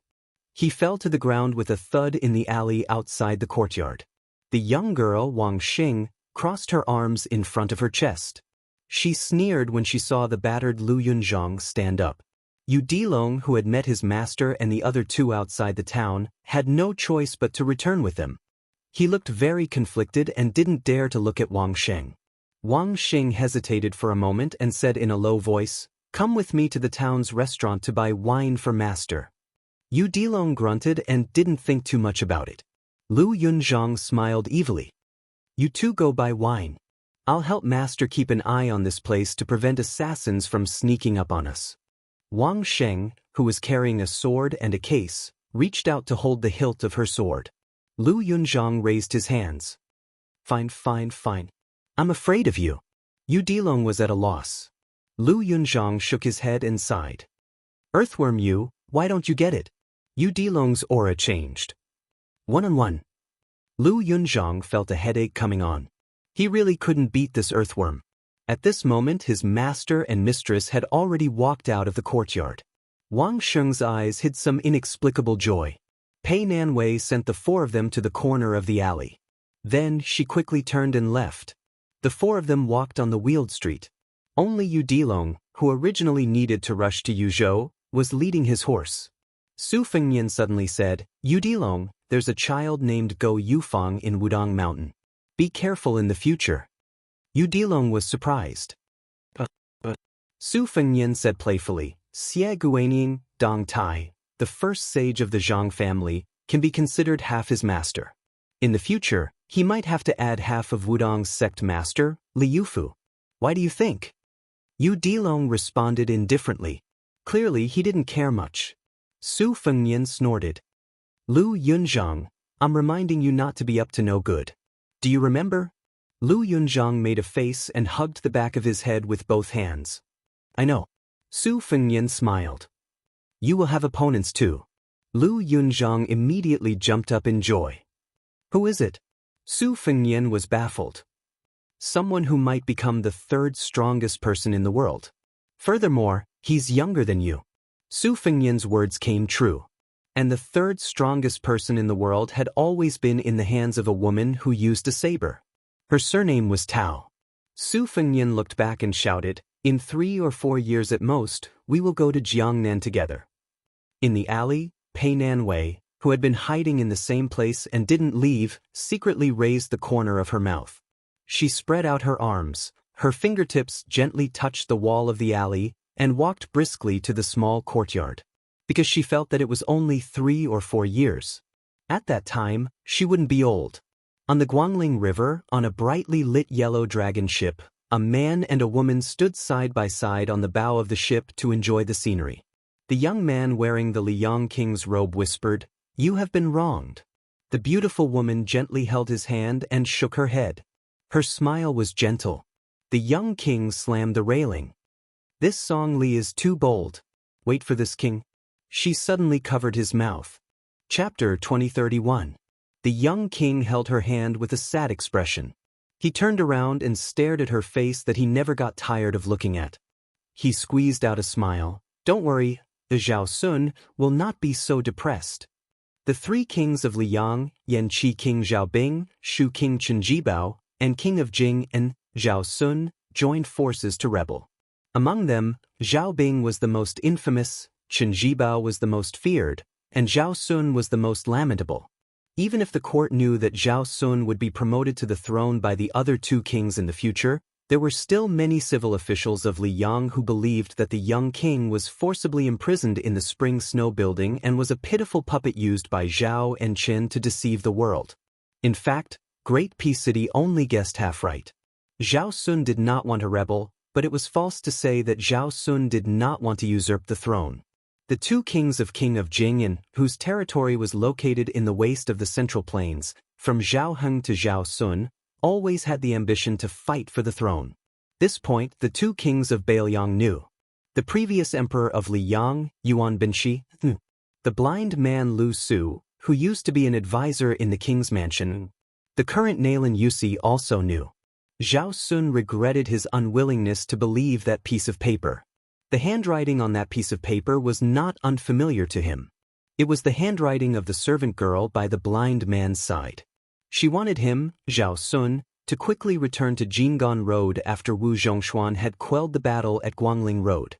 But Zhao Sun wanted to personally take the woman beside him to enjoy the scenery of Guangling Road. He also wanted to build a good relationship with the generals and civil officials who were bound to rise in the court. So he decided to attend the celebration banquet in the spring snow building before leaving Guangling Road. Then there was the current situation. At first, Zhao Sun thought that it was a blessing in disguise because someone told him that they would help him, Zhao Sun, to become the emperor. No matter what the conspiracy was, Zhao Sun chose to believe it. After all, that person's words were more convincing than Yanqi King Zhaobing. The reason was simple. That person was called Nalan Yusi. It's just that recently Zhao Sun's life was very sullen and depressed. That General Song Li, who used to be from the Spring Snow House, was once the deputy Jidushi, whose rank was second only to Jidushi Lu Baijie and administrator Wang Xiongui among all the Liang officials of the Guangling Dao. Now that he had made great contributions on the northern front, he was becoming more and more arrogant and domineering. Not long ago, he had boarded the ship and shamelessly asked for the woman beside him with a smile. Zhao Sun was so angry that he trembled, but in the end he did not say anything. Song Li did not dare to openly steal from the ship. This auspicious general who had been called a slave of 3 surnames, by Great Peace City didn't forget to kindly remind the young vassal before disembarking. With the old Wang Fei's age, no matter how beautiful she is, how many years can she have? Why don't you give her to me, Song Li, to keep a mistress? I will repay you in the future. Everyone knew that Guangling Road had a general surnamed Song. Not only was he the confidant of Guangling King Zhao Yi, but he was also called a blessing general by Zhao. He liked to collect the beauties of the world. After the restoration of West Chu, The army of the Liang imperial court finally breached West Chu's capital. Song Li naturally reaped a bountiful harvest. He sighed. Then it was Zhao Bing's army that took over this ill-fated city. Song Li, with the high position of Liang Jinan general, decisively chose to submit to the king of Yen. How could Song Li be empty-handed? It was rumored that even the king of Yen Jinan, Zhao Bing, had jokingly asked at a banquet, "General Song, do you need a residence to raise beauties?" Song Li, who was highly regarded, only replied with one sentence, which made all the men present gasp in admiration. "Both, the more the better." The king of Yen clapped his hands and cheered, promising on the spot, "I will not disappoint General Song in this lifetime. In the future, when the Rouge rankings of the Central Plains are released, there will be a beauty sent to the Song Fu." Also, Song Li was not just trusted by the king of Yen Jinan and had been given military power. Song Li and the king of Yen Jinan, His Royal Highness Zhao Zhu, were close and called each other brothers. Facing someone as popular as Song Li, how could Zhao Sun, who only had the title of king, respond? Zhao Sun frowned as he looked at the lights of the ships on the river. She reached out and smoothed his forehead. He smiled. "Let's go back to the cabin." The two returned to the luxurious residence that was shaped like a cage. There was a beautifully made carved clothes rack in the cabin. On the clothes rack, there was a magnificent yellow dragon robe. When Naylan Yusi came to visit, there was a maid holding a dragon robe beside the only surviving spring and autumn period strategist. During this time, the king of Liang, Zhao Sun, stroked the dragon robe again and again. His eyes were obsessed, and he silently counted the golden dragons. Tonight, he came to the clothes rack again and reached out to touch the golden dragons on the dragon robe. Finally, he even squatted down and touched the seawater river edge at the bottom. The young man suddenly raised his head and looked at her. He asked with a smile, "Do you know that there are only 8 golden dragons on this dragon robe? Why isn't the number 9 in the 9 and 5 venerated 9? She thought for a moment. The emperor is the real dragon son of heaven. Is the number 9 when he wears the dragon robe? He got up and laughed. He pinched her cheek and shook his head. "You are wrong. The last golden dragon is embroidered on the inner lapel. If you don't believe me, you can open the lapel and see." She hesitated for a moment. She still didn't touch the clothes that all men in the world dreamed of. Zhao Sun suddenly took off the dragon robe and asked the woman to stand still. Then, he helped her put on the dragon robe. She was stunned from the beginning to the end and didn't know what to do. After Zhao Sun meticulously helped the woman straighten the dragon robe, he stepped back a few steps. His eyes were red and he smiled softly. "I know that many people in Jingon Road scolded you as a female king. They said that you are a femme fatale, but I don't care." She wanted to say something but stopped. Zhao Sun let the tears flow. "I know you are not her. You're not her. I don't care who put you around me. I cared a lot at first, but now I don't care at all. But I like you. I just like you. Even if you change your face now, I still like you." Shu Xiong bit her lips, causing strands of blood to seep out. Zhao Sun suddenly smiled. He bowed and said softly, "Your husband greets his wife." The candles in the room were bright. She was wearing a dragon robe, like a woman wearing a wedding dress. She slowly curtsied and said in a graceful voice, "Your Majesty." It was on the Guangling River and in the Yellow Dragon Fortress ship. Zhao Bing, the Prince of Yanqi, was sitting on an embroidered stool and drinking.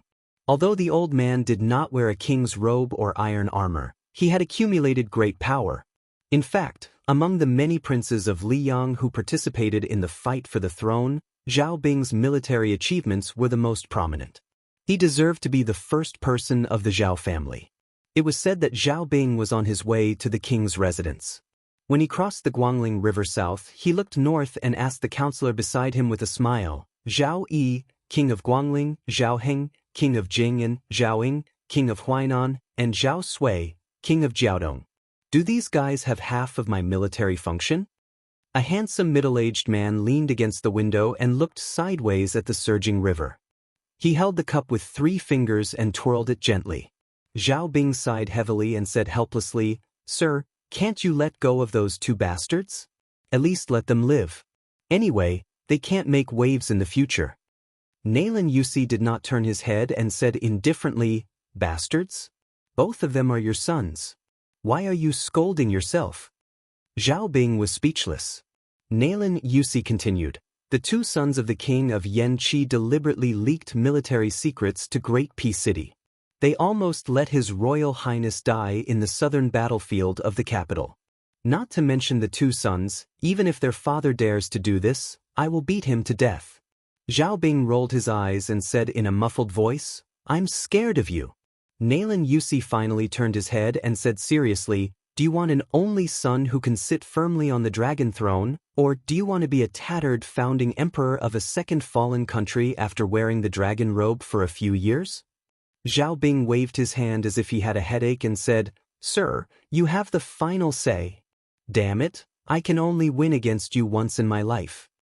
Nailan Yusi smiled and asked, "Then I can send the order to bring 2 cups of wine for the child to drink?" Zhao Bing's face immediately became awkward. He lowered his head and said nothing. Nailan Yusi did not force the king to make an immediate decision. He turned his head and looked out of the window again. He seemed to be talking to himself. In the end, even a tiger doesn't eat its cubs. If you don't hesitate about this kind of thing, I, Nailan Yusi, will not help you to this step today. Of course, I won't live until now. Zhao Bing put down the wine cup, clenched his fists, and exhaled heavily, "Do as you say. I, Zhao Bing, will pretend that I have never had these 2 sons." Nailan Yusi nodded. "You have such a good son like Zhao Zhu. You should be satisfied. Look at the son of the old king of Jing and Zhao Heng, Zhao Sun, who dreams of being the emperor. In the end, he can't even protect the woman he loves. Look at the son of the king of Bailiang, Su Shao, Su Fengyan." The first half of the words was very heartwarming, but the second half of the sentence? Zhao Bing couldn't help laughing and scolding, "Stop, stop. Aren't you insulting me? You scholars are full of bad ideas." Nailan Yusi laughed it off. Zhao Bing's mood improved a little, and he softly advised, "The river breeze is strong and Sir's body is. In short, don't stand at the window to be blown by the wind." Nailan Yusi sat back on the stool, poured a glass of wine for Zhao Bing, and said slowly, "The most interesting thing about the ancient people is that most of them have a heart-wrenching story. It's a pity that the most famous rouge, the red cheeks, is a tribute. People can't buy it even if they have money. It's a pity that the female in the flower sculpture, Erhong, in fact, is not delicious at all." Chapter 2032. Zhao Bing took the wine glass and drank the new Erhong that was said to have been buried under the ground for more than 10 years. He thought deeply and said, "This wine is not good to drink." Nailan Yusi sighed. "The use of scholars is to drink, eat, read, write, and pass down all the interesting things of the ancient people." Zhao Bing asked, "What about people like me and lame Su?" Nailan Yusi smiled and said, "You guys, the only use of making the life of a scholar so comfortable is to prevent the scholar from getting carried away and forgetting his roots." Zhao Bing reached out and picked up a piece of marinated beef on the side dish, chewed it slowly, and nodded after a long silence, "It tastes good." Nailan Yusi said straightforwardly, "Don't pretend to know when you don't know. It's been almost 30 years, but you still can't change your habit of eating shit." Zhao Bing didn't care and laughed, "I'm exposed by you again." Thinking back to that year, the two first met in the capital of Liang. At that time, Liang was still just a corner of the northern barbarian country, and Zhao Bing was just one of the many princes with low prestige. At that time, there were 4 people present, and 3 of them were familiar with each other. Prince Zhao Bing, surplus General Su Shao, poor scholar Li Yishan, and Nailan Yusi. Among the 4, Nailan Yusi, who was born in a rich family, was the most famous. Zhao Bing and Su Shao were far inferior. As for Li Yishan, he couldn't be compared with them. At that gathering, after drinking too much, Zhao Bing stepped on the bench and laughed loudly. "If I knew that drinking is going to piss, I would have drunk piss at the beginning." Then Nailan Yusi, who was as elegant as an immortal, sneered, "If I knew that eating is going to shit, why not eat shit at the beginning?" Zhao Bing couldn't sit still and fell to the ground. Zhao Bing only remembered that Su Shao gave a thumbs up to Nailan Yusi at that time, and Li Yishan shook his head and didn't say anything.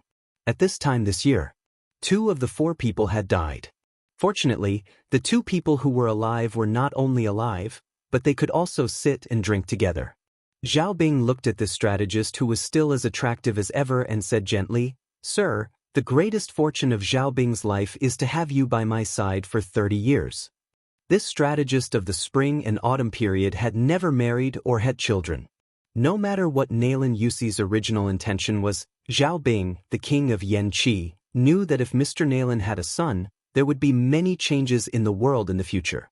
Just like when Su Shao had the eldest son, there was immediately the white clothes case in the capital.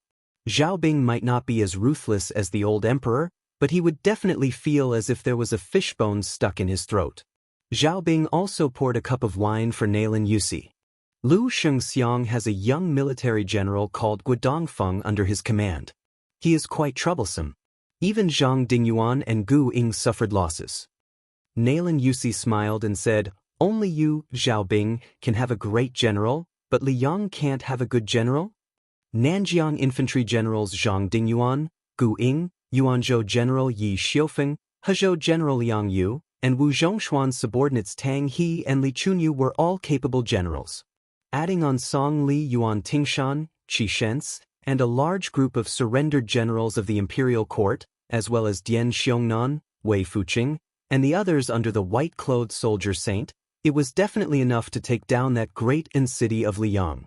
On the other hand, the young child Zhao Zhuan only had Lu Xingxiang, Tang Taizuang, Su Gong, Yang Huchen, and the others under his command. Of course, there were other people in Great City who knew how to manage and use troops, and there were definitely many of them. However, they might not have the chance to lead troops. For example, Changshan Commandery Prince Zhao Yang, Duke Yen Gao Shizhi, and Marquis Huayang Song Downing. Pursuing the world, the general situation was the most important. Crossing the Guangling River in one go was the general situation. Roping in the king of Jing and Zhao Sun was the general situation. Successfully instigating Wu Zhongshuan was the general situation. In reality, in this process, the king of Yanqi, Zhao Bing, had not used up many soldiers. However, anyone with eyes would know that the general situation of the world was leaning towards him. Of course, the true great battles and bitter battles still had to be fought. If one wanted to take over the world in the end, especially when it came to rebellion, there was no such thing as a one-time and permanent deal. Even after sitting on the dragon throne, it could be repeated for a dozen years. However, Nailan Yusi had already given a plan to deal with all of this. He might not have been able to take care of everything, but Zhao Bing was not as the outside world said. He was just a mediocre vassal king who was like a marionette. His title of vassal king was only less valuable than Su Zhao's title. To put it bluntly, if Zhao Bing could still lose after Mr. Nailan had created this great situation, he might as well eat shit. Zhao Bing suddenly lowered his voice and asked, "Are we really going to let Chen Zhibao lead an army of 80,000 to attack Jizhou?" After Chen Zhibao rushed to the Central Plains, he had a total of 60,000 Western Shu soldiers. This time, Zhao Bing gave the white-clothed war saint 20,000 elite cavalry, and it was a well-deserved 20,000 elite cavalry. Nailan Yusi said calmly, in this world, there is no place for him. There is not even a place for him to stand." Zhao Bing frowned and said, "May I ask, sir, why do you think so?" Nailan Yusi did not answer the question. What was the scene in the temple of Liang before Zhang Julu died? Zhao Bing drank slowly and pondered carefully. Finally, he raised his head and laughed at himself. "I don't quite understand, but since you said so, I think so." Nailan Yusi sighed and said with a complicated expression, "Zhao Bing, there are so many heroes in the world, but why did you get the world in the end? There is a reason." Zhao Bing grinned and asked, "Sir, are you praising me?" Nailan Yusi said angrily, "There is no wine." Zhao Bing stood up and said softly, "Rest early, the situation is settled, sir, don't worry too much. This king will return to Great Peace City with you." Nailan Yusi nodded his head. After the king of Yen walked out of the cabin, he said to the 5 beautiful maids outside the room, "Take good care of sir."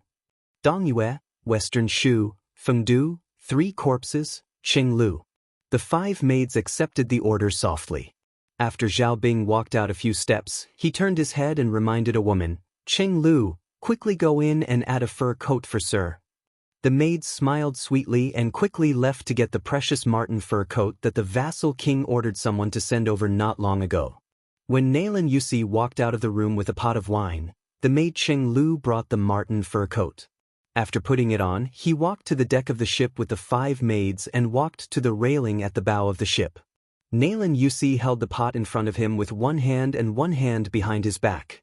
He narrowed his eyes and muttered, "A Zhang Julu, seeking his own death. Hafagu Jiantang, desperate.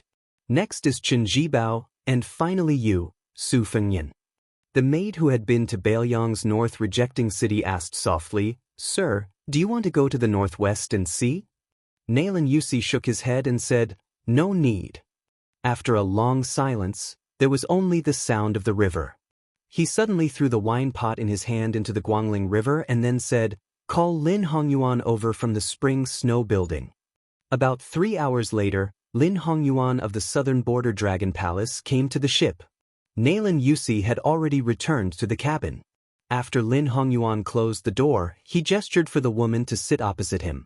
Lin Hongyuan sat upright. Nailan Yusi smiled. "Are you full of guilt for deceiving the person you love?" Lin Hongyuan suddenly blushed and defended, "Sir, I don't like." Nailan Yusi said softly, "Whether you like or not, you will know soon, but the feelings above like may not be known immediately. You are still young and it may take many years to know. If you like someone else during this period, it's another story." Lin Hongyuan was at a loss of what to do, and his heart trembled with fear. At the foot of Wudong Mountain, in the restaurant, the conspiracy that dragged many people into the water, the interlocking encounter and assassination, was from the layout of the palace master of the Dragon Palace. To be precise, it was Mr. Nailan sitting opposite her. It was not only aimed at the young king but also at the young prince. It was not to kill, but to destroy the heart. Nailan Yusi seemed a little tired and said in a low voice, "Lin Hongyuan, if there is a chance in the future, go and apologize to that person, not only for yourself, but also for me, Nailan Yusi." Nailan Yusi repeated softly, "If there is a chance." Lin Hongyuan left the ship in a daze. Finally, Nailan Yusi let the 5 maids walk into the room and smiled softly, "Don't think about the empress. After all, there is Zhang Gaoxia, but according to the law of Liang, there are 4 imperial concubines in the harem. Among you, who doesn't want to be the imperial concubine, take a step forward." Nailan Yusi didn't ask who wanted to be the imperial concubine, but asked who didn't want to be the imperial concubine. This was directly to the people's heart. The 5 of them all took a step forward. Almost at the same time. Almost. Only one person was a little slow. Nailan Yusi didn't point out anything. He just smiled and said, "Sir knows, you all go down." Since the 4 silly girls were not willing to be the caged bird, then it was her. However, Nailan Yusi also knew that she wasn't the smartest among the 5. She really wanted to be the imperial concubine. It was nothing more than that she was afraid that someone would unscrupulously settle accounts in the future after the death of her childless husband. Prince Zhao Zhu and Emperor Zhao Zhu. There would be 2 people. This couldn't be blamed on Zhao Zhu. His Royal Highness's temperament was actually kind enough. Even if Su Fengyan became the emperor, it was the same. Nailan Yusi lay on the table with sleepy eyes. He felt a little distressed for her. In the love between men and women in the world, after the love was deep, the one who lived longer would often be more painful. Nailan Yusi slowly closed his eyes and whispered a name. Ishan. The heroic women in the world only hated themselves for being a woman. But I, Nailan Yusi, only hated myself for being a man. The word love, I don't know where it starts and where it rests. I don't know where it starts and where it ends. I don't know where it ends. I don't know what you know. I don't know where to stop. The autumn wind was chilly. In the northeast area of the rich Gangnam-do and the barren Lianhuai Road, more than a dozen horses stopped at a mountaintop. Chapter 2033. Dian Xiongzong and Wei Fuqing, one of the 4 fangs of Bailiang in the past, were among them. The rider between the 2 was a young general who had followed them to Shu. A white-clothed man was holding a famous spear, plum wine. The rider beside the white-clothed war saint was His Royal Highness, Zhao Zhu. He cupped his fists and said loudly, "Your Highness, I won't send you off." Chen Zhibao only nodded. He squeezed the horse's belly and rode ahead, following the mountain ridge to the north. Dian Xiongzong and Wei Fuqing followed closely behind. The two smiled and patted the young man's shoulder. The young general's face was full of tears, but he did not speak from beginning to end. Zhao Zhu sighed and winked at the young cavalry general. "Che Yi, why do I feel like I'm a hedonistic son who forcefully snatches a woman? It feels very sinful." The young man named Che Yi snorted coldly. Very quickly he regained his rigid and stiff face. He was indeed worthy of being called the Little King of Shu in the Western Shu sect. He had learned all of Chen Zhibao's teachings. Zhao Zhu was quite fond of this fellow. He could not help it. Not only was he handsome, but he was also fierce in leading troops into battle. Even his trusted generals, Zhang Dingyuan, Gu Ying, and the others were convinced by him. How could Zhao Zhu not be moved by such a talent? Thus, when Chen Zhibao decided to leave him with Che Yi. After Che Yi left him, Zhao Zhu almost wanted to set off a few firecrackers to celebrate.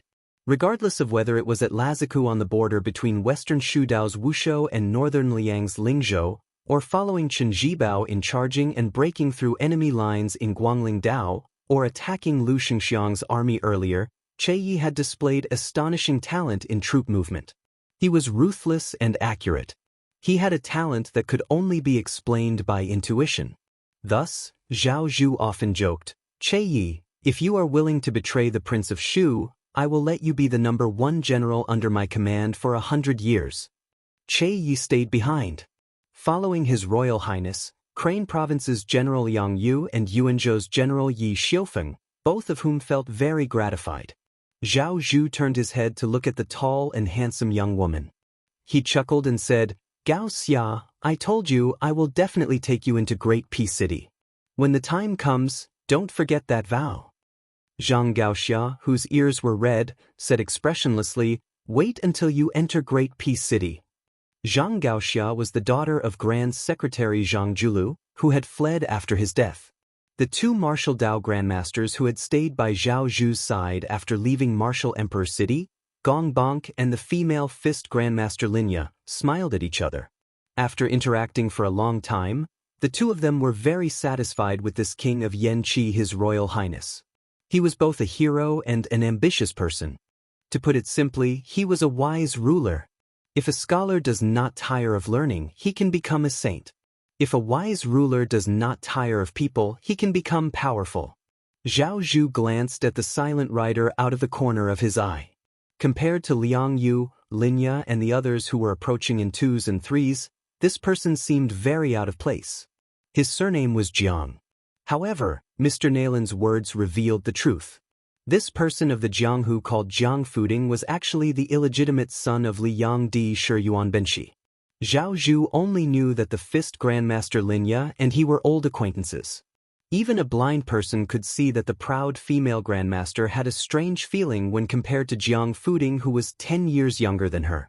However, for some reason, the two of them were clearly in love with each other but were not willing to break through that layer of paper. Even Zhao Zhu felt anxious for them.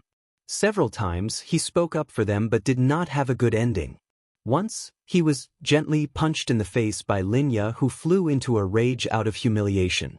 Then, his face was bruised and swollen for half a year.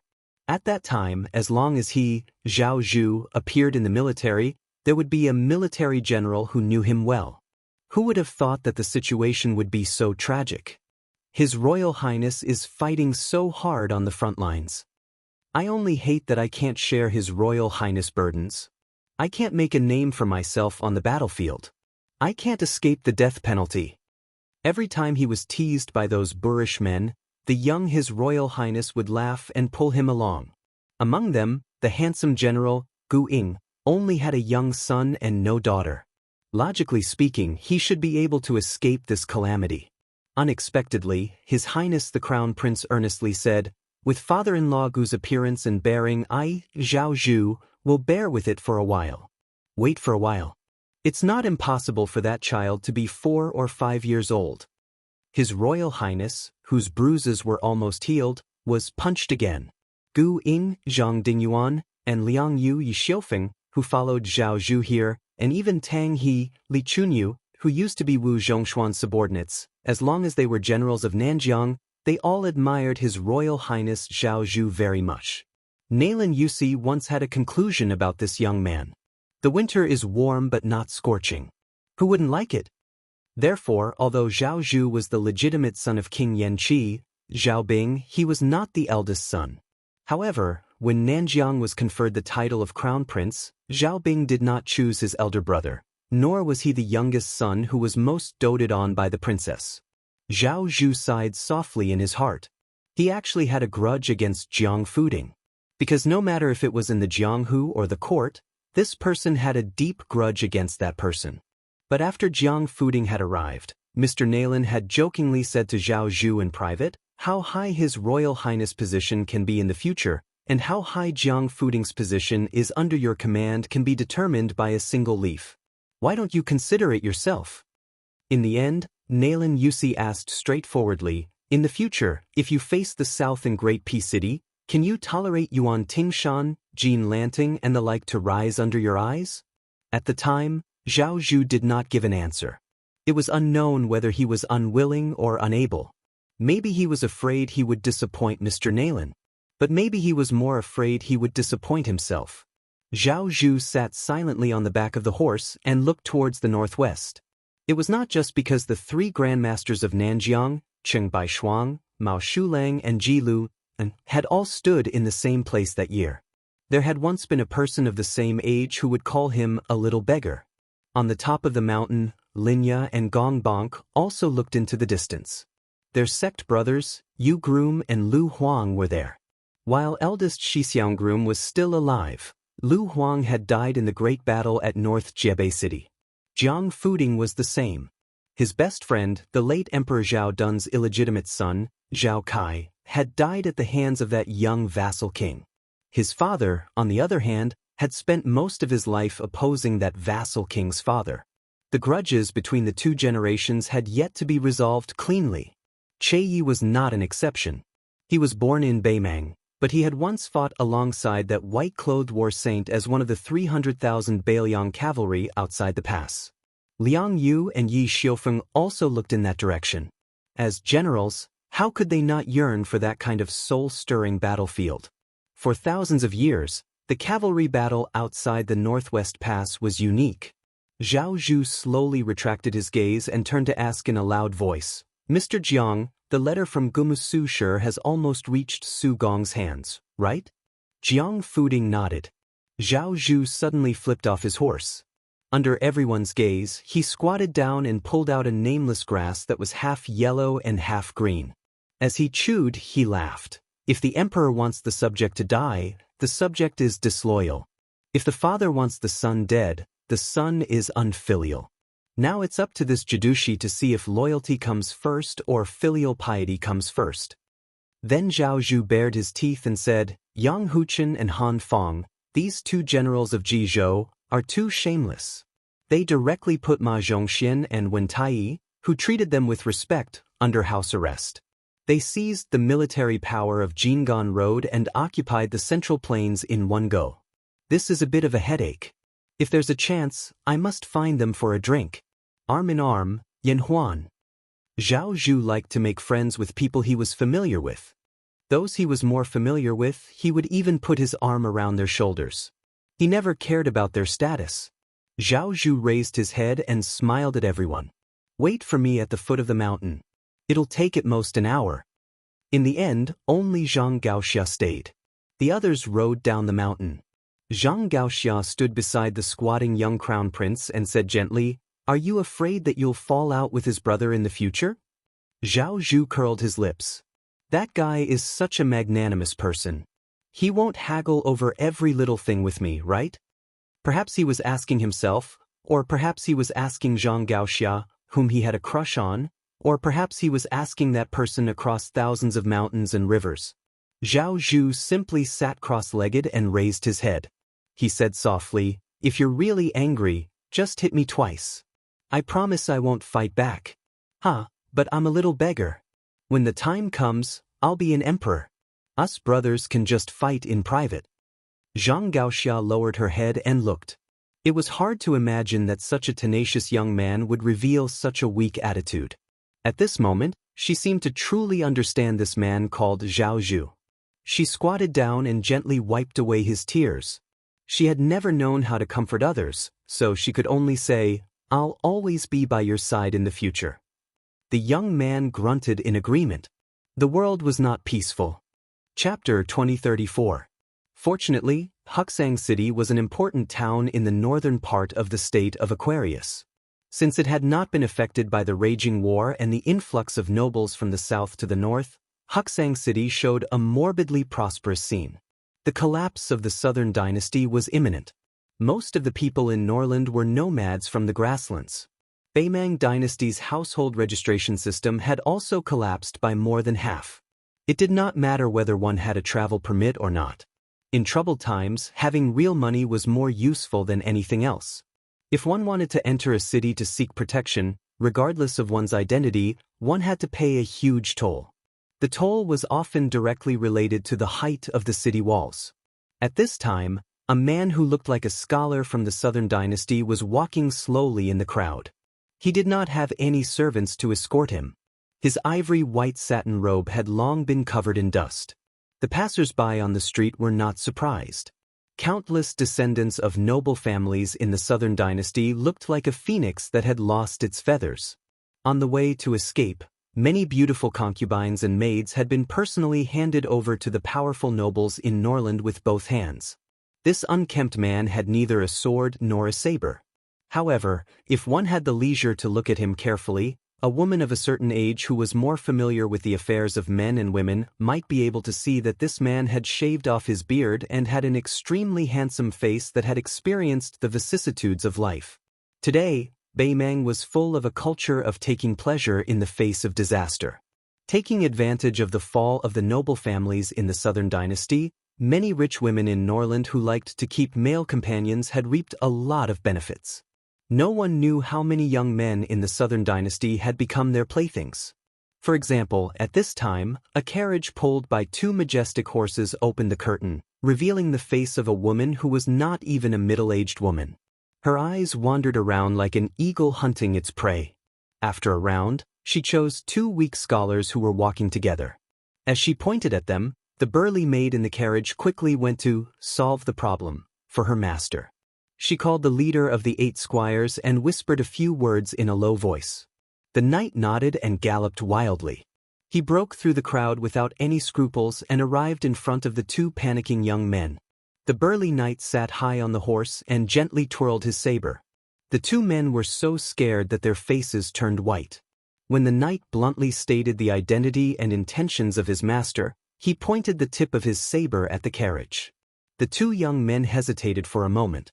The knight sneered and pulled out his saber, rubbing the tip of his saber with 2 fingers. The 2 men quickly accepted their fate and followed the knight from the general's residence to the carriage. After sitting in the carriage, they were embarrassed because they had humiliated their family, but also relieved because they had sold their bodies for safety.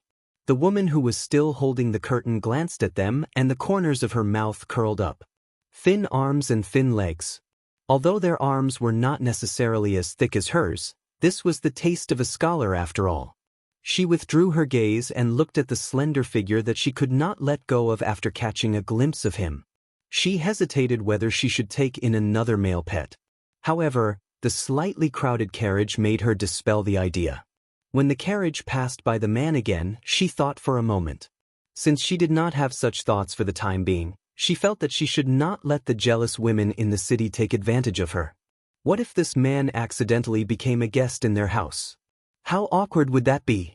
No one could get what she did not want. Therefore, she asked the burly maid to pass a message to the squires to kill the man who looked quite comfortable a moment ago. In troubled times, human lives were not as cheap as dogs in peaceful times. Life and death were only between some people's thoughts.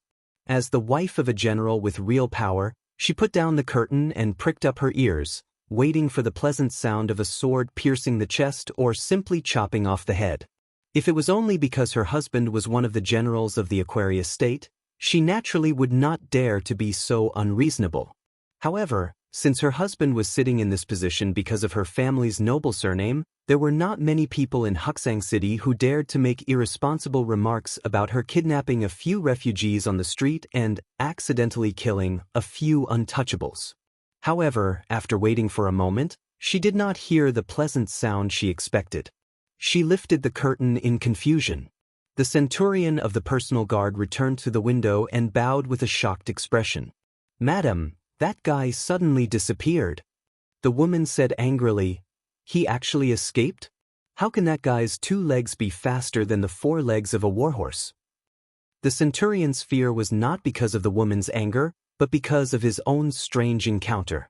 He explained in a panic, "Madam, I've already rushed in front of that person and slashed him with my saber, but that guy just disappeared into thin air." The woman frowned and muttered, "Did I see a ghost in broad daylight? Could it be a martial arts master who hides his strength? It doesn't make sense.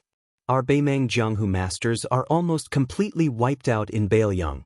Even if there are fish that escape the net, they would either continue to serve in the army or be recruited by the big families of the southern dynasties as guards." Although the woman and her family were the best among the local forces of the Aquarius state, they were not so arrogant as to provoke those legendary people who flew around. Although there were not many details of the peak battles at the border of Liangmang where the masters from both sides were sent out, it made the world finally understand a bloody truth. On the battlefield, one person who could fight against 10,000 people might not be able to determine the direction of a large-scale battle. However, if 2 or 3, or even 10 martial arts masters appeared together, the 20 to 30,000 Baimang cavalry would not be enough to kill them. Even if the army of 200,000 wanted to take a step forward, it would be as difficult as ascending to the sky. It could be said that the woman who was associated with the prosperity of Baimang had a gloomy face. She cursed the stubbornness of the Bailiang barbarians, especially the king of Bailiang who made Baimang suffer a lot. When the woman decided to keep the peace, she waved her hand to signal the loyal centurion not to pursue the matter and put down the curtain. Suddenly, she felt a strange breeze. Not only the woman, but also the sturdy maid and the 2 scholars who were like sheep in a tiger's den were stunned. Only then did the woman realize that there was an uninvited guest sitting beside her. Her chest heaved up and down violently. She turned her head with difficulty and saw that it was the strange man who was travel-worn but could not hide his temperament. The woman sitting on the embroidered stool was indeed a woman from a wealthy family. Even if she clenched her fists and trembled slightly, she still squeezed out a smile. She raised her hand to stop the maid who was trying to protect her after she came back to her senses.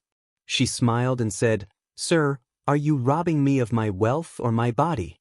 No matter which it is, with your courage and spirit that I am deeply impressed by, even if you are robbing me of both, I will accept my fate." The man smiled and said softly, "I'm sorry to disappoint Madame Shintu. I only want the map of the 2 cities of Hujia and Stone Tablet. I want it to be very detailed." The woman smiled coquettishly and asked, "Sir, are you a Bailiang spy? I am a coward. If I am accused of colluding with the Bailiang, my entire family will be wiped out." The man's expression seemed to be a little impatient, but his tone was still kind. He said, "My time is very precious. I believe that Madame Shintu's life is also very precious. If you can't produce the map in an hour, I don't mind." The woman pretended to be a little woman and patted her chest, interrupting the man's words. She said pitifully, "I'm scared to death. Master, you're a hero with an indomitable spirit.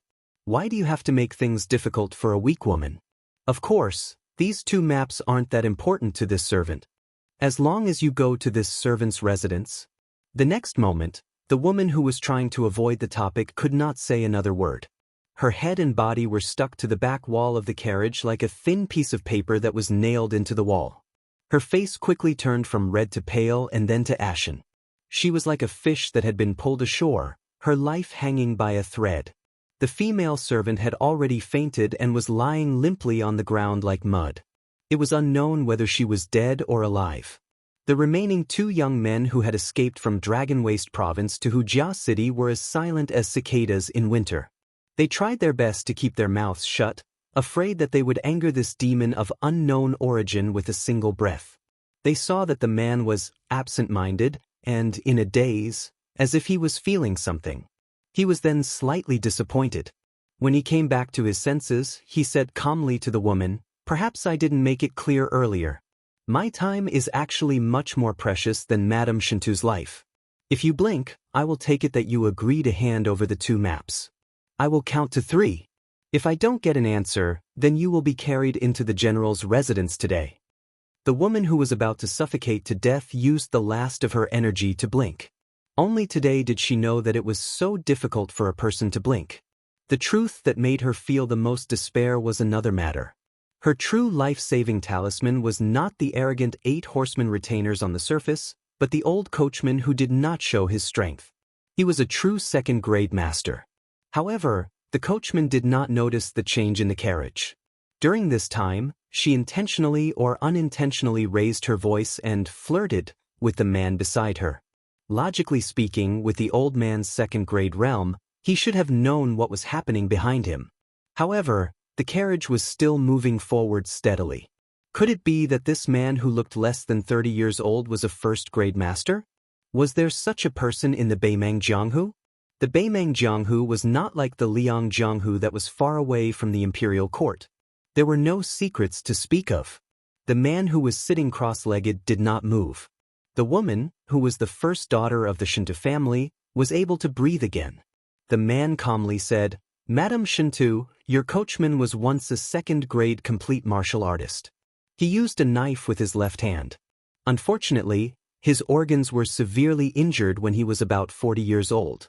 All these years, he had been nourished with the Tao de Sec's precious medicine to maintain his second-grade realm.